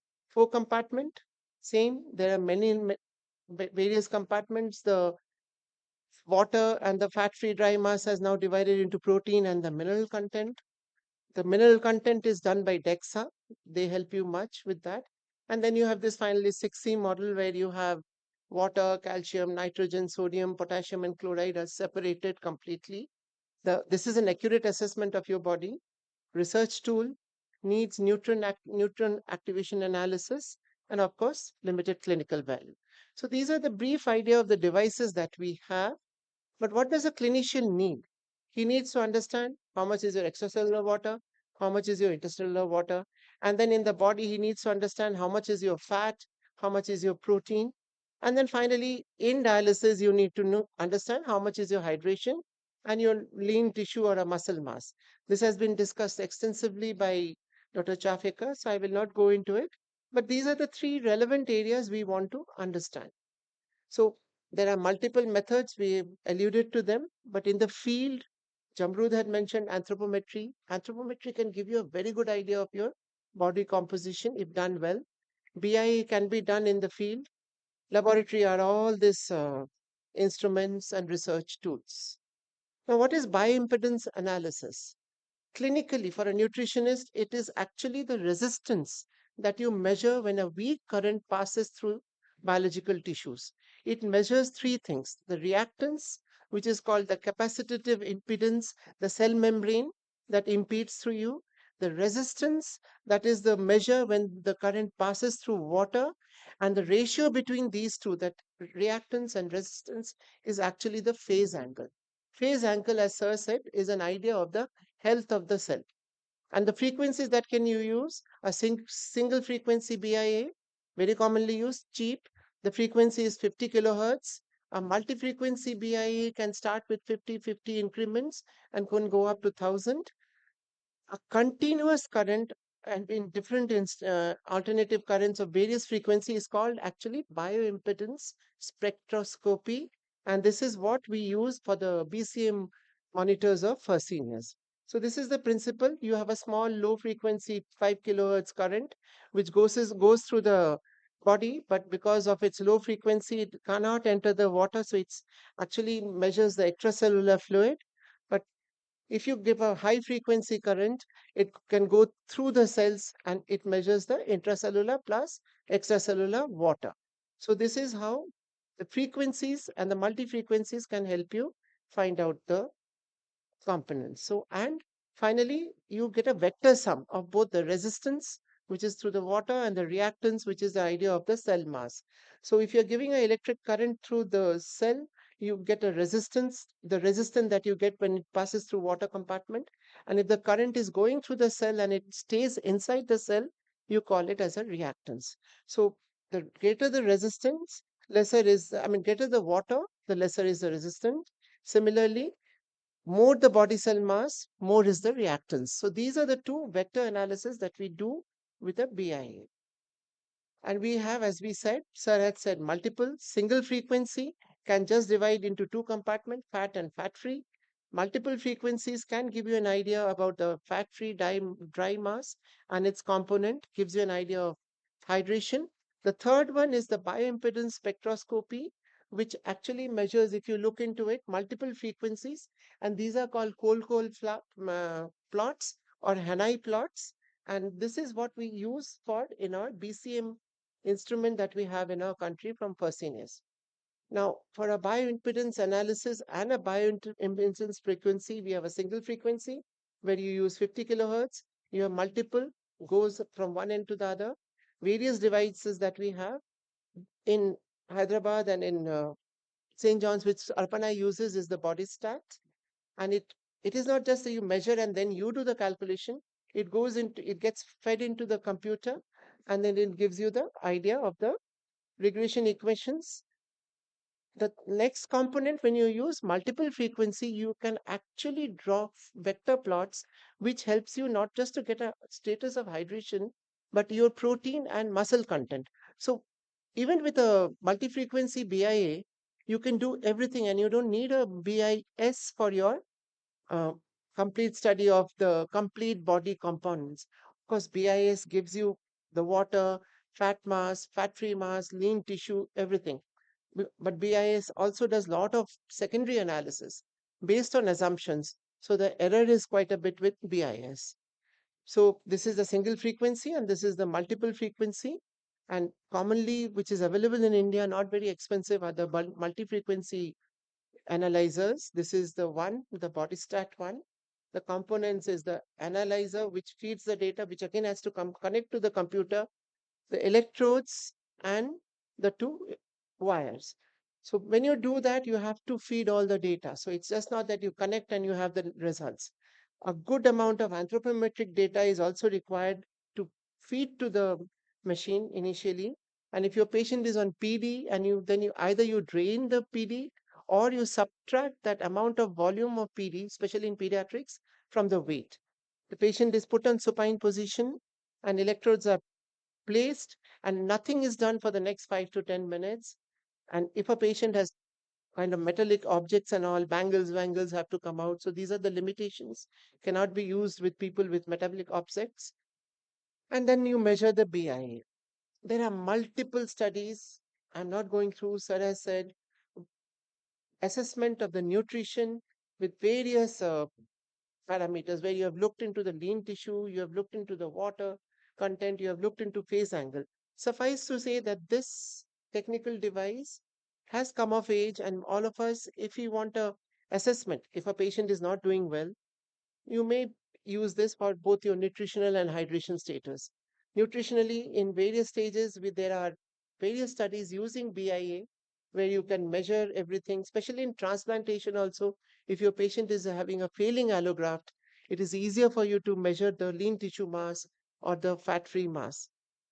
However, in transplantation, DEXA is a much better tool to measure your body composition than a BIA. Sir had talked about phase angle, and this is a study where phase angle plays a very important, it's the same multi-frequency BIA. You just have to make the mathematical mm, analysis. And if you look into this study published in BMC, whatever the models they have used, if you use phase angle as a part of the regression model, phase angle has shown to make a very significant prognostic importance in mortality of our patients on dialysis. Similarly, a phase angle value, sir had said 4, they have given a quartile linear study as less than 3.7 degrees, 4.2, 5, and more than 5. Very significant. Lower the phase angle, higher the cardiovascular mortality in these patients. Briefly about DEXA, where you use 2 doses of X-rays used for bone density, can be used for nutritional status because this helps you with your protein and bone and mineral content. There have been studies comparing BIAs and DEXA, and it has been shown BIA actually overestimates the fat-free mass, however, underestimates the fat mass, the muscle mass of your body. So both are not interchangeable. If you're using one equipment, and as Jamrood said, assess them serially, use one equipment to assess them serially. This states study from Srijit Permissions Group, where they have seen if you look into fat and muscle, DEXA seems to be better and it correlates better with anthropometry than BIA. Same, this is a review in entity where bioimpedance have been shown in various aspects of CKD. If you look into it, it's more into your idea of hydration, your diuretic use, and cardiovascular modeling. This is the work of Arpana. I'll take a few minutes. What she has done, she has actually created bioimpedance vector analysis plots. Very interestingly, she has got the reactance by height because she believes in children, the nutritional assessments is better with height. You can even do it with reactance by weight or you do resistance by weight. And this is in about 12 or 15 patients. They have created their own plots, the vector plots, and they have created the percentiles. This is Indian data, the 50th percentile, the 70th, 75th, and the 95th percentile. And all of their patients are now get fed into this Viva plot, and then they look at the vector analysis, and then they show how these kids are doing. Interestingly, you can use this Viva plots not only to look at hydration status, but also at the nutritional status. So this is a plot she presented. This is a young child who comes to you. Pre-dialysis is 48.2. If you do the BIVA plot, the child is obviously hydrated, overhydrated. They do a first dialysis, they remove 2.2 kgs, everybody is happy. But if you again do a BIVA plot for this child and you realize the child is still hydrated and not even in the 50th percentile of a required hydration status for this child. So the third dialysis puts you the child there. So that's how you can use your BIVA plots much more than your just a BIA to look into hydration. BIA, of course, has its limitation. It's, as I told, the more the compartments, more the assumptions, more the mathematical moments, more you get into trouble. Single frequency does not give your fat-free mass properly. Water estimations are wrong. And BIA actually assumes human beings are cylinders, which is actually no. We have appendages and we look differently.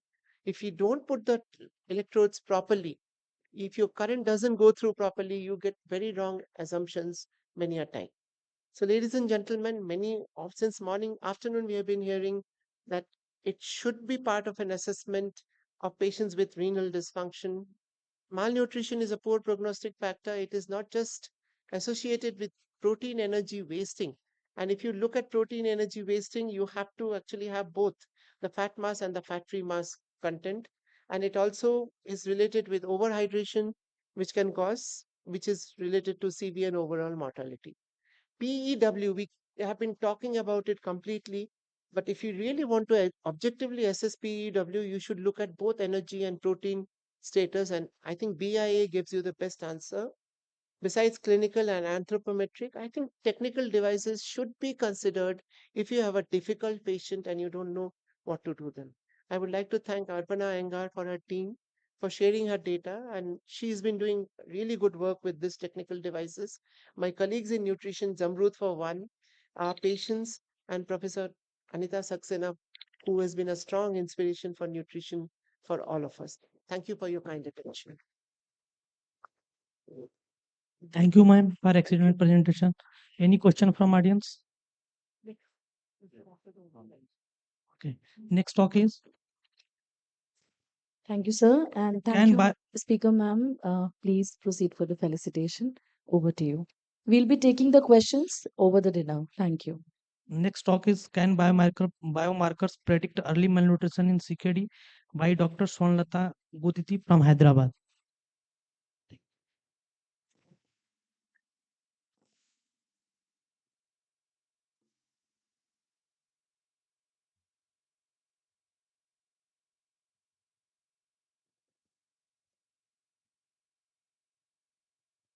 Good evening. So before I start, I would like to pay homage to Dr. Anita Saxena, madam. She was not only the founder of the Kidney Nutrition, but also the founder of Women in Nephrology, and she has supported us in the beginning of the program. In fact, we have started the first academic event with the nutrition class only, and we miss her every the first Sunday where we used to have madam's classes. So I take this opportunity to pay homage to madam. So coming to my topic. So I think we have been listening to the malnutrition in CKD for the past few hours, and there's nothing much at the end of this panel discussion. It was very well emphasized that, concluding remark was there's no biomarker available as of now. So it's something like a reiteration of what you have learned, and I think it's worth doing that. So, how do you define malnutrition? So there's no uniform definition. So it has been defined like by the NICE guidelines that it's a state in which a deficiency of nutrients such as energy, protein, vitamins, and minerals causes measurable adverse effects on the body composition, function, or the clinical outcome. The simple definition being decline in the lean body mass with the potential for functional impairment. And the prevalence of the malnutrition in CKD has been progressive with progressive increase in the stages of the CKD. And it has been emphasized several times that, in early stage of CKD, the prevalence is around 50 to 50%. But with the end stage renal disease on dialysis, it can be as high as 75%. There are several mechanisms to explain this malnutrition in CKD patient, as you can see. So, because as we have emphasized that there is a recommendation of the low protein intake on CKD patients, so that is the most important cause of the malnutrition. The fluid overload, the increase in the inflammatory cytokines. Again, this was emphasized. I will be emphasizing that in subsequent slides as well. And the anorexia because of the uremia, the metabolic acidosis, anemia, the oxidative stress because of the inflammation, the comorbid conditions like the diabetes, infections, they can also contribute to malnutrition. And the complications of CKD like CKD MBD, vitamin D deficiency, hyperparathyroidism, this can also contribute to malnutrition. And the additional the parameters as a result of the dialysis because of the protein loss in dialysis, and because dialysis itself is a hypercatabolic state because of the exposure to the membranes and again the inflammation and the oxidative stress, and of course the gradual loss of the residual function. And all this contributes to the malnutrition, the inflammation, the hypercatabolic state, and then the rheumatic toxins. These can lead to the malnutrition, which subsequently again increases the susceptibility to infections, the cardiovascular morbidity and mortality, the fragility, depression, and thereby increasing the mortality and the quality of life. So it's a complex interplay of malnutrition and the inflammation leading to the protein energy wasting and the progression of the CKD. So contributing this is actually a spiraling effect of the vicious cycle, and something like there is a recent concept. A lot of literature is evolving about the gut microbiota disturbances, and this acts as a catalyst to this spiraling effect of the malnutrition inflammatory syndrome. There's an increase in the bacterial overgrowth, particularly the proteolytic and cyclolytic bacteria, which causes a gut leaky, and subsequently there's a bacterial translocation. All this leads to certain specific uremic toxin retention, particularly the indole sulfates, the precressyl sulfates, and TMA, which can actually cause a malnutrition and more of inflammation. And this goes on. The cycle goes on. So as has been discussed, there is a lot of inflammation in the CKD population, which leads to malnutrition. And it has been emphasized there is evolving concepts of malnutrition being used as a biomarkers in case of a assessment of the malnutrition in CKD patients. It is also not only seen in various stages of CKD, but subsequently in dialysis patients and also in transplantation, as has been emphasized that it's the pro-inflammatory markers like interleukin-1, interleukin-6, tumor necrosis factor, the fibrinogen and leptin, as was emphasized in the panel discussion. These are the inflammatory markers which is seen in the various stages of CKD. And top of that, there are haptoglobulins, and of course the progressive creatinine and other factors like transferrin and ferritin. These are also contributing in the dialysis and transplant patients. And why do these inflammatory markers produces the malnutrition? There are several mechanisms being explained. This increases the appetite score, is worsened. There's a low nutrient intake because of the depressive effect of all these rheumatic toxins. And there's also stimulation of the resting energy expenditure. There's also stimulation of ubiquitous proteasomes and the kappa-B pathway, which increases the catabolism. There's an indirect catabolic effect by the resistance of the insulin, which I have heard a few hours before, the mechanisms of insulin resistance in the CKD patients. And there's also suppression and increased resistance of anabolic hormones like growth hormone, insulin-like growth factor 1, and the testosterone. And thereby the muscle breakdown may not be compensated by the anabolic hormones. So these are the factors or mechanisms by which these inflammatory markers can lead to the malnutrition. How do you assess the malnutrition? How this has been discussed. There's no single gold standard.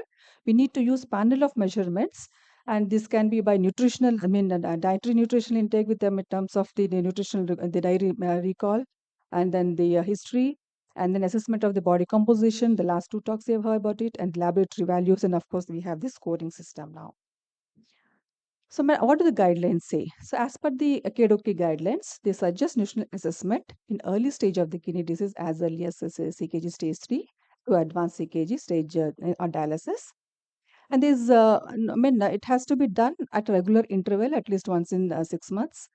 And there is no single marker which can, which can be assessed. It should be like as I said, it should be cumulative, right? Starting from the history and then anthropometric measurements and the lab values. Everything should be compiled and then it should be interpreted. NICE guidelines also suggest that it should be a regular nutrition assessment should be done during every hospital visit, and thereby it has to be done every 2 to 3 monthly in hemodialysis and peritoneal dialysis patients. Now, of course, I'm not going to details of this because this has already been discussed, the anthropometric measurements of nutritional assessment in CKD patient and alternative methods of body composition by the bioimpedance assay and the DEXA scan, which was discussed extensively. Of course, these are all it's not cost effective. The simpler being, you can go with anthropometric measurements and then the lab values. So what do the guidelines says about the lab values, what we are calling as a biomarkers? So again, the KDIGO as a guideline says, so the serum albumin and pre-albumin, they can be considered in the patient, but these can be used as only as a complementary tool to assess the nutrition status. However, it should not be interpreted as in isolation, but should be assessed in association with the other factors. And of course, serum albumin, which is supposed to be one of the best marker in nutrition in assessment, this only predicts the hospitalization and the mortality. So these are the lab parameters, the visceral protein parameters, which can be used as a biomarkers in nutritional assessment, the albumin, transferrin, pre-albumin, and retinol binding protein. What are the advantages or disadvantages these being used as the biomarkers? So albumin is very easy to measure. We routinely use in our patients in day-to-day assessment, and there's a very low cost. It is easily reproducible and reproduces. It can be the intervention nutrient interventions can easily be it's reliable to assess with albumin. But however, the disadvantages being very long half-life of 20 days. It is decreased in other conditions like infections, fluid overload, hepatic failure, cancers, and nephrotic syndrome. The next biomarker being the transferrin. It has shorter half-life, respond more rapidly to changes in the protein status. Again, disadvantages being it is associated with other conditions like liver failure, fluid overload, stress, and then the other illness. It is expensive, not routinely being done, and is unreliable for the response to assess the response to the intervention. The third parameter which is recommended is a pre-albumin. The half-life is very short. It is of 2 days, easily available, unaffected by the hydration. Other parameters could be affected by the hydration, but pre-albumin is not affected by the hydration. But however, again, it can be increased or decreased in conditions like steroid therapy and decreased in conditions like infections, liver dysfunction, and the stress. There are other the biomarkers, as we have discussed. There are a lot of inflammatory markers being used as a being recommended as to for as the biomarkers. So these are the few biomarkers which have been recommended: the urinary creatinine, the urinary 3-methyl histidine, the serum cholesterol, delayed hypersensitivity and blood lymphocyte count, the serum insulin-like growth factor 1, the serum leptin, serum nesfatin, and serum uric acid. However, these are all theoretically being recommended, but this is not practically possible, and more so because this is not to be done one time. It has to be regularly assessed. So these are all only for the hypothetically being postulated. However, as we have realized by now that serum albumin is most commonly being used. But not all studies say that these are the ideal marker, because there is one study which has been published in 2012 that says that it is used only in the presence of inflammation. The study shows that only in the presence of inflammation, definitely it can be used as it is associated with the malnutrition. And it's also shown that if you look at these bars, the in-between bar, M1, M2, M3, M1 is the traditional factors, M2 is the albumin, and M3 is the other factors. So the albumin has no advantages over the traditional risk factor in the assessment of the nutrition. Only when it is in association with the other, like, the other scores, SGA score and other parameters being used, it has gotten advantages. So, the other studies had published recently in 2023 has shown that they have analyzed about 420 patients, and they have shown that the gender, age, weight loss, and reduced food intake and albumin were associated with the malnutrition. And this is another study published recently in 2020. They have also looked at the hypoalbuminemia, hypophosphatemia as a marker for malnutrition, and they have tried to compare that with the SGS score of severe malnutrition, and they have shown that when you look at these hypoalbuminemia and hypophosphatemia, the prevalence of malnutrition was higher, and it actually correlated with the only severe degree of SGS score. After that, the next step is, these, as a biomarker lab values, as a biomarker individually has no role. Definitely, it has to be, as when interpreted along with the other parameters, whether it is in history or the anthropometric measurements. And we have lot many scores available here, which each individual study they have brought out their own scores, which can be used for the assessment of the malnutrition. So one that commonly used scores, which was again discussed in the previous talk, was the global subjective assessment. And we have two categories. One is the history and the other is the physical examination. And we have 7-point score system, each consisting of the 5 rates. And again, we have to test, spend some quality time with the patient to talk to them and then, get into all this scoring system. The other commonly used and most successful system is the nutrition inflammation score. This we have added the biochemical parameters also, including the serum albumin and then the TIBC. And we have a 10 score and we have rating of 0 to 3 and total score is 30. So again, it has been shown that these score have been well validated, and and this is one study published in 2014 in non-dialysis patients, and they have shown that they definitely the increase in this MI score has correlated with the acute phase reactants like alpha-1 GAP, the fibrinogen, fibronectin, CRP, and the leptin. And this also been correlated with the other nutritional anthropometric parameters. And as Madam has discussed in the previous lecture, that BIVA, in fact, in one of this study, it was compared with the BIVA with the subjective score assessment. It was shown that BIVA has it has low accuracy when compared to the subjective global assessment. So that is the value of these scores. And this is the study published from the SGPGI by Dr. Narayan Prasad. And they have come up with their own score of the nutritional risk index. They have taken albumin and the weight into consideration, and they have divided that score into mild, moderate, and severe. And they have shown that the incidence of the severe malnutrition were higher with the nutritional the risk index. And they have shown that the percentage of the false positive was higher to 15% when compared to the subjective global assessment score, and with a high sensitivity of 92% and a low specificity of only 32%. And ROC score also showed that this accuracy of 78%. And as P.P. Verma sir was telling, there was initially a dialysis malnutrition index was there. This is a little easier, the score with the limited parameters, and it is beneficial in patients with dialysis, particularly with peritoneal dialysis. So ultimately, after discussing all these tricks, we have only left with only 2 parameters. It is recommended by the International Society of Renal Nutrition and Metabolism. They recommend serum albumin and cholesterol only as a biomarker for malnutrition, because it's easier to perform, easier to reproduce, and we can assess the patient regularly and follow up these patients. So these are the parameters which can be used as a marker recommended by the International Society of Renal Nutrition. But however, it has to be associated with other biometric and the anthropometric and other nutritional parameters like low body mass, the low muscle mass, and low dietary intake. So in conclusion, so there is no single biomarker is ideal for nutrition assessment. They should be assessed at frequent interval of times, and it should be interpreted along with the other parameters like nutritional history and the anthropometry.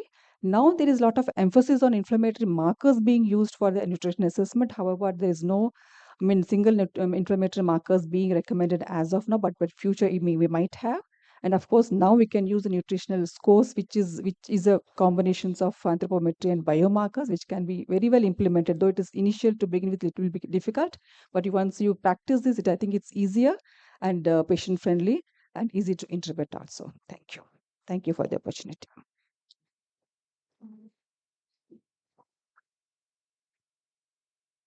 Ma'am, very well presented. And the crux is serum cholesterol and serum albumin, and rest the things are already done by the dietitian, diet history, dietary intake, dietary recall, as well as the current status is very much important. But the very smallest thing which we can do at our scenario, which is serum cholesterol and serum albumin, which is we are already practicing, and actually we can do that It's not a only. single value. It should be like, we should be able to follow the trend and then, Trend. pick up early. These are only Yes. the early biomarkers, I can say, which is available now. It was really very enlightening. Thank you so much, ma'am. Thank you. Sir, would you like to add something? Thank you. Please put your hands together for the speaker and the chairpersons. Thank you, dignitaries. And I request you all to please proceed for the felicitation. Thank you. Now moving towards our next session, and this is the last session for the day. And for this, I invite On stage, the chairpersons, Dr. J.P. Tiwari, Professor and Head, Department of Nephrology from Goa, Dr. Ritu Karoli, Professor, Department of Medicine, Dr. Ram Manohar Lohia, Institute of Medical Sciences, Lucknow, Dr. Dhairya P. Prajapati, Senior Nephrologist from Chandan Hospital, Lucknow, and Ms. Saima Faruqi, Chief Nutritionist, Vedanta Hospital, Lucknow.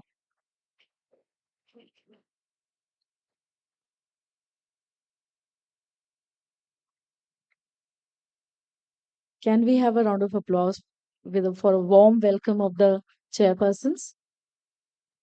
I request the chair to please introduce the topic and the speaker. Good evening, everyone. Now, the very important topic, and that is the salt substitute utility and safety in chronic kidney disease.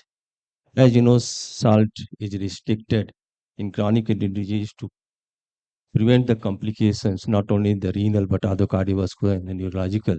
And substitute people are using is may contain the potassium chloride, and we don't know how much sodium is there. So monitoring is important in terms of sodium and potassium, especially hyperkalemia.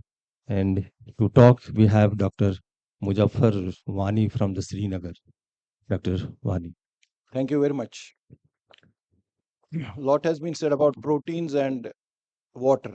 Now let me add some salt to this. Now, salt substitutes their utility and safety in CKD. Now, all of us know that table salt is sodium chloride. I don't need to mention much because nutritionists and nephrologists are here. Now, in India, most of the salt is added while we cook it, or it is sprinkled once the food is there on the table. But in the West, it's only 15% of the salt which comes that is added to the food. Rest 85% in the Western society comes from hidden sources, which is preservatives, canned or processed food. We know that 1 teaspoon of salt contains around 2000 milligrams of sodium, and the recommendations are around 2000 milligrams of sodium is okay for a healthy human being. Now, most of us take much more than that. Then the Indians consume double what the WHO has recommended. So we consume around 10 grams of salt per day. And how much more do we take? This meme will define it well, that the Africans sprinkle so much of salt that it is mentioned that till their ancestors tell them that please stop it, that's too much. And I don't know how many of you know this picture on the right side. It is the Kashmiri Samawar. Now, a special type of a tea is prepared in this, which is the salt tea. And a lot of people in the Himalayan regions take salt tea. Most of you don't know much about it, but salt is added in the tea in Kashmir and in the northern Himalayan regions. Now, we know that salt is important for us, sodium is important for us, but excess salt is harmful for us. 3 million deaths have been attributed annually because of stroke, because of excessive blood pressure, and there are 4 out of 5 deaths are attributed to high salt in the low and the middle income countries. And estimated 1.75 lakh, around 2 lakh deaths in India happen because of excess intake of the salt. Now, in CKD, salt is also harmful because it leads to hypertension as well as volume overload, and it also prevents the antihypertensive drugs to act properly. Now, whenever we prescribe an antihypertensive drug, it's important to ask that patient to reduce the salt intake. So, salt restrictions are recommended frequently, but adherence is variable. So, how do we reduce the salt? There has been an initiative by the WHO since 2013 to reduce the consumption of salt throughout the world by 30%. And this target is to be achieved by 2025. But there have been 2 interim analyses of this initiative. One was in 2015 and another was in 2021. Once this program started, around 40 countries had pledged to it, but presently around 75 countries are actually trying to reduce the salt content of their population, and India is one of the countries. But still, we are far away from the goal. So, this reduction initiative may not act because salt is ubiquitous in our daily life. So, what is the other way around? The other way around is having salt substitutes. So, grossly, if we define salt substitutes, they are low or non sodium salts in which compounds other than sodium chloride have been added. Now, way back in the 20th century, lithium chloride was being added to as a salt, but it's harmful and it was dangerous. Thereafter, certain fertilizers in low quantity were added, and thereafter came potassium chloride, which is the most common being added to the sodium chloride as a salt substitute. There are other as well, like monosodium glutamate, which is a food additive, which all of you know. And there are certain other things which have been used as flavor enhancers, and certain initiatives has been made, which is called the green salt. And this is a plant-based salt. But commonest is potassium chloride, which we will discuss. So these are the flavorful salt substitutes mostly available in the West, and they are either taken from garlic, from pepper, or from ginger. We don't use them much in our settings. So what is an ideal salt substitute? So ideal salt substitute is defined as 5% of more of sodium chloride being replaced by potassium chloride. So the replacement of sodium chloride can be as low as 5%, but it can go even as high as 60%, depending on the salt substitutes used in the world. So light salt products contain a blend of sodium and potassium chloride. And once we reduce the sodium content, there is a natural thing that it will also mitigate the ill effects of high sodium intake.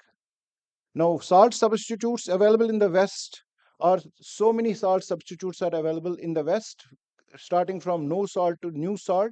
And certain of these substitutes contain potassium chloride, but certain don't contain potassium chloride. So the Westerners have a lot of salt substitutes available within their armamentarium. These are some of the salt substitutes available in the West. Now, in India, we also have a lot of salt substitutes available, and most commonly, most of them contain 10%, 15%, and 30% potassium in place of sodium. And all of them are iodized. We all know Tata Light. We have a Super Light as well added. And then there are these few more which are in the market, and a variable amount of potassium. These are some of these substitutes which are available. So what scientific evidence we have? There are certain trials and meta-analysis on salt substitutes which have been done, and we can have an inference from these salt substitutes. So I'm just going to tell you something about trials without any event outcomes. Lot of trials have been done, small randomized control trials on few patients, sometimes in 2 digits, sometimes in 3 digits. And most of these tried to check the systolic and the diastolic, the effect of these salt substitutes on systolic and the diastolic blood pressure, as well as the urinary sodium and the potassium. So these were trials without event outcome, lot of them. You can go on with these trials in small group of patients. But this study which I am going to discuss is this study which was done in India, and this again was a trial without any event outcome, only systolic and the diastolic blood pressure change. But we have certain trials which dealt with the event outcomes, and these event outcomes were these: the all-cause death, the vascular death, and a major adverse cardiovascular outcomes. So we have a lot of trials without outcomes, but we have trials which tell us about the outcomes. And I'm going to discuss this trial which was a large done in China. So let us come to the Chinese trial first. This is called the SSASS trial, the Salt Substitutes and the Stroke Study. And it was done by the George Institute for Global Health. It's based in Australia, but it has its branch even in India as well. And George Institute China did this study, and it tried to see replacing salt with a salt which is added with sodium chloride, whether it leads to the prevention of stroke, heart disease, and death. And this was a 5-year study, and it was done in 5 provinces, 600 villages, and 30,000, almost 21,000 patients were included in this trial. Now, 72% of the participants had a stroke, and 88% were elder, and they had a high blood pressure. They were divided into 2 groups of 10,000 each. One was provided the normal salt, and the other was provided an alternative which contained 25% potassium chloride. And after 5 years, comparing the 2 groups, they found the risk of stroke reduced by 14% in the salt substitute group. The major cardiovascular events reduced by 13%, and the risk of death also reduced by 12% in the SS group. Salt substitutes. Putting up sodium chloride, they have to add something else for the benefit of their country. Now I'm coming to the other study which was done in our part of the world. This was not an event trial. This was about sodium and the systolic and the diastolic blood pressure in these patients.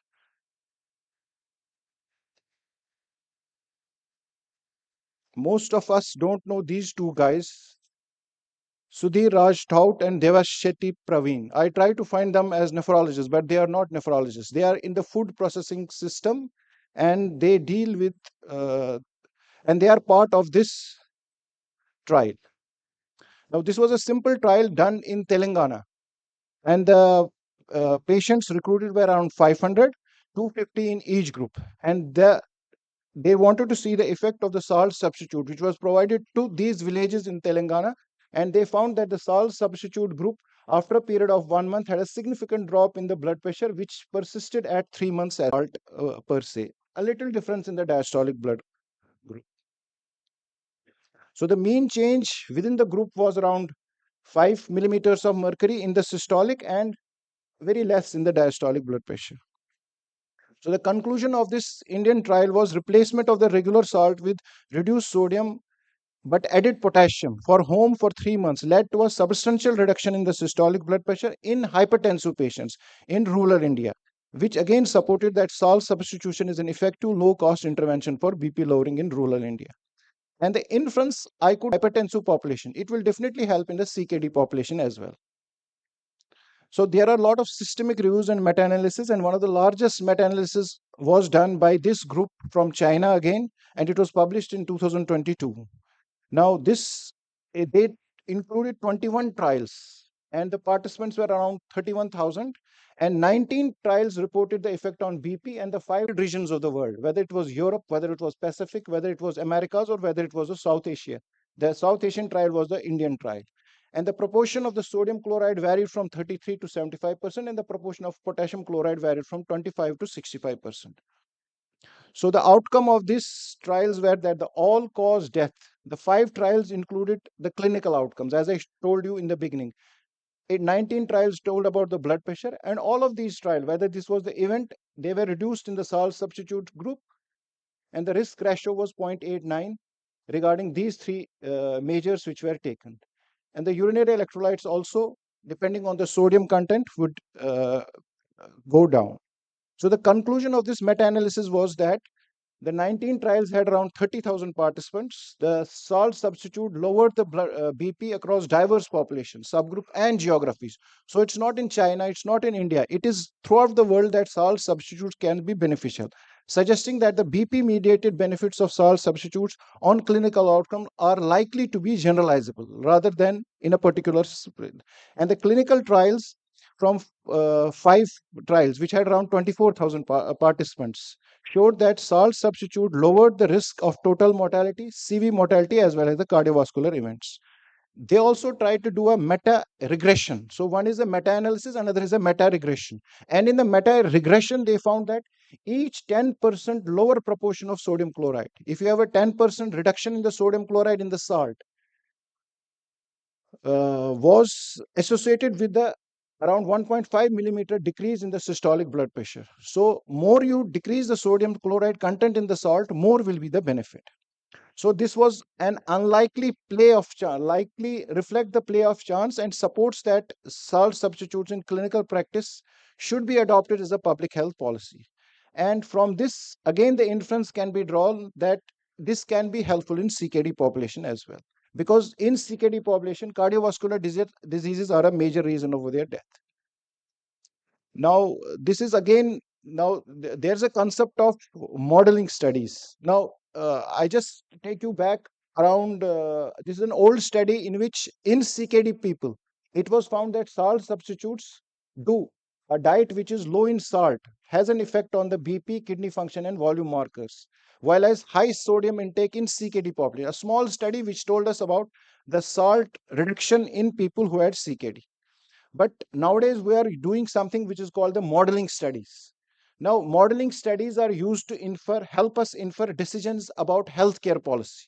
These are the modeling studies. And I am just referring to two modeling studies which were done in China. One of them was done in China, and this they tried to estimate the effect of nationwide replacement of discretionary salt intake with potassium rich salt substitutes. And the made outcome measures where they wanted to see how much we could avert the death from cardiovascular disease, from non-fatal events, and about disability associated living years from a reduction by the reduction in the BP.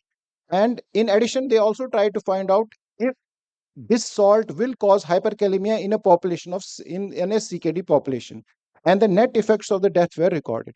Now, from this study, they concluded that they could prevent around 5 lakh deaths from CVD, which corresponds to 11% of annual deaths from CVD in China. They could come down by around 7 lakh fatal CV events, and this many million disability adjusted life years would also be related to a higher salt content. However, the intervention could potentially also produce 11,000 additional death. This is all a prediction, modeling study, a prediction study. They concluded that we could have 11,000 deaths because of the added sodium chloride in this salt. But the net effect, which they said that around 4.5 lakh deaths we could reduce, and around 21,000 fewer deaths would happen in patients who have CKD. So this was another modeling study which is based on the study which was done in India. And in this modeling study, we are again concluding, this is about the Indian population, that salt substitution could prevent around 1 in 10 cardiovascular disease in India. So these modeling studies are coming up as new studies. And so the present status, so I'm not concluding that salt substitutes are good for CKD, but the present status of salt substitute is that they can still be dangerous for patients with CKD because of the potassium chloride they contain. They are further, these people are also on ACE inhibitor. Just the last slide. These people are also on ACE ARBs, which could precipitate their hyperkalemia. And for many kidney patients, these salt substitutes provide far more potassium, which can be handled by the kidney. And this has led to an advisory statement by the Food Safety and the Standards Authority of India, who still in 2021 say that these should only be taken under supervision because of the risk of hyperkalemia. So the conclusion is reducing sodium intake is essential for mitigating the cardiovascular risks and slowing CKD progression. But still, because of the looming threat of hyperkalemia, salt substitutes are not being used in CKD population. And we are still awaiting the discovery of a sodium minimizing potassium-free salt substitute that truly mimics the sensory experience of a salt. This thank you is not on salt, but it's on the snow which was on my car early morning today. Thank you very much, sir. Thank you so much, Dr. Vani, for the excellent presentation. Now, for the next talk, it is my privilege and pleasure to invite Professor R.K. Sharma, sir. Speaker, sir, Will be please, can for the body mass felicitation. index Thank you. predict the nutritional outcomes in CKD patients.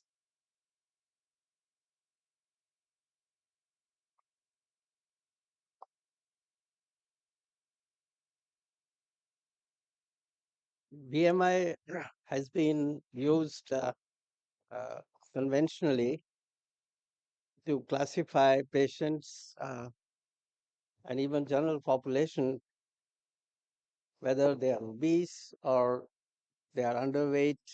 And it's also one of the parameters which is used for looking at these patients on follow-up. And we know that if the BMI is high, if we don't accept even healthy donors for kidney donation, because obesity, if it is going above the normal body mass index, which is calculated in terms of the weight and the other anthropometric parameters, and if the BMI is more than, say, 30 kg per square meter, we classify people as obese. And then we know that obesity in population studies has been shown with adverse outcomes and even development of chronic kidney disease. Uh, it's associated with metabolic syndrome, diabetes, hypertension, and sleep apnea. We have had a lot of discussion since morning about malnutrition of different categories. We know that our patients on dialysis and even some of the patients with advanced chronic kidney disease, they are underweight, they have evidence of malnutrition, and they need anthropometric assessment to classify them about the severity of malnutrition and then try to intervene. The obesity has also been shown that uh, uh, it is associated with other evidences in terms of biomarkers of inflammations, more of cytokines. There is also its effect on the kidney disease progression. Transplant also, we know that obese transplant patients, if the BMI is more than 35, they have higher incidence of post-transplant diabetes, wound complications. So overall, at the base, to start with, if somebody has a BMI which is high, we are worried that patient is going to have worse outcome, which is understandable. But what we have to understand that calculation of BMI is based on the looking at the body weight and calculating it from the surface area. But in chronic kidney disease, we are aware that the BMI will be determined by some of the variables like how much is the fat, how much is the muscle mass, and what is the fluid status. The formulae which we use for calculating BMI, they do not insist that how these variables need to be standardized. Though we make an attempt that the weight which we are using is a dry weight, but it is not mandated. And sometimes the patient may not look edematous, but he may still not be at the dry weight. So what is to be understood that BMI may not be the ideal anthropometric measurement for assessing the nutritional status of a patient. This is very important. So I will just touch upon the classical definition of obesity based on the BMI. We know is determined by factors like the sedentary lifestyle, the how much energy and food we take, the genetic factors, the intake of fructose and carbohydrates, and ultimately this results in hypertension, increased incidence of diabetes and atherosclerosis. So this is all bad aspect of high BMI status resulting in obesity, and also this can result in chronic kidney disease. All this with higher BMI is associated with the adipocytokine dysfunction, the inflammation and cytokines being more, insulin resistance, dyslipidemia, hypertension, even steroid levels go up, and oxidative stress. So overall, it is accepted and understood that you calculate BMI, and people who are higher BMI are going to have this is going to have adverse effect on the outcome. Uh, but this is like an interesting study where they showed in patients with chronic kidney disease stage 3 to 5, if you looked at BMI, then the odds of developing metabolic acidosis, they were reduced when the BMI increased. So these are some of the data which shows that BMI, high BMI may not be all that bad, because as in stages 3 to 5 CKD, the higher BMI, the chances of developing acidemia was less. And we know that acidosis is one of the important key regulator of nutrition and malnutrition overall. The important point which we should understand, that the various parameters which we use when we are looking at these patients for malnutrition in terms of the BMI, or if we look at more technology driven parameters like using an MRI based studies, using bioimpedance, all of them have problems. And the important thing to remember is that there is low negative predictive value of BMI as assessed clinically for obesity as we understand.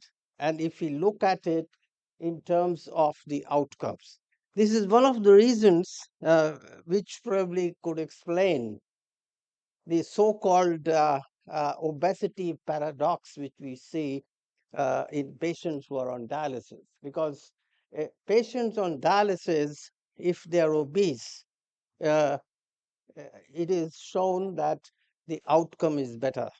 And if these patients are underweight, if their BMI is low, the outcomes are inferior, which appears paradoxical, but we have to understand that there are more important indices which can give us whether this patient or this individual has an abnormal fat deposition, especially in the visceral, in the organs, which is going to be more important than just looking at a BMI. So this is the point which we have to keep in mind.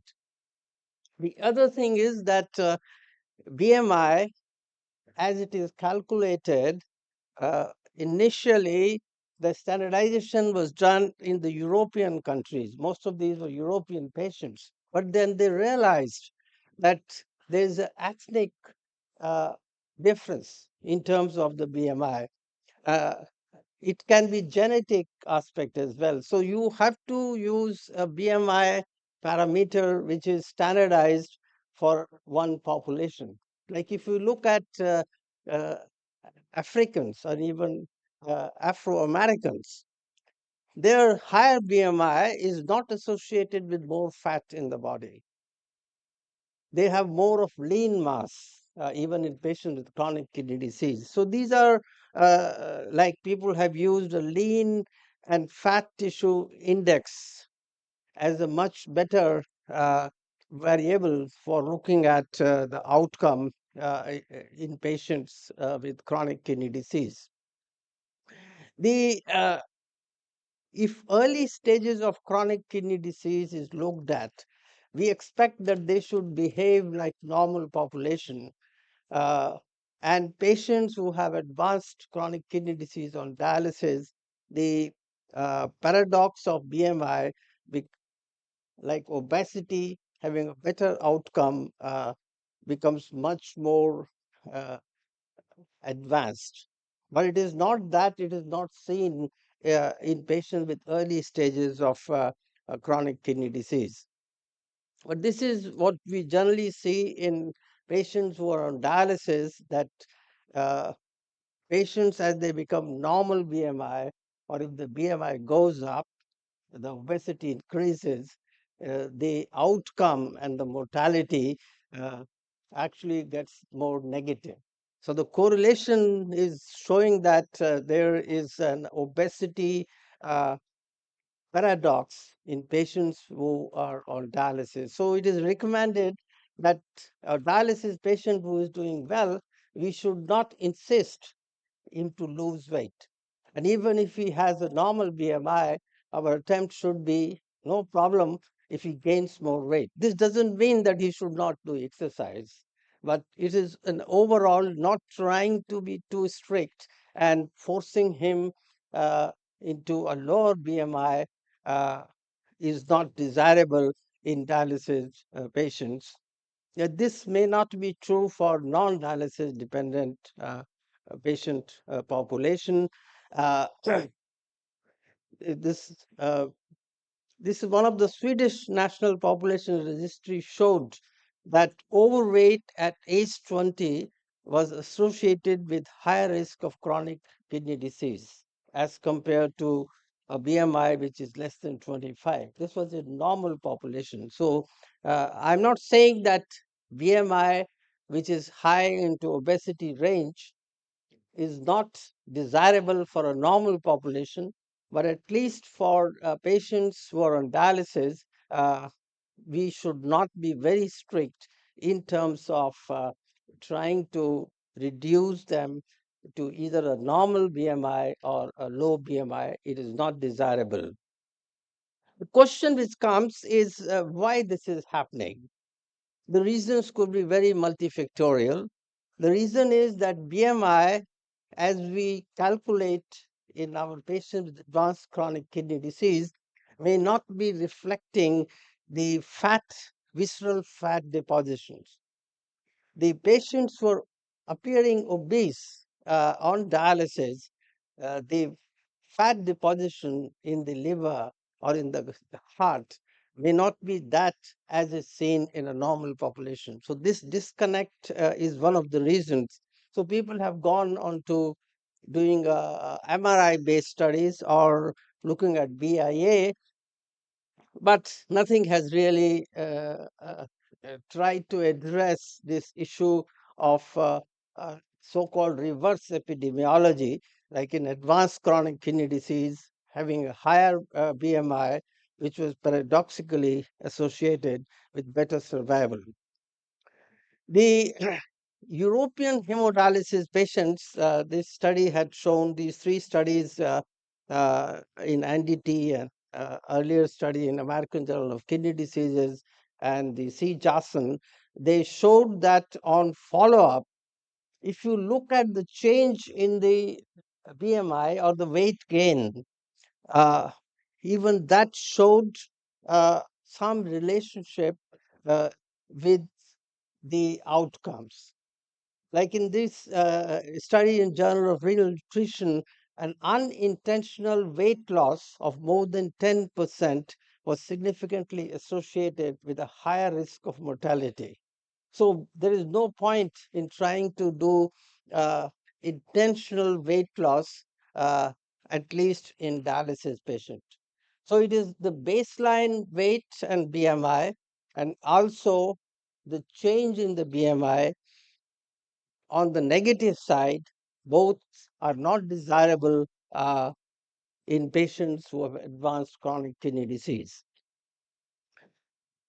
But if somebody has obesity, which is morbid, even if they are on dialysis, there is need to control it because it is associated with so many other problems. And it is advisable that the first approach should be lifestyle interventions. People have used in a morbid obesity the bariatric surgery and pharmacotherapy. This is the list of drugs. I'm not going to go, which have been used to control, besides the using lifestyle interventions. So, lastly, I would sum up that studies have shown a strong association between the BMI, obesity, development of chronic disease, kidney disease, and its progression. But the mortality and obesity correlation, the BMI correlation in advanced CKD is complex. In non-dialysis dependent CKD patients, even in their the data is conflicting. But the paradox becomes much more prominent in patients who are on hemodialysis. So advanced chronic kidney disease on dialysis, one should not try to control if they gain weight, and at least should not force an intentional weight reduction, even more than 10% in these patients. If somebody is morbid obese and having metabolic problems, then we have some drugs available besides pharmacotherapy and lifestyle modifications. Bariatric surgery would also be used.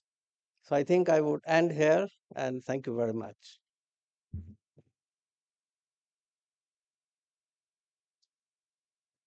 Pleasure having you here. Thank you, sir. Thank you, Speaker, sir, and thanks to the chairpersons. I request you all to please proceed towards the right of the stage for the felicitation. Speaker, sir. Thank you. And now is the time for the last talk of the day. And for that, I am deeply honored to invite the chairpersons on stage. We have Dr. S.K. Bali, former professor and head Department of Nephrology, GMCH from Jammu. Dr. Abhijit Kumar, senior nephrologist, Medanta Hospital, Lucknow. Dr. Majibullah Ansari, assistant professor, Dr. Ram Manohar Lohia, Institute of Medical Sciences, Lucknow. And Miss Saurav Vibhushan, senior nutritionist, SGPGIMS, Lucknow on stage. Thank you. Thanks for joining us.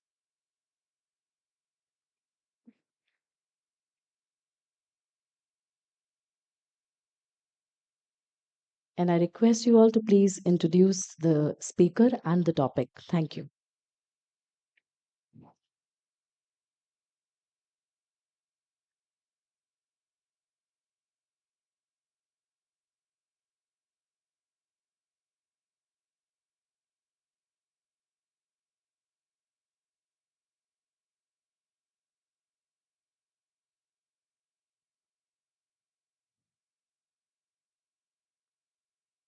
I invite Dr. Sandeep Mahajan from New Delhi for the topic muscle wasting in chronic kidney disease.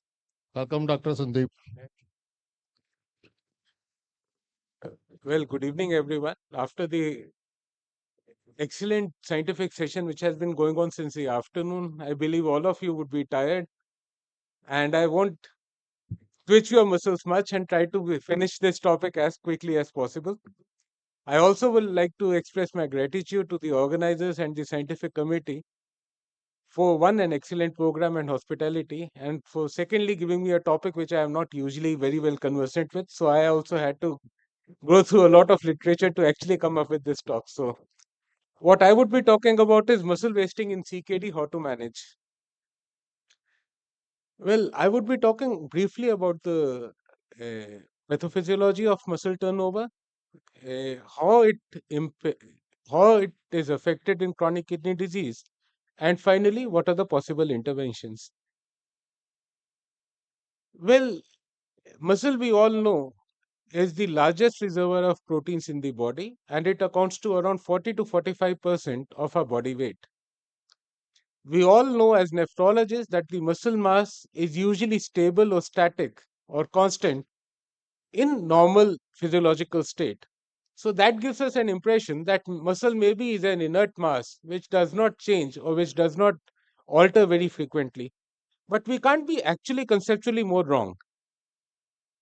Continuously, there is an ongoing, well orchestrated dynamic process of muscle breakdown and muscle repair and regeneration. And this is what is important. Around two-thirds of the protein turnover in the body is used by the muscles, and that would account to around 280 grams a day. So, muscles is actually not a static organ, but a continuously evolving and changing organ. So, what happens in the muscle turnover in health? Well, as we can see here, a healthy mitochondria in the muscles produces energy with less utilization of oxygen and nil production of reactive oxygen species. And this activates the muscle stem cells or satellite cells, which get differentiated into myoblast and which can subsequently fuse and repair the myotubules or the muscle fibers. What you also require is a very well orchestrated ribosomal biogenesis, which leads on to protein formation. And these proteins, along with the proteolysis of the damaged proteins of the muscles, are used up, leading on to muscle repair. Whatever extra protein you require are again tightly regulated by the leptin and ghrelin pathways, which stimulate and inhibit hunger as required. Now, what happens in CKD? In CKD, we have dysfunctional mitochondria, which is leaky, which is ineffective, and which uses excessive amount of oxygen with lot of production of reactive oxygen species. It also leads on to permeability of cytochrome C into the muscle fibers, which activates the caspase 3 pathway and also proteasomes. And this leads on to poor differentiation of the muscle spindle cells, less amount of muscle fusion and muscle fiber formation, decreased ribosomal biogenesis, which again does not give you enough proteins or fresh proteins to form muscle fibers, and whatever muscle fibers are formed because of this proteolysis again are not used effectively for muscle formation. We all know that we also have alteration in the leptin and the ghrelin pathway, which again can suppress the appetite, and this can be further mediated by ongoing inflammation. So, chronic kidney disease practically affects all the aspects of muscle turnover. And this cartoon here actually shows that chronic kidney disease not only increases protein degradation, but also decreases protein synthesis by multiple pathways, predominantly inflammation, insulin resistance, metabolic acidosis, oxidative stress, sedentary lifestyle, hormonal derangements, and loss of protein amino acids and decreased intake of proteins. So obviously, this gives us some idea as to where we should be intervening to prevent this muscular atrophy. Now, what is the prevalence of muscular atrophy in CKD? Unfortunately, even in the literature till date, a lot of terms have been used and used interchangeably to describe muscular atrophy. By muscle wasting, we mean simple loss of muscle protein mass. So that is what muscular atrophy or muscle wasting is. Very frequently, we associate it with sarcopenia and frailty, which actually include both muscle wasting along with a functional component, whether it is decrease body strength, decrease muscular strength. So, sarcopenia has a functional component to a structural component. And the other commonly used term is protein energy wasting, which actually is more broader and would include majority of these nutritional changes. So, from whatever is available in the literature, what is the prevalence? In CKD5 non-dialysis dependent, we have a prevalence of around 11 to 54%, and this is from a meta-analysis which had around 1700 patients. In CKD5D patients, it is 28 to 54%, and this is around 16,000 patients from 90 studies. We have two studies from India. The first one is from JIPMA, which looked at the muscle mass or sarcopenia in CKD ND patients, and they found the incidence to be around 70%. And the second study is from SGPGI only, which looked at CKD5D, both hemo and peritoneal dialysis. And in 273 patients, they form an incidence of around 70%. But this is predominantly protein energy malnutrition. And here we are talking about sarcopenia in the JIPMA study. And this again is from JIPMA study, and this is what Dr. Sharma prior to me was also highlighting, that sarcopenia or a decreased muscle mass does not actually correlate with BMI. We can have patients who still have obesity along with sarcopenia, and we can have patients who have absolutely normal BMI and still have sarcopenia. So you can have, and this is from the JIPMA paper, which again shows that this is true even in Indian population. So you can have wide variation of muscle mass, which is not actually caught very well by the only assessment of body mass index. What are the implications of muscle atrophy or a decreased muscle mass? It is associated with increased mortality.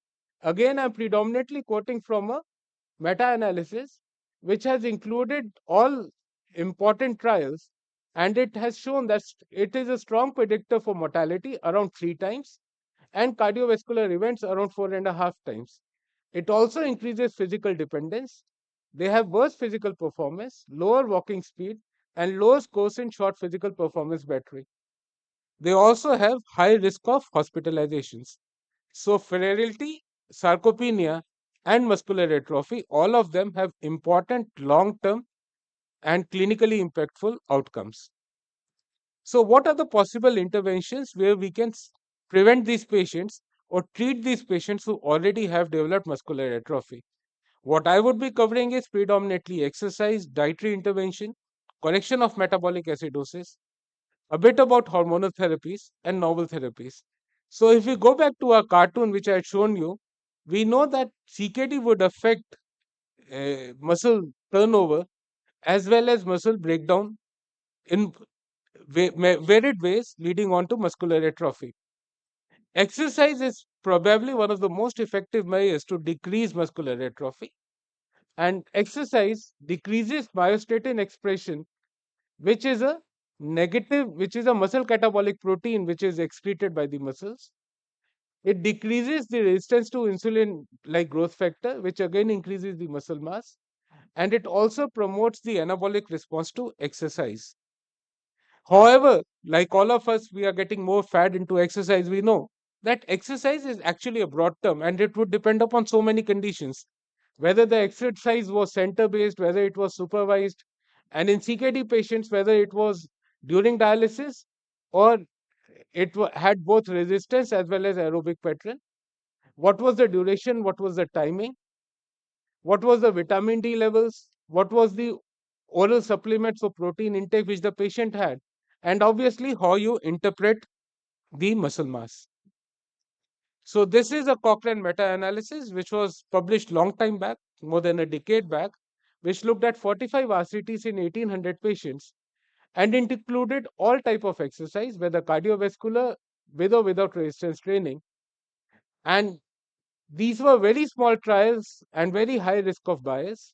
And however, what they found was there was a significant improvement in global health and physical function. The leg lean mass improved only in patients who were given resistant exercises in CKD 3 to 4. However, of all these trials, only one patient looked at sarcopenic individuals only. This is another meta-analysis published more recently, just a month back, which basically looked at the type of exercise. Does doing exercise at home make any difference, or is it better than doing exercise in the dialysis unit?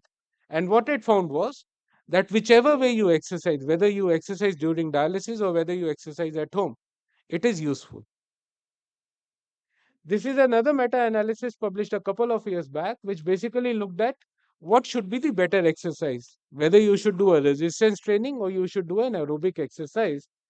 And again, as we had in the previous meta-analysis, if you have to look at the increase in leg mass and knee strength, then the resistance index or resistant exercises were better.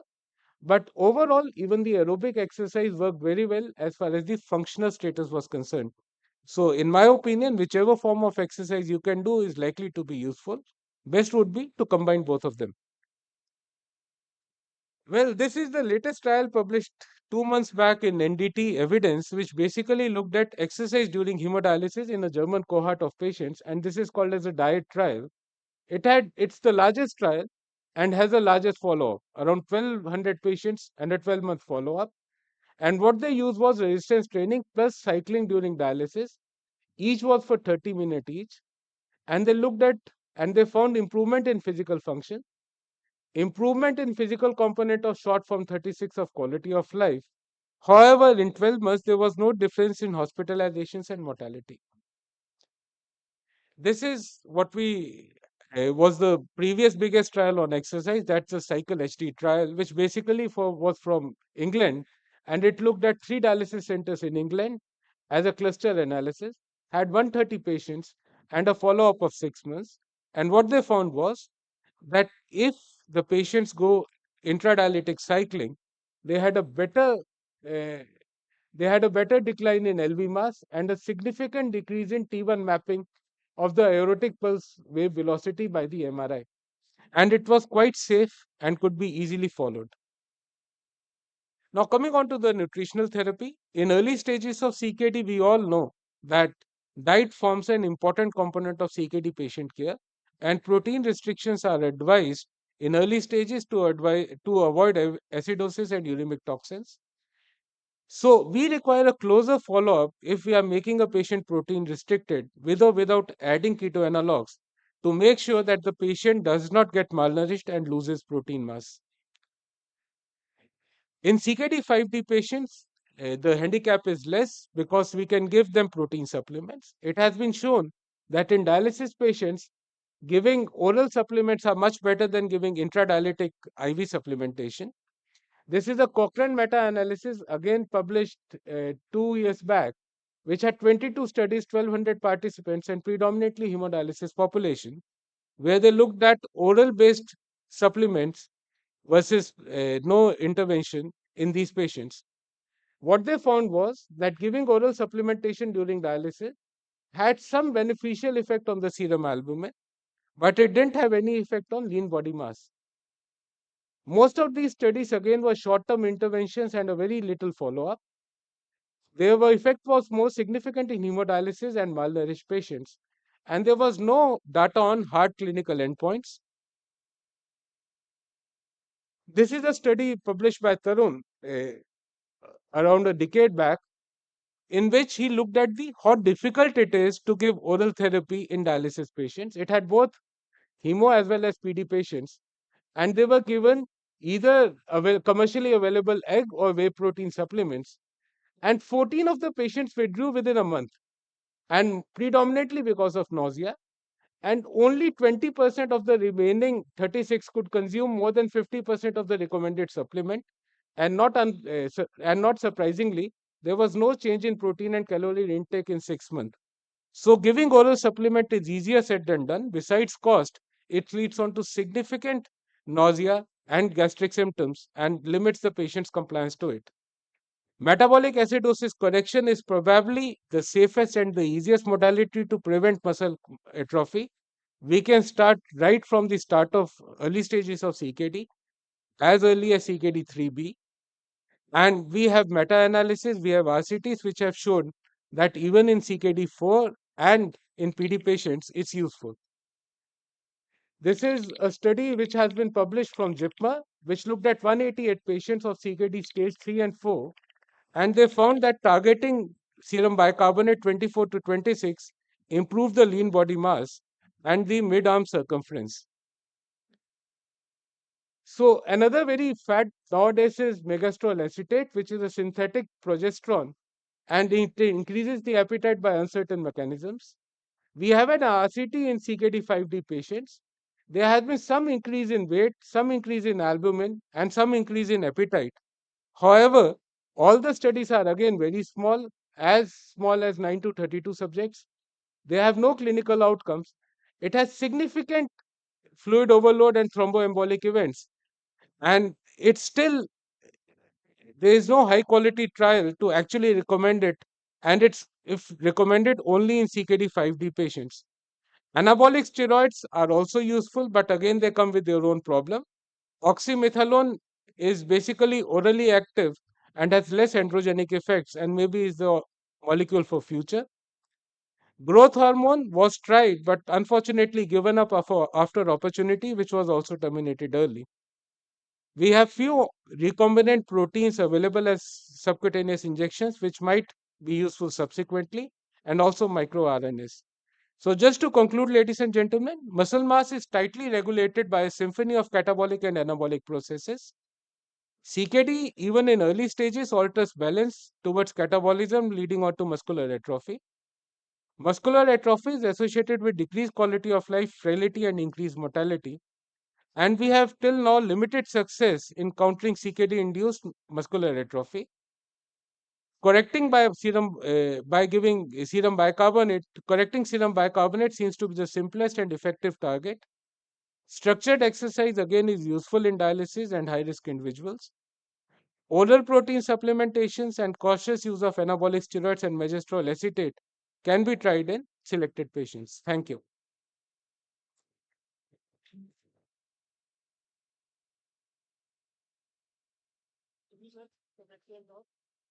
Any question from the audience?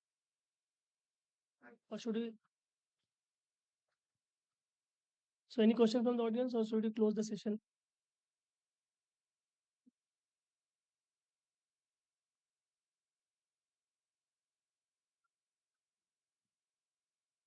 So the novel therapies are basically targeting myostatin. So myostatin, as I said, is an important hormone secreted it's a it's basically a paracrine mechanism. It leads on to increased muscle catabolism. So targeting receptors of myostatin is one. Targeting ghrelin, which actually stimulates appetite, is another mechanism. So ghrelin is also being used as subcutaneous injections and microRNAs. So microRNAs actually can make body presume that they're already taking exercise and increase the muscle formation. So these three are probably next targets which we would be looking at for muscular atrophy.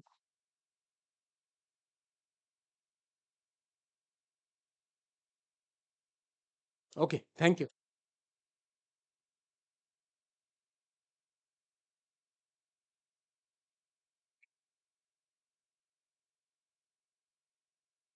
Incredible sessions on day one.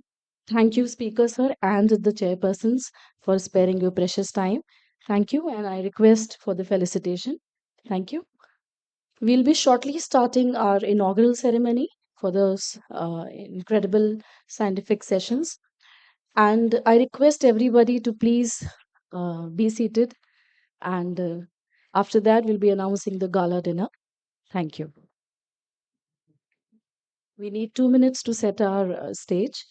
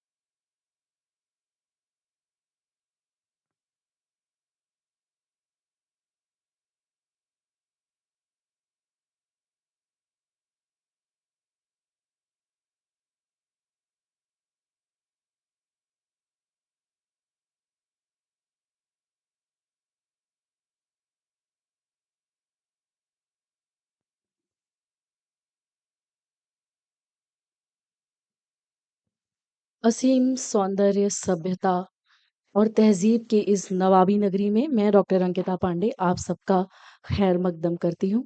कुछ ही पलों में हम अपना उद्घाटन सत्र प्रारंभ करेंगे और आपका पेशेंस हमें थोड़ी देर के लिए चाहिए so that we can set the dais fit for the ceremony. Thank you.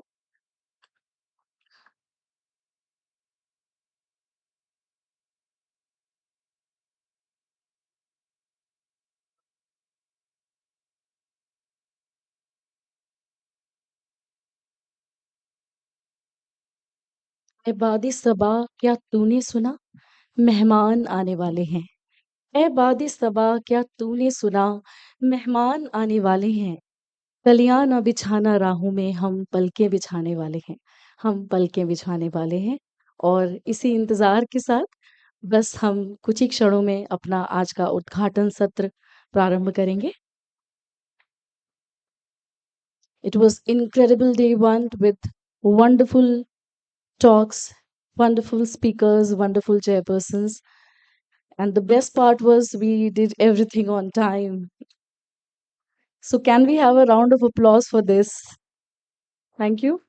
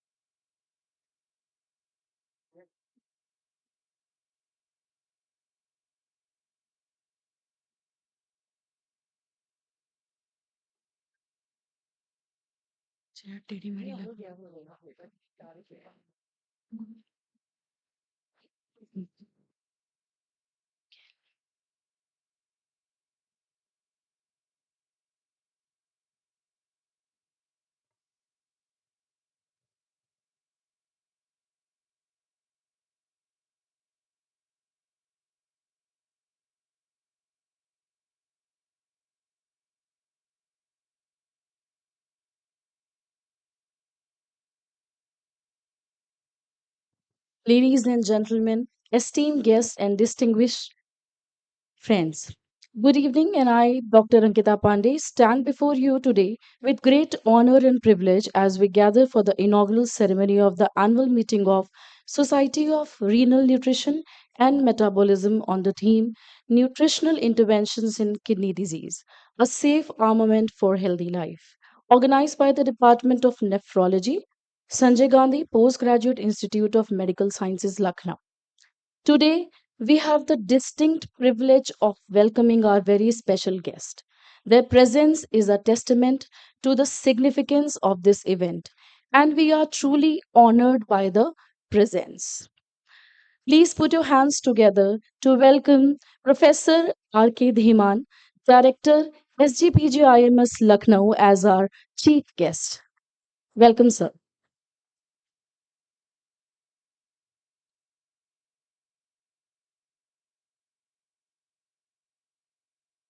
I request the organizing committee members to please felicitate sir with a bouquet of flowers and a memento as a token of remembrance. And please keep the applause going. Thank you.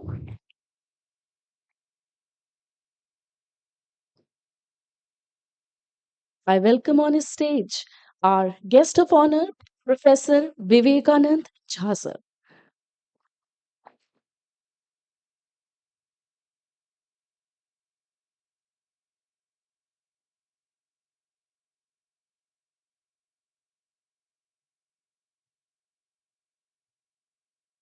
ये फूल आपके जीवन में ऐसे ही महकते रहें इसी कामना के साथ डिपार्टमेंट ऑफ नेफ्रोलॉजी SGPGIMS आपको ये प्रेषित कर रहा है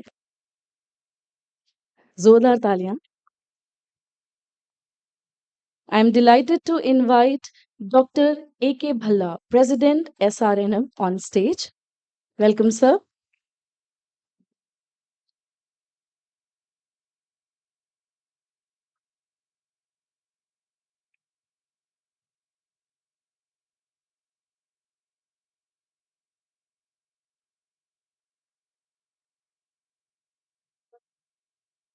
I am delighted to invite Professor Amit Gupta sir on stage, the founder member of SRNM.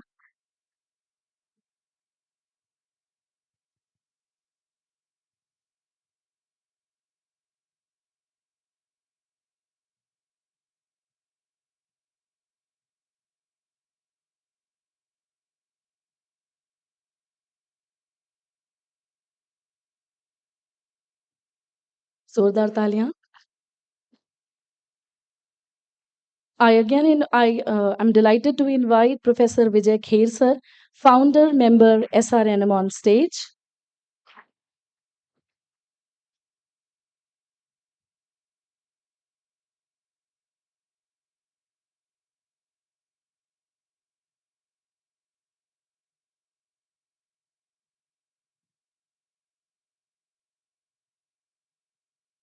जोरदार तालियां. And I invite Professor R.K. Sharma sir, the founder member SRNM on stage. Welcome, sir.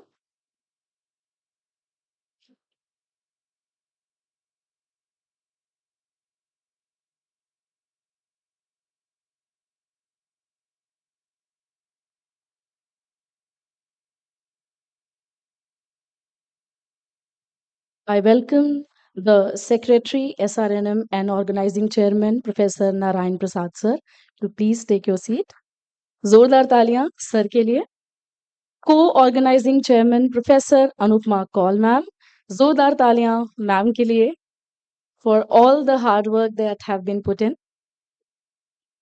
And I am delighted to invite the Organizing Secretary, Dr. Manas Ranjan Behera sir, on stage. एक शेर के साथ आज के कार्यक्रम का आगाज करूंगी. केवड़े की हैसियत नहीं मेरी, केवड़े की हैसियत नहीं मेरी, मेरा आंगन तो तेरी आमद से महकता है, मेरा आंगन तो तेरी आमद से महकता है.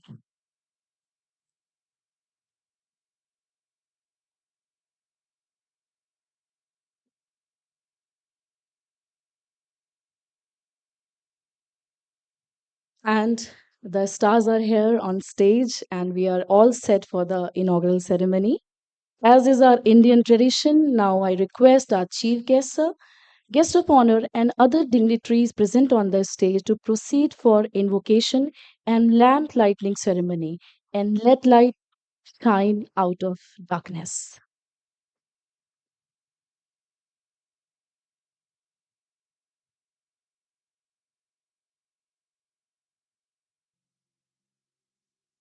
या कुन्देन्दु तुषारहारधवला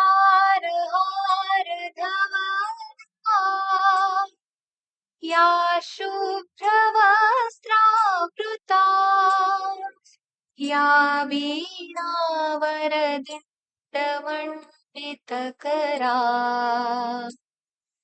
या श्वेतपद्मासना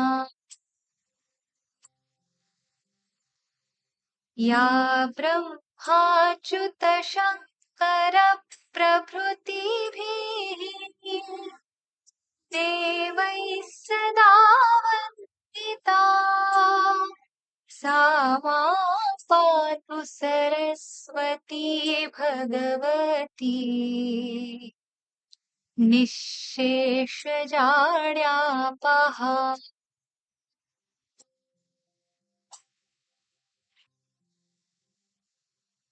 शुक्लां ब्रह्मविचारसारपरमा आद्यां जगद्व्यापिनीं वीणां पुस्तकधारिणीम् अभयदा जाड्यान्धकारापहा. मैं प्रोफेसर अमित गुप्ता सर को आमंत्रित करती हूँ कि वो हमारे समक्ष एक प्रार्थना जो है वो प्रस्तुत करेंगे.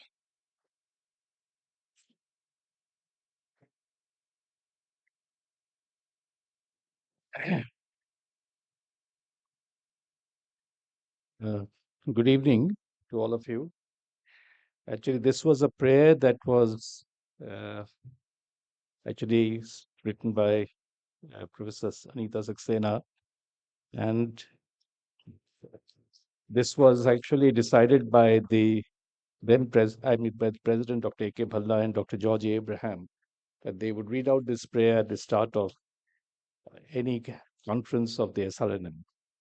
So Dr. Bhalla asked me to read this prayer out, so I'm doing that. The prayer goes as this: O Supreme Power, the dominion of knowledge and learning, ascend on us and show us the way to scholarship, to carry your light, to shun illusion and myth, to heal the suffering of the ailing with faith, compassion, and knowledge. Thank you. Thank you, sir. And now is the time for the welcome address, and I invite Professor Anupma Kaul, ma'am, for that.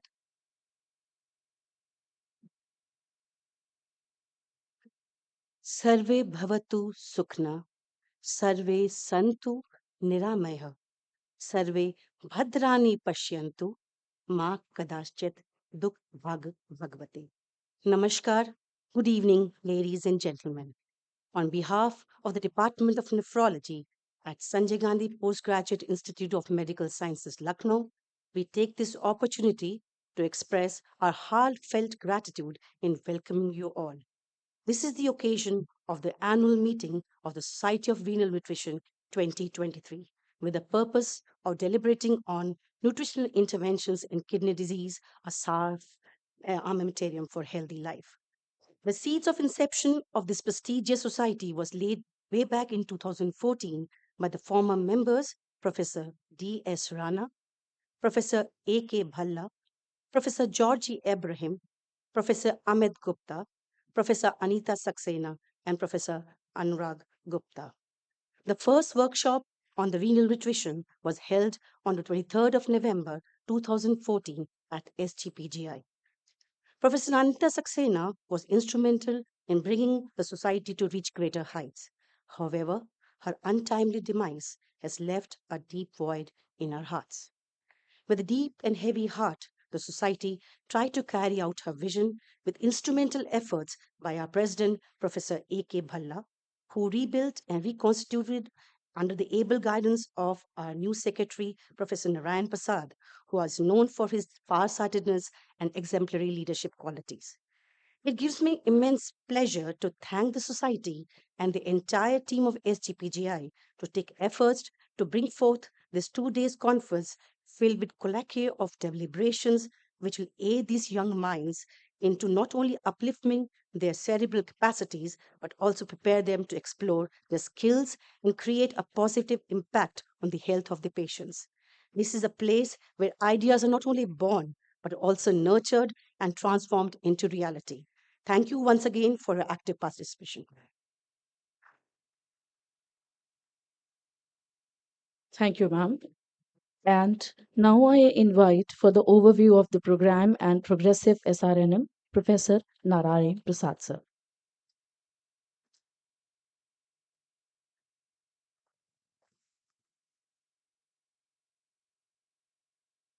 Respected today's chief guest, Professor Radhakrishna Dhiman sir. He is what we have found over the years. He is one of the most dynamic director of our institute with great vision and vision, and that we are realizing now with so much of the improvement. And you have throughout seen this emergency and renal transplant centers building. So that was his brainchild, and that has been completed within 3 years of the inaugurations. So 568 beds within 3 years.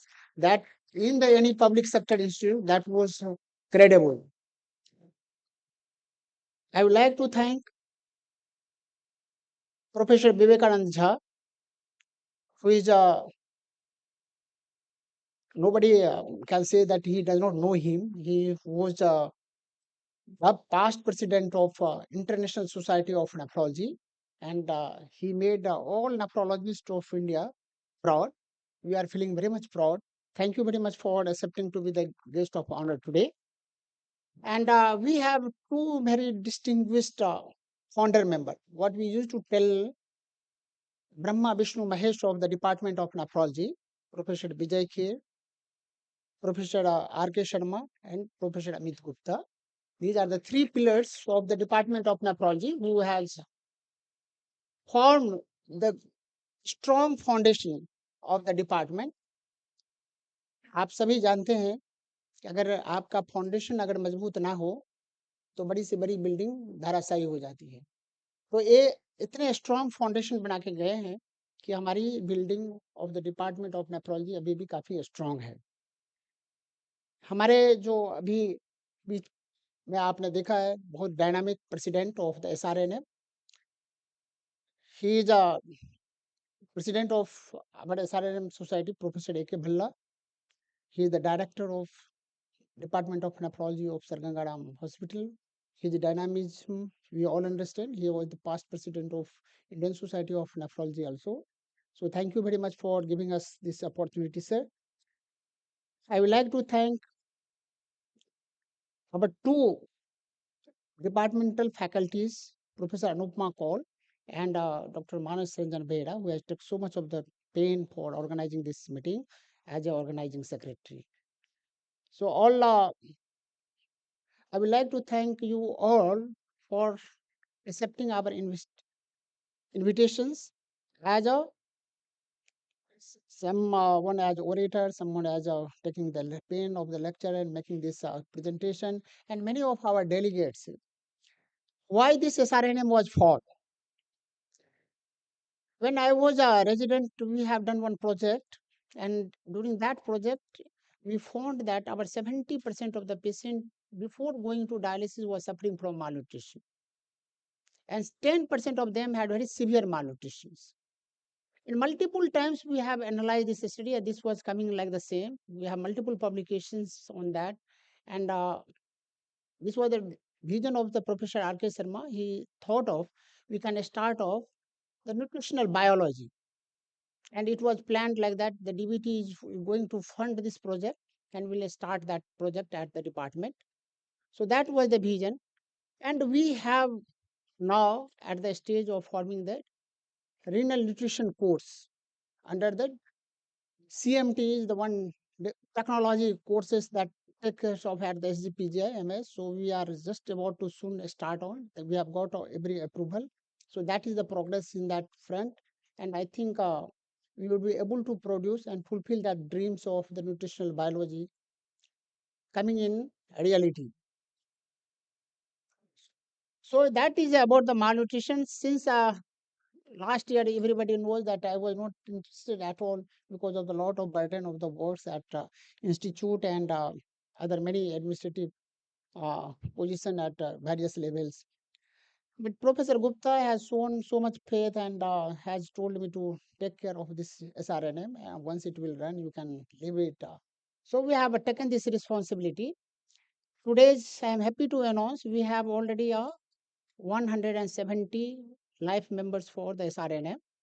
And we are going to announce today again, we can afford the free membership. Those who have not become member last time during the Nasik meetings can be members this time.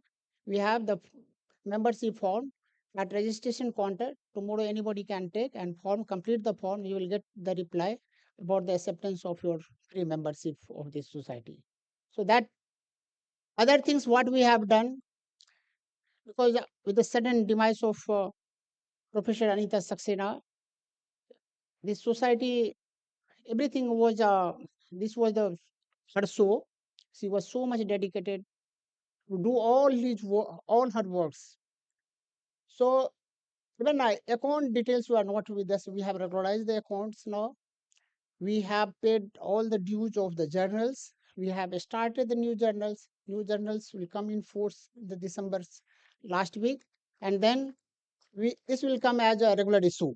So that is in front of, and then we have multiple association. You can think of today's. We have association with IAPEN, Next year, we are going to have this meeting in Hyderabad, in joint meeting with International Society of Renal Nutrition and Metabolism. So that is another achievement, and this would be the joint combined efforts of this SRNM plus International Society of Renal Nutrition and Metabolism. And I will invite you all to participate with the same enthusiasm so that we can show our strength, how the Society of Renal Nutrition and Metabolism from the India can grow and can come to par with the International Society of any nutritional congress. So that is our in 2024. This date is already fixed. That is going to happen on 28th to 31st of the August 2024. So that is our progress. Everything is online, and from January onwards, you will see everything is visible on the website. Website is also active now. So this is the first page of the Journal of Renal Nutrition and Metabolism that you can see here. So thank you, ladies and gentlemen. Thank you again. I welcome you all, and enjoy the hospitality of this Lucknow. ये नवाबों का शहर है, पहले आप। और मुझे लगता है कि आप यहाँ की मेहमानबाजी को आज आप थोड़ी ही देर बाद जब हमारी गाला डिनर शुरू होगी तो आप इसको एंजॉय करेंगे। Thank you ladies and gentleman, thank you for coming. Thank you, sir, for your kind words. Now is the time when I invite Professor Amit Gupta, sir, for blessing us.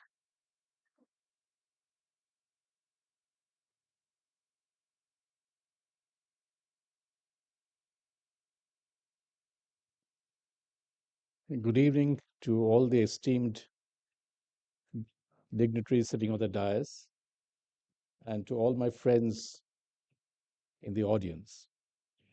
It is indeed with great pleasure and that I stand before you, and I'm so happy that Professor Narayan Prasad and his entire team have organized this grand event and this conference at a very short notice. And we have continued the tradition which Dr. Anita had started of having a course every year, but this time Narayan has decided to have a conference which is even bigger and better. Renal nutrition is a neglected area of nephrology, and as Narayan mentioned, that it was the foresight of Professor Sharma that he decided that we should have someone who would take this forward. And it is indeed a great pride for our department that we were able to develop renal nutrition. And now you can see the growth of renal nutrition across the country. And we've all realized, and even our patients also, they'd ask us some very deep questions about what to eat, which many of us are not able to answer them properly. So renal nutrition requires greater attention, and I'm sure that this society and the deliberations and the lectures that we are having, the interactions that we have, will help us to understand this topic better. And as Narayan mentioned, that next year we're going to have the conference in conjunction with the International Society of Renal Nutrition. So that will be a great event, and I hope that all of us can join into that meeting as well. Thank you once again, Narayan, for doing a great job, and wish the entire department a great success. Thank you. Deep gratitude to you, sir. And now I invite President SRNM, Professor A.K. Bhalla, sir.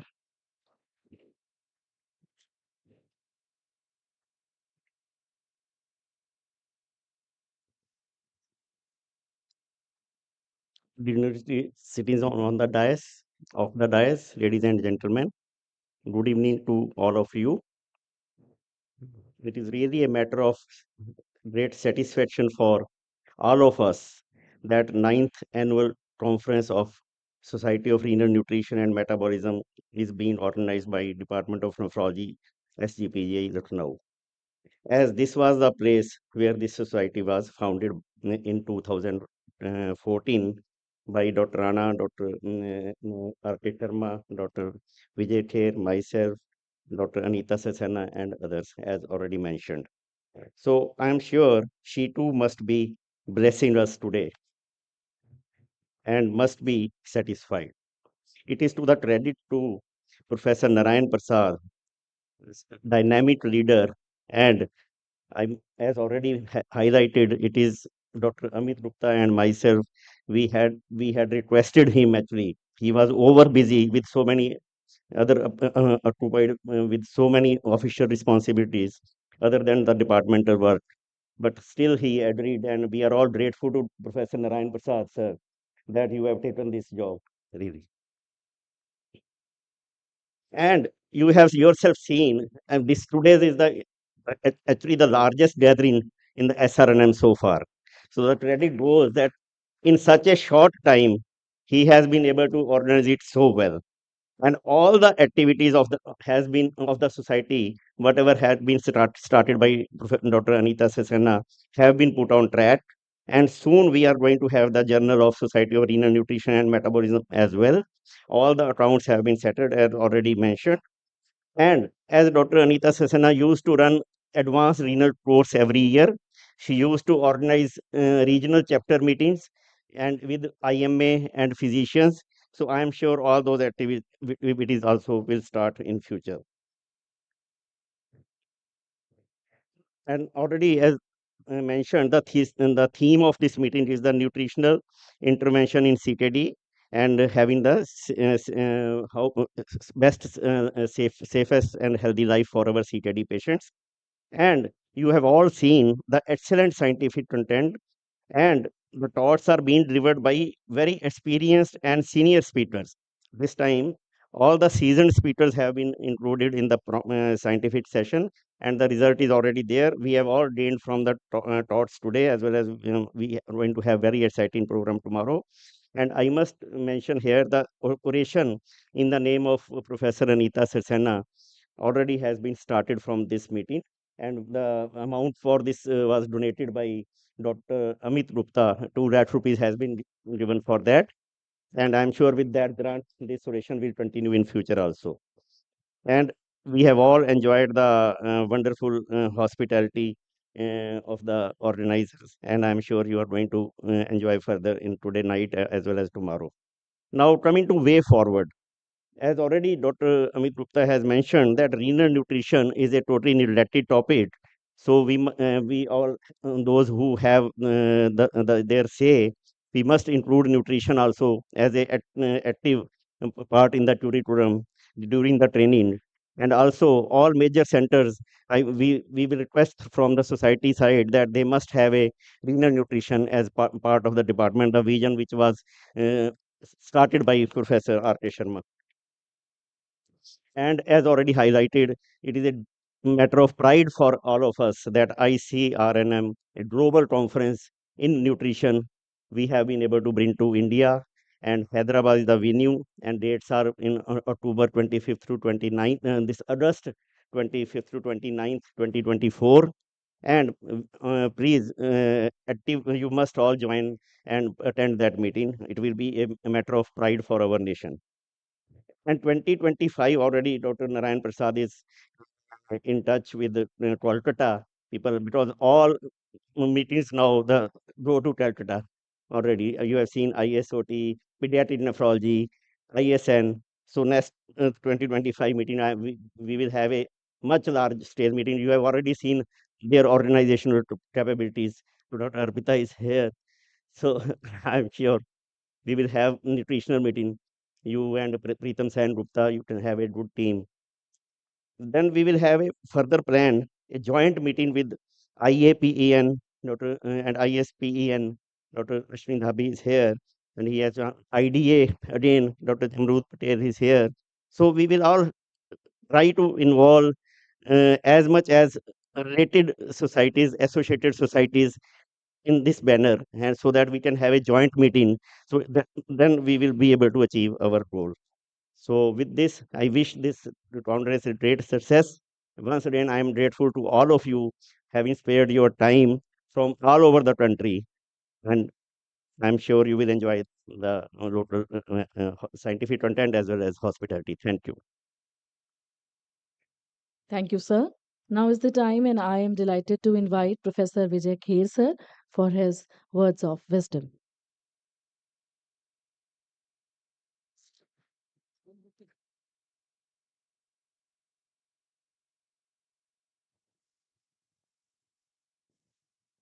Dignitaries on the dais and friends, it's always a pleasure. It's like a homecoming for me as such, having established the department along with Amit and RK Sharma.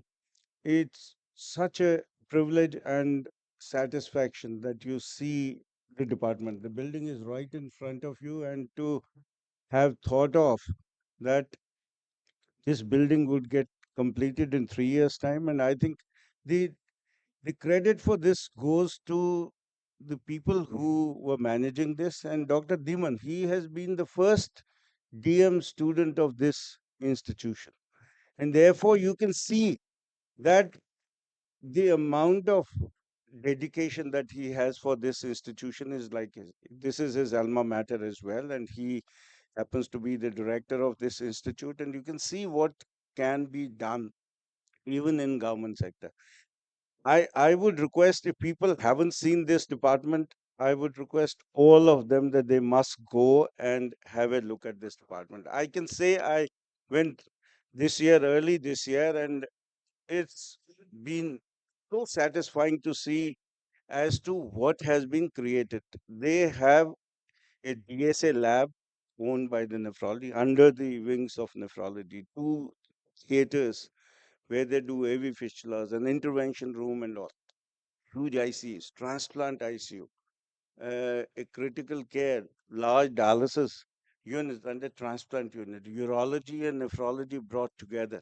Again, this has been the kind of a theme for this institution, even from its very beginning. But again, continuing that kind of conglomeration of the two divisions of the same institute is something I remember very fondly, that normally it's very difficult to see urologists and nephrologists talking to each other that friendly tone. But Dr. Bandari and I used to have coffee every day after finishing our rounds, or he would go to the theater, he would come and we would have coffee every day with the urologists and the nephrologists. And all the discussion, whatever had to be done with them, would happen in during that period of time. And I think we sorted out most of the things. Otherwise, usually residents go and complain against nephrology residents or faculty that they did this, they did this. This wouldn't happen in our department at all. And I feel that that's the kind of foundation which was laid, and it has continued in this fashion. And I'm so glad to see that. I really felt my blood went up when I went through the department, and it was such a pleasure to see this. And I would congratulate both Dr. Deeman and obviously R.K. Sharma and Dr. Gupta have been the people who started thinking about these kind of things. I can tell you that this thought process has been going on since 30 years itself. When we were there, even then, that time, what these kind of things have been discussed. But obviously, to see this coming to fruition is something like believing and seeing it. And I would thank Dr. Narayan, obviously, to continue to be a forefront runner in the field of nephrology research, clinical education, and clinical work, teaching, research, and clinical work. And I think they truly deserve to be where they are at this point in time. They're the biggest leaders in this.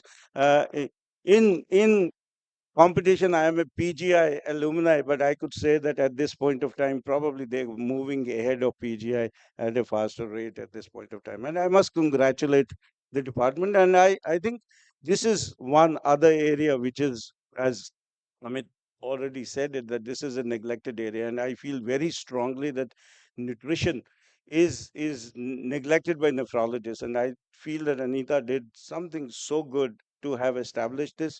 This is the beginning of a new kind of education that has to come to nephrologists, because this has been an area we've been neglecting. And I think it's good to be on a scientific front, and a society like this would uplift the education and bring it to the physicians, to nurses, dietitians, and other healthcare workers who are involved in the care of uh, kidney disease patients. I wish you all the best. Thank you very much. Thank you, sir. And I'm grateful to invite Professor R.K. Sharma, sir, for the address.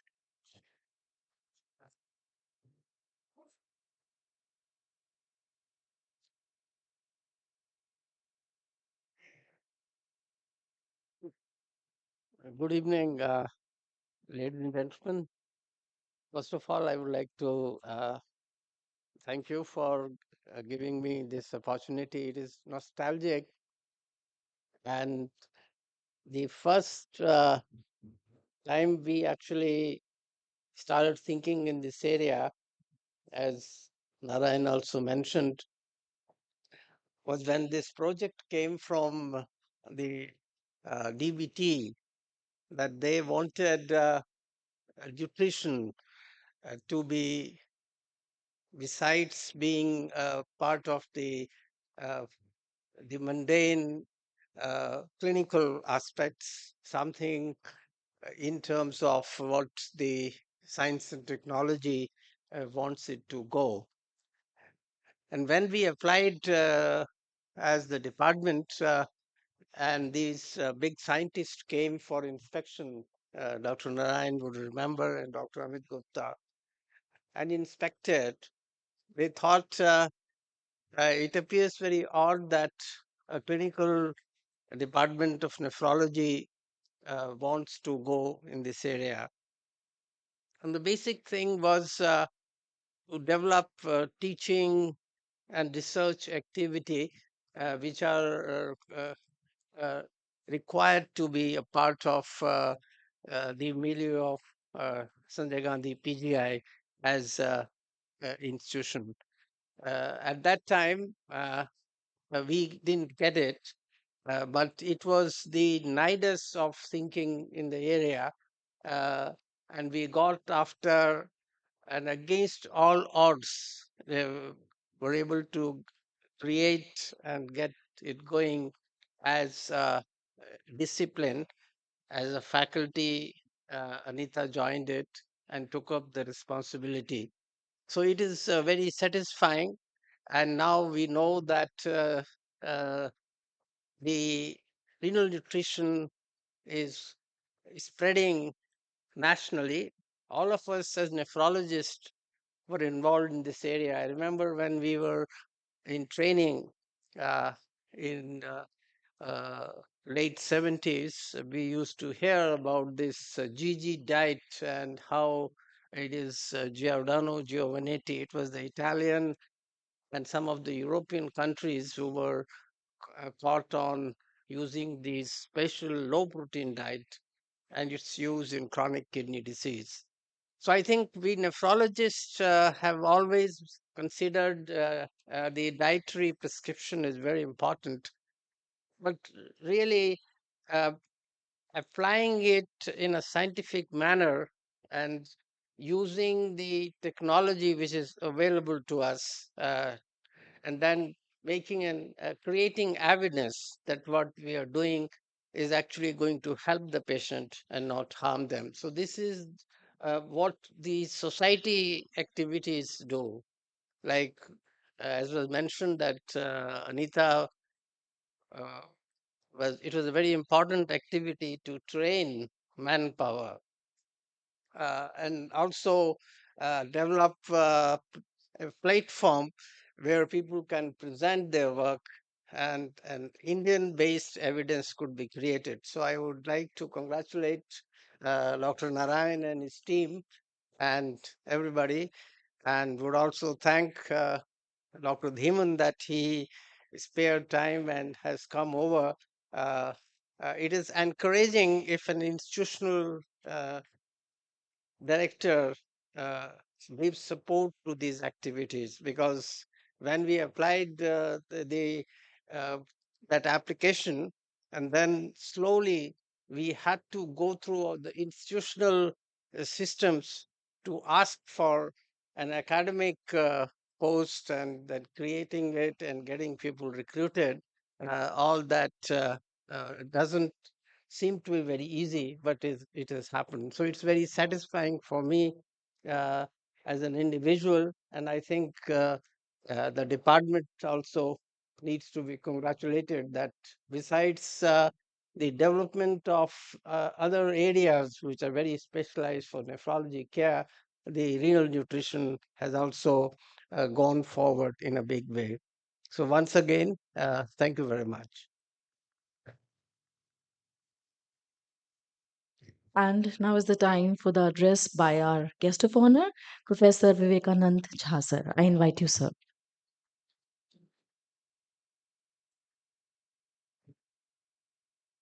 Thank you very much.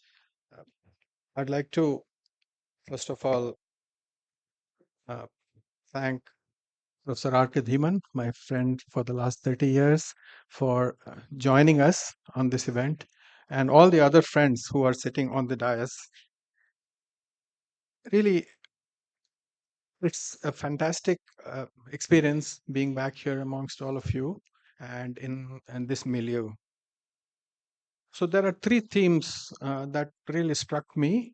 One is the theme of Lucknow itself. Second is the theme of SGPGI. And the third is the theme of this conference, which is on nutrition. So obviously, from the time I landed at the airport, Lucknow airport, and the drive, I was completely struck by the development that is taking place in this city.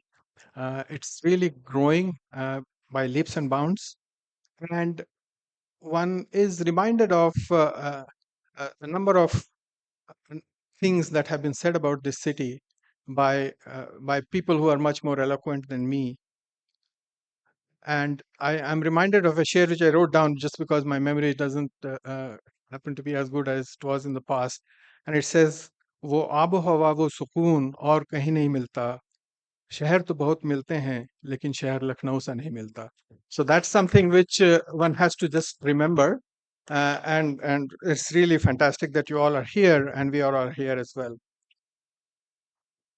The second thing I would say about is SGPGI. So two observations here about the director of SGPGI, Professor Dhiman. I'm not sure that all of you know, but he's a gastroenterologist. But it goes to his credit that he realized that the kidney is the most important organ of the body and supported the development of this department of renal medicine and transplantation. So thank you, Professor Dhiman, for that. The second thing which I'm still wondering, as Dr. Narayan Prasad said about Professor Kher, Professor Sharma, and Professor Gupta, them being Brahma, Vishnu, and Mahesh, the Trinity. So I'm wondering who was the Mahesh of the three, because Mahesh or Shiv is the destroyer god, right? It is quite evident that God was completely unsuccessful in whatever he tried to do. So I'm just trying to understand who was that Mahesh, and perhaps we'll ask that question later on. Now let me come to the third topic, which is the theme of this conference. It is nutrition. And a number of you have said that nutrition has been a neglected specialty. I would beg to differ on that a little bit. I wouldn't say it is neglected, but I think we are now in a space and place where the time has come for nutrition really to be developed as a specialty. So things really come of age and they have a way of maturing, and all the stars need to align. And I think in India, the stars are now gradually aligning for study of renal nutrition. But what we need to do, I think it's fantastic that we are having all of these conferences. There is this meeting, and there have been previous meetings. Professor Anita Saxena's contribution have been kind of recounted by everyone. But we need to go beyond aspiration. We talk a little about what are the various things we can do.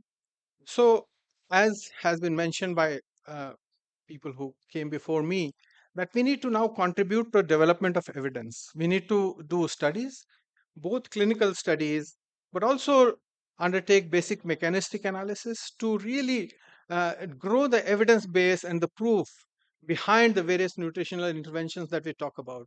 Right now, we in the nutrition space are living in an eminence based medicine world, But we need to change that to evidence-based medicine. For that, we need to involve all the stakeholders, and those stakeholders, most of you are here in the room: nephrologists, general physicians, nutritionists, social workers, people who are able to understand, social scientists also, because they are the ones who understand how the patients behave and what do they need. But most importantly, we need to understand the needs of the patients, because they are the people who we claim to serve, right? Ultimately, we are doing it all for them, right? And for that, what will be really great, and again, SGPGI can be the fount of the development of that knowledge, because you are growing so fast, and it gives me great pleasure to hear from Dr. Kher that PGI Chandigarh still remains the place to beat, right? So I hope you do that, but not too soon, right? But from younger colleagues from SGPGI and other places to specialize in nutrition science, to take up the mantle that has been left by Professor Anita Saxena, and grow this evidence fast. In the end, as we do this, we need to remain mindful of sustainability. We live in a world which is undergoing rapid environment change, and food, nutrition all contributes to environmental degradation as well. So as we develop nutrition science, we should do it in a way that is environmentally sustainable, and that becomes appropriate for scaling up as well. India is a diverse country, and nutrition in this part of India is very different from nutrition in the part of India that I come from, and nutrition in the southern part of India or western part of India. So we need to be also mindful of the diversity that is required to develop this base. And in the end, there are all the people sitting here on the dais who have the reins of the Society for Renal Nutrition and Metabolism in their hand. There is no one better than these people to do this. So I request you to please go ahead, full steam ahead, and take the society to its place where it belongs. Thank you very much for inviting me. Thank you, sir. And now I invite our chief guest for the day, Director SGPGIMS Lucknow, Professor R.K. Dhiman, sir.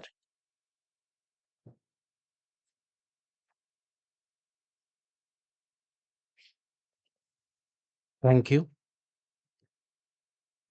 I'll start with again Brahma, Vishnu, and Mahesh, Professor Kher, Professor Sharma, and Professor Gupta.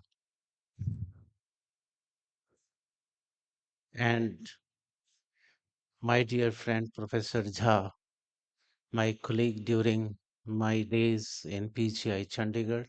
He was in nephrology and I was in hepatology. And other dignitaries on the dais, my colleague of the dais, ladies and gentlemen. सबसे पहले तो मैं अपनी memory lane में जाऊंगा जहां से बात शुरू करी थी प्रोफेसर खेर ने। प्रोफेसर खेर ने बताया कि that I was the first student, absolutely correct. और मैं ये भी बताना चाहूंगा जो इनिशियल जो फैसिलिटीज स्टार्ट हुई थी, गैस्ट्रोएंटरोलॉजी था, नेफ्रोलॉजी था, यूरोलॉजी था, cardiology, cardiac surgery, neurology and neurosurgery. Doctor Kher ने कहा कि इंटरेक्शन जो है नेफ्रोलॉजी यूरोलॉजी में ही था। मैं कहूँगा कि नेफ्रोलॉजी और गैस्ट्रोएंटरोलॉजी में भी था। आई distinctly remember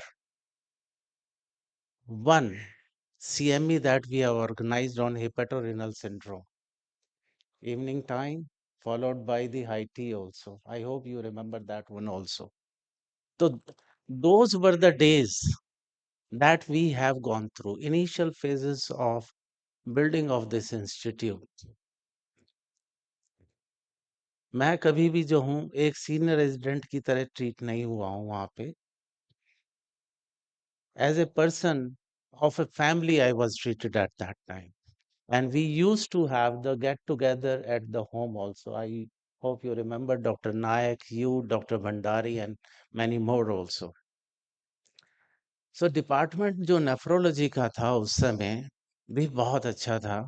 But over the times, I would say it has expanded in all dimensions, be it a patient care, teaching or the training or the research. Research से शुरू करता हूँ.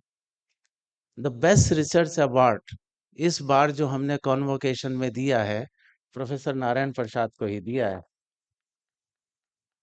You can imagine how many intramural projects the department has and how many the extramural also. This is commendable. Now I'm coming to the teaching and training of this department. This department, if you combine nephrology and the urology, they have 348 beds. I think the largest in India also. And this is, I would say, efficiently being utilized. Out of it, 110 stations for the dialysis unit. And more importantly, they have added a new dimension to the department by creating a unit of the interventional nephrology, the first in India. And they have started the PDF, that is postdoctoral fellowship, in the same facility also. That is something that has come up from the nephrology, and we are really proud of this department that was governed by, I would say, that seen by the governed by the personalities or doyens like Professor K, Professor Sharma, Professor Gupta, and equally competent now Professor Prasad also. और बात बताना चाहूंगा मैं इसमें, इतना ही नहीं. I remember 2 years ago academic committee में हम लोग बात कर रहे थे that we should start a course, new course in MSc in nutrition and renal diseases also. जो कॉन्फ्रेंस आप देख रहे हैं आज उसमें, और जो नए जर्नल देख रहे हैं nutrition in renal diseases, and I think that was the outcome of the hard work that was done by our colleague Professor Anita Saxena. I think this is the highest time that we give tribute to her also, that untimely thoda sa us samay hua, but I think the direction that she has chosen for the nutrition and the renal diseases, we are committed कि हम इसको और भी आगे लेके जाएंगे. तो ये एमआरटीसी एक बिल्डिंग है जो आप देख रहे हैं यहाँ पे, जिसमें नेफ्रोलॉजी और यूरोलॉजी है. And I'm just telling you the achievements of the nephrology and the urology. They have the different. I don't have the that time कि मैं उसको भी बताऊं. लेकिन मैं ये बताना चाहूँगा, इससे related, nephrology से related, we are coming with the advanced diabetic center. If you look at the 3 or 4 complication of the diabetes, and the nephrology, nephropathy is one of the major complication.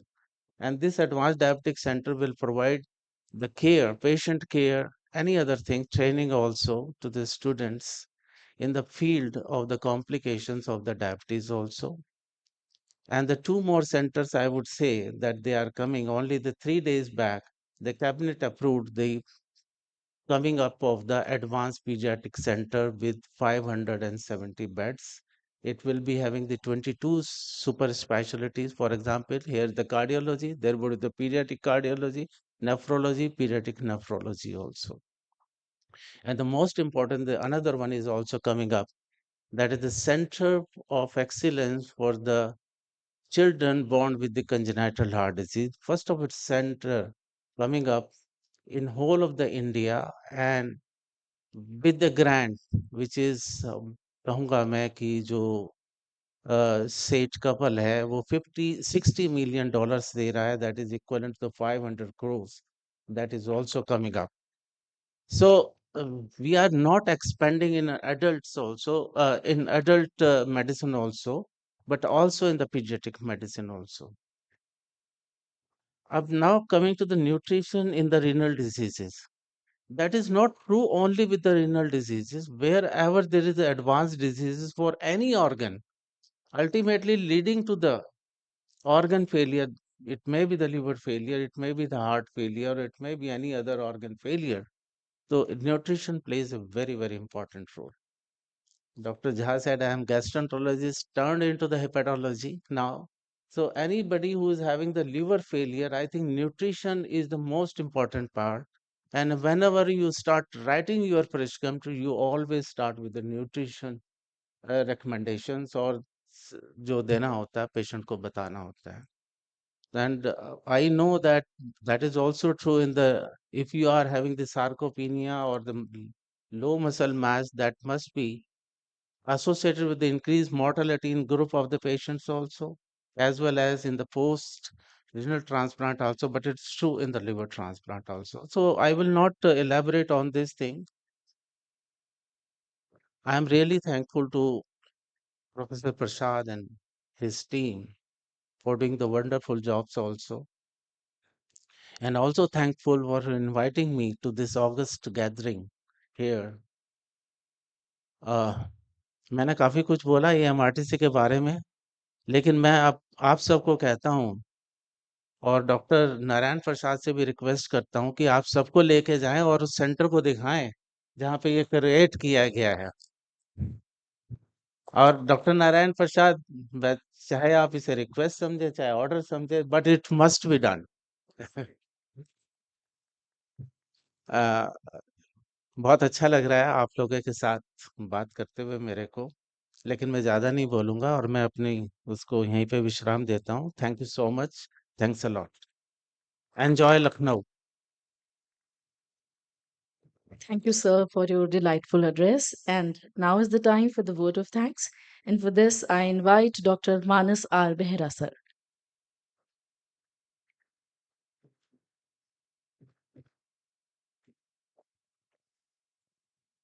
Good evening, ladies and gentlemen. Greeting from Department of Nephrology, SGPGIMS, Lucknow. Our special wishes to our guest on the dais.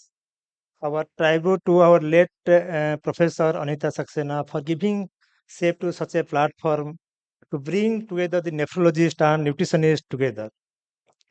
On the eve of this annual meeting of Society of Renal Nutrition and Metabolism, we, the Department of Nephrology, are glad to see your love, affection, and active participation.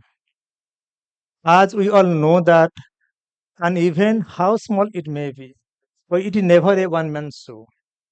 Hence, it also important to recognize the contribution of everyone involved in making the occasion in place.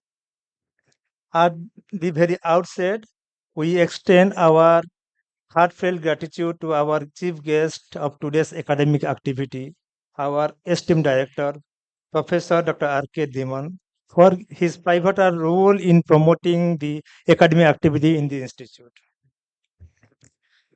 A sincere note of appreciation to our distinguished guest of honor, Professor Vivekanand Jha, for inspiring thought.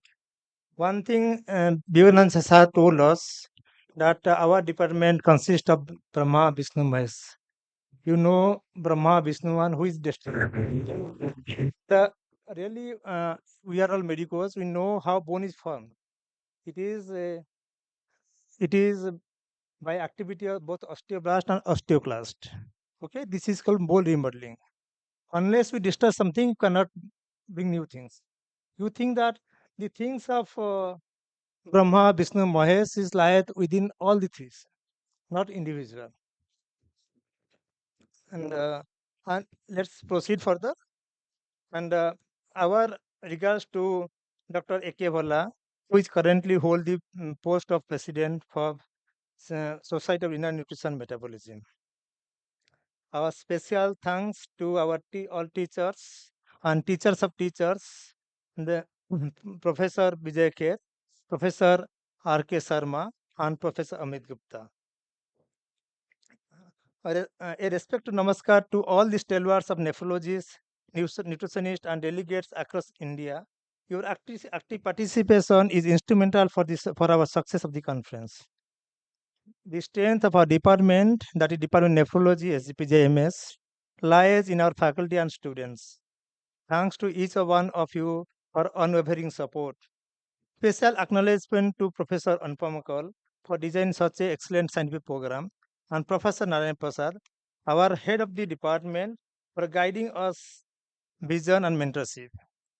I am grateful to Dr. Dharmendra, Ravi, Dr. Patel, Dr. Monica, Dr. Harshita, Dr. Jaykumar, Dr. Abdullah, Dr. Basav, and Dr. Bamsi for their unconditional support in various forms in organizing this event. Especially, I would like to thank Dr. Harshita and Dr. Jaykumar. All these you are seeing such a beautiful screen because of them only. Thanks to Mr. Santosh, Mr. Satish, Mr. Ritesh, and Zainab for their invaluable contribution. Zainab was since the morning. She is very much actively participating in felicitating all the guests on the dais. Gratitude extend to all pharmaceutical companies for their physical, moral, and obviously financial support. Lastly, immense thanks to the Almighty for showing us blessing, showering us blessing. We'll at the end, Professor Nayan Prasad will do some announcement. Sir, please.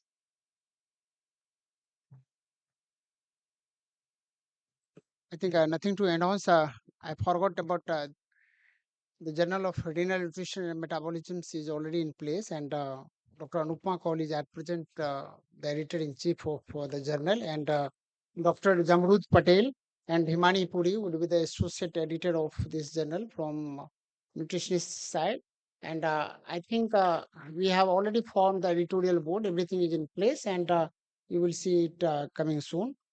Other things which I want to say about Professor Dhiman sir, when this building was being proposed, he called me one day that, oh, can you be the nodal officer of this building? Then I thought that this is simply impossible task for me at that point of the time.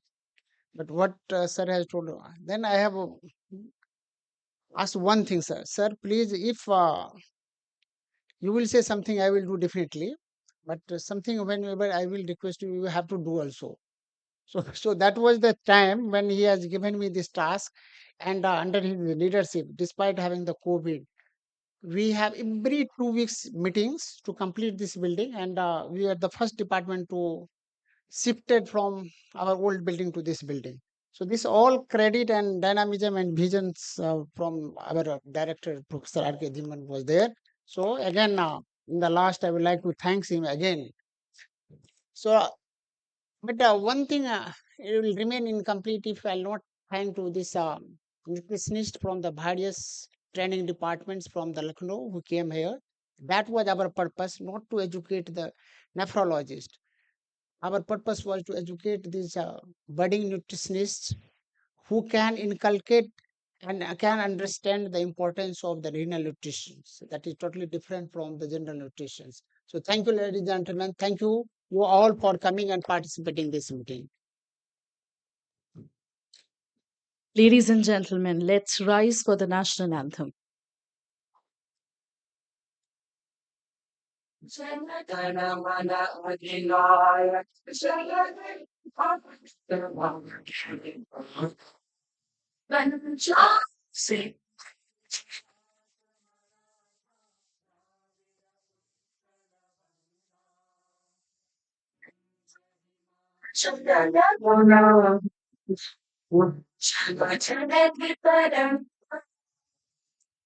अशुभ नामे जागे अशुभ आशीष मागे राही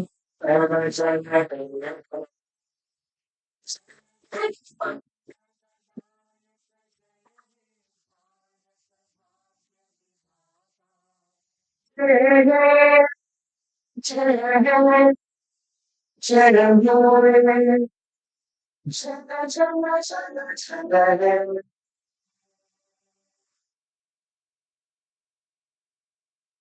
you. Thank you so much. And we are inviting you all for the gala dinner. So this is the time now to disperse from this long so-called renal nutrition courses. I think everyone's brain might be bubbling with this knowledge of renal nutrition. Now this is the time to be cool, calm, and have this enjoy. You can enjoy your gala dinner, and we have now the real nutrition is there also waiting for you. And then we have Sanskritic programs, and that will be light music, and we have arranged that. Thank you, ladies and gentlemen. Thank you. Again, you can participate and can proceed for some drink, snacks, already is there. Thank you. Thank you, ladies and gentlemen. Allow me to conclude day one. Thank you.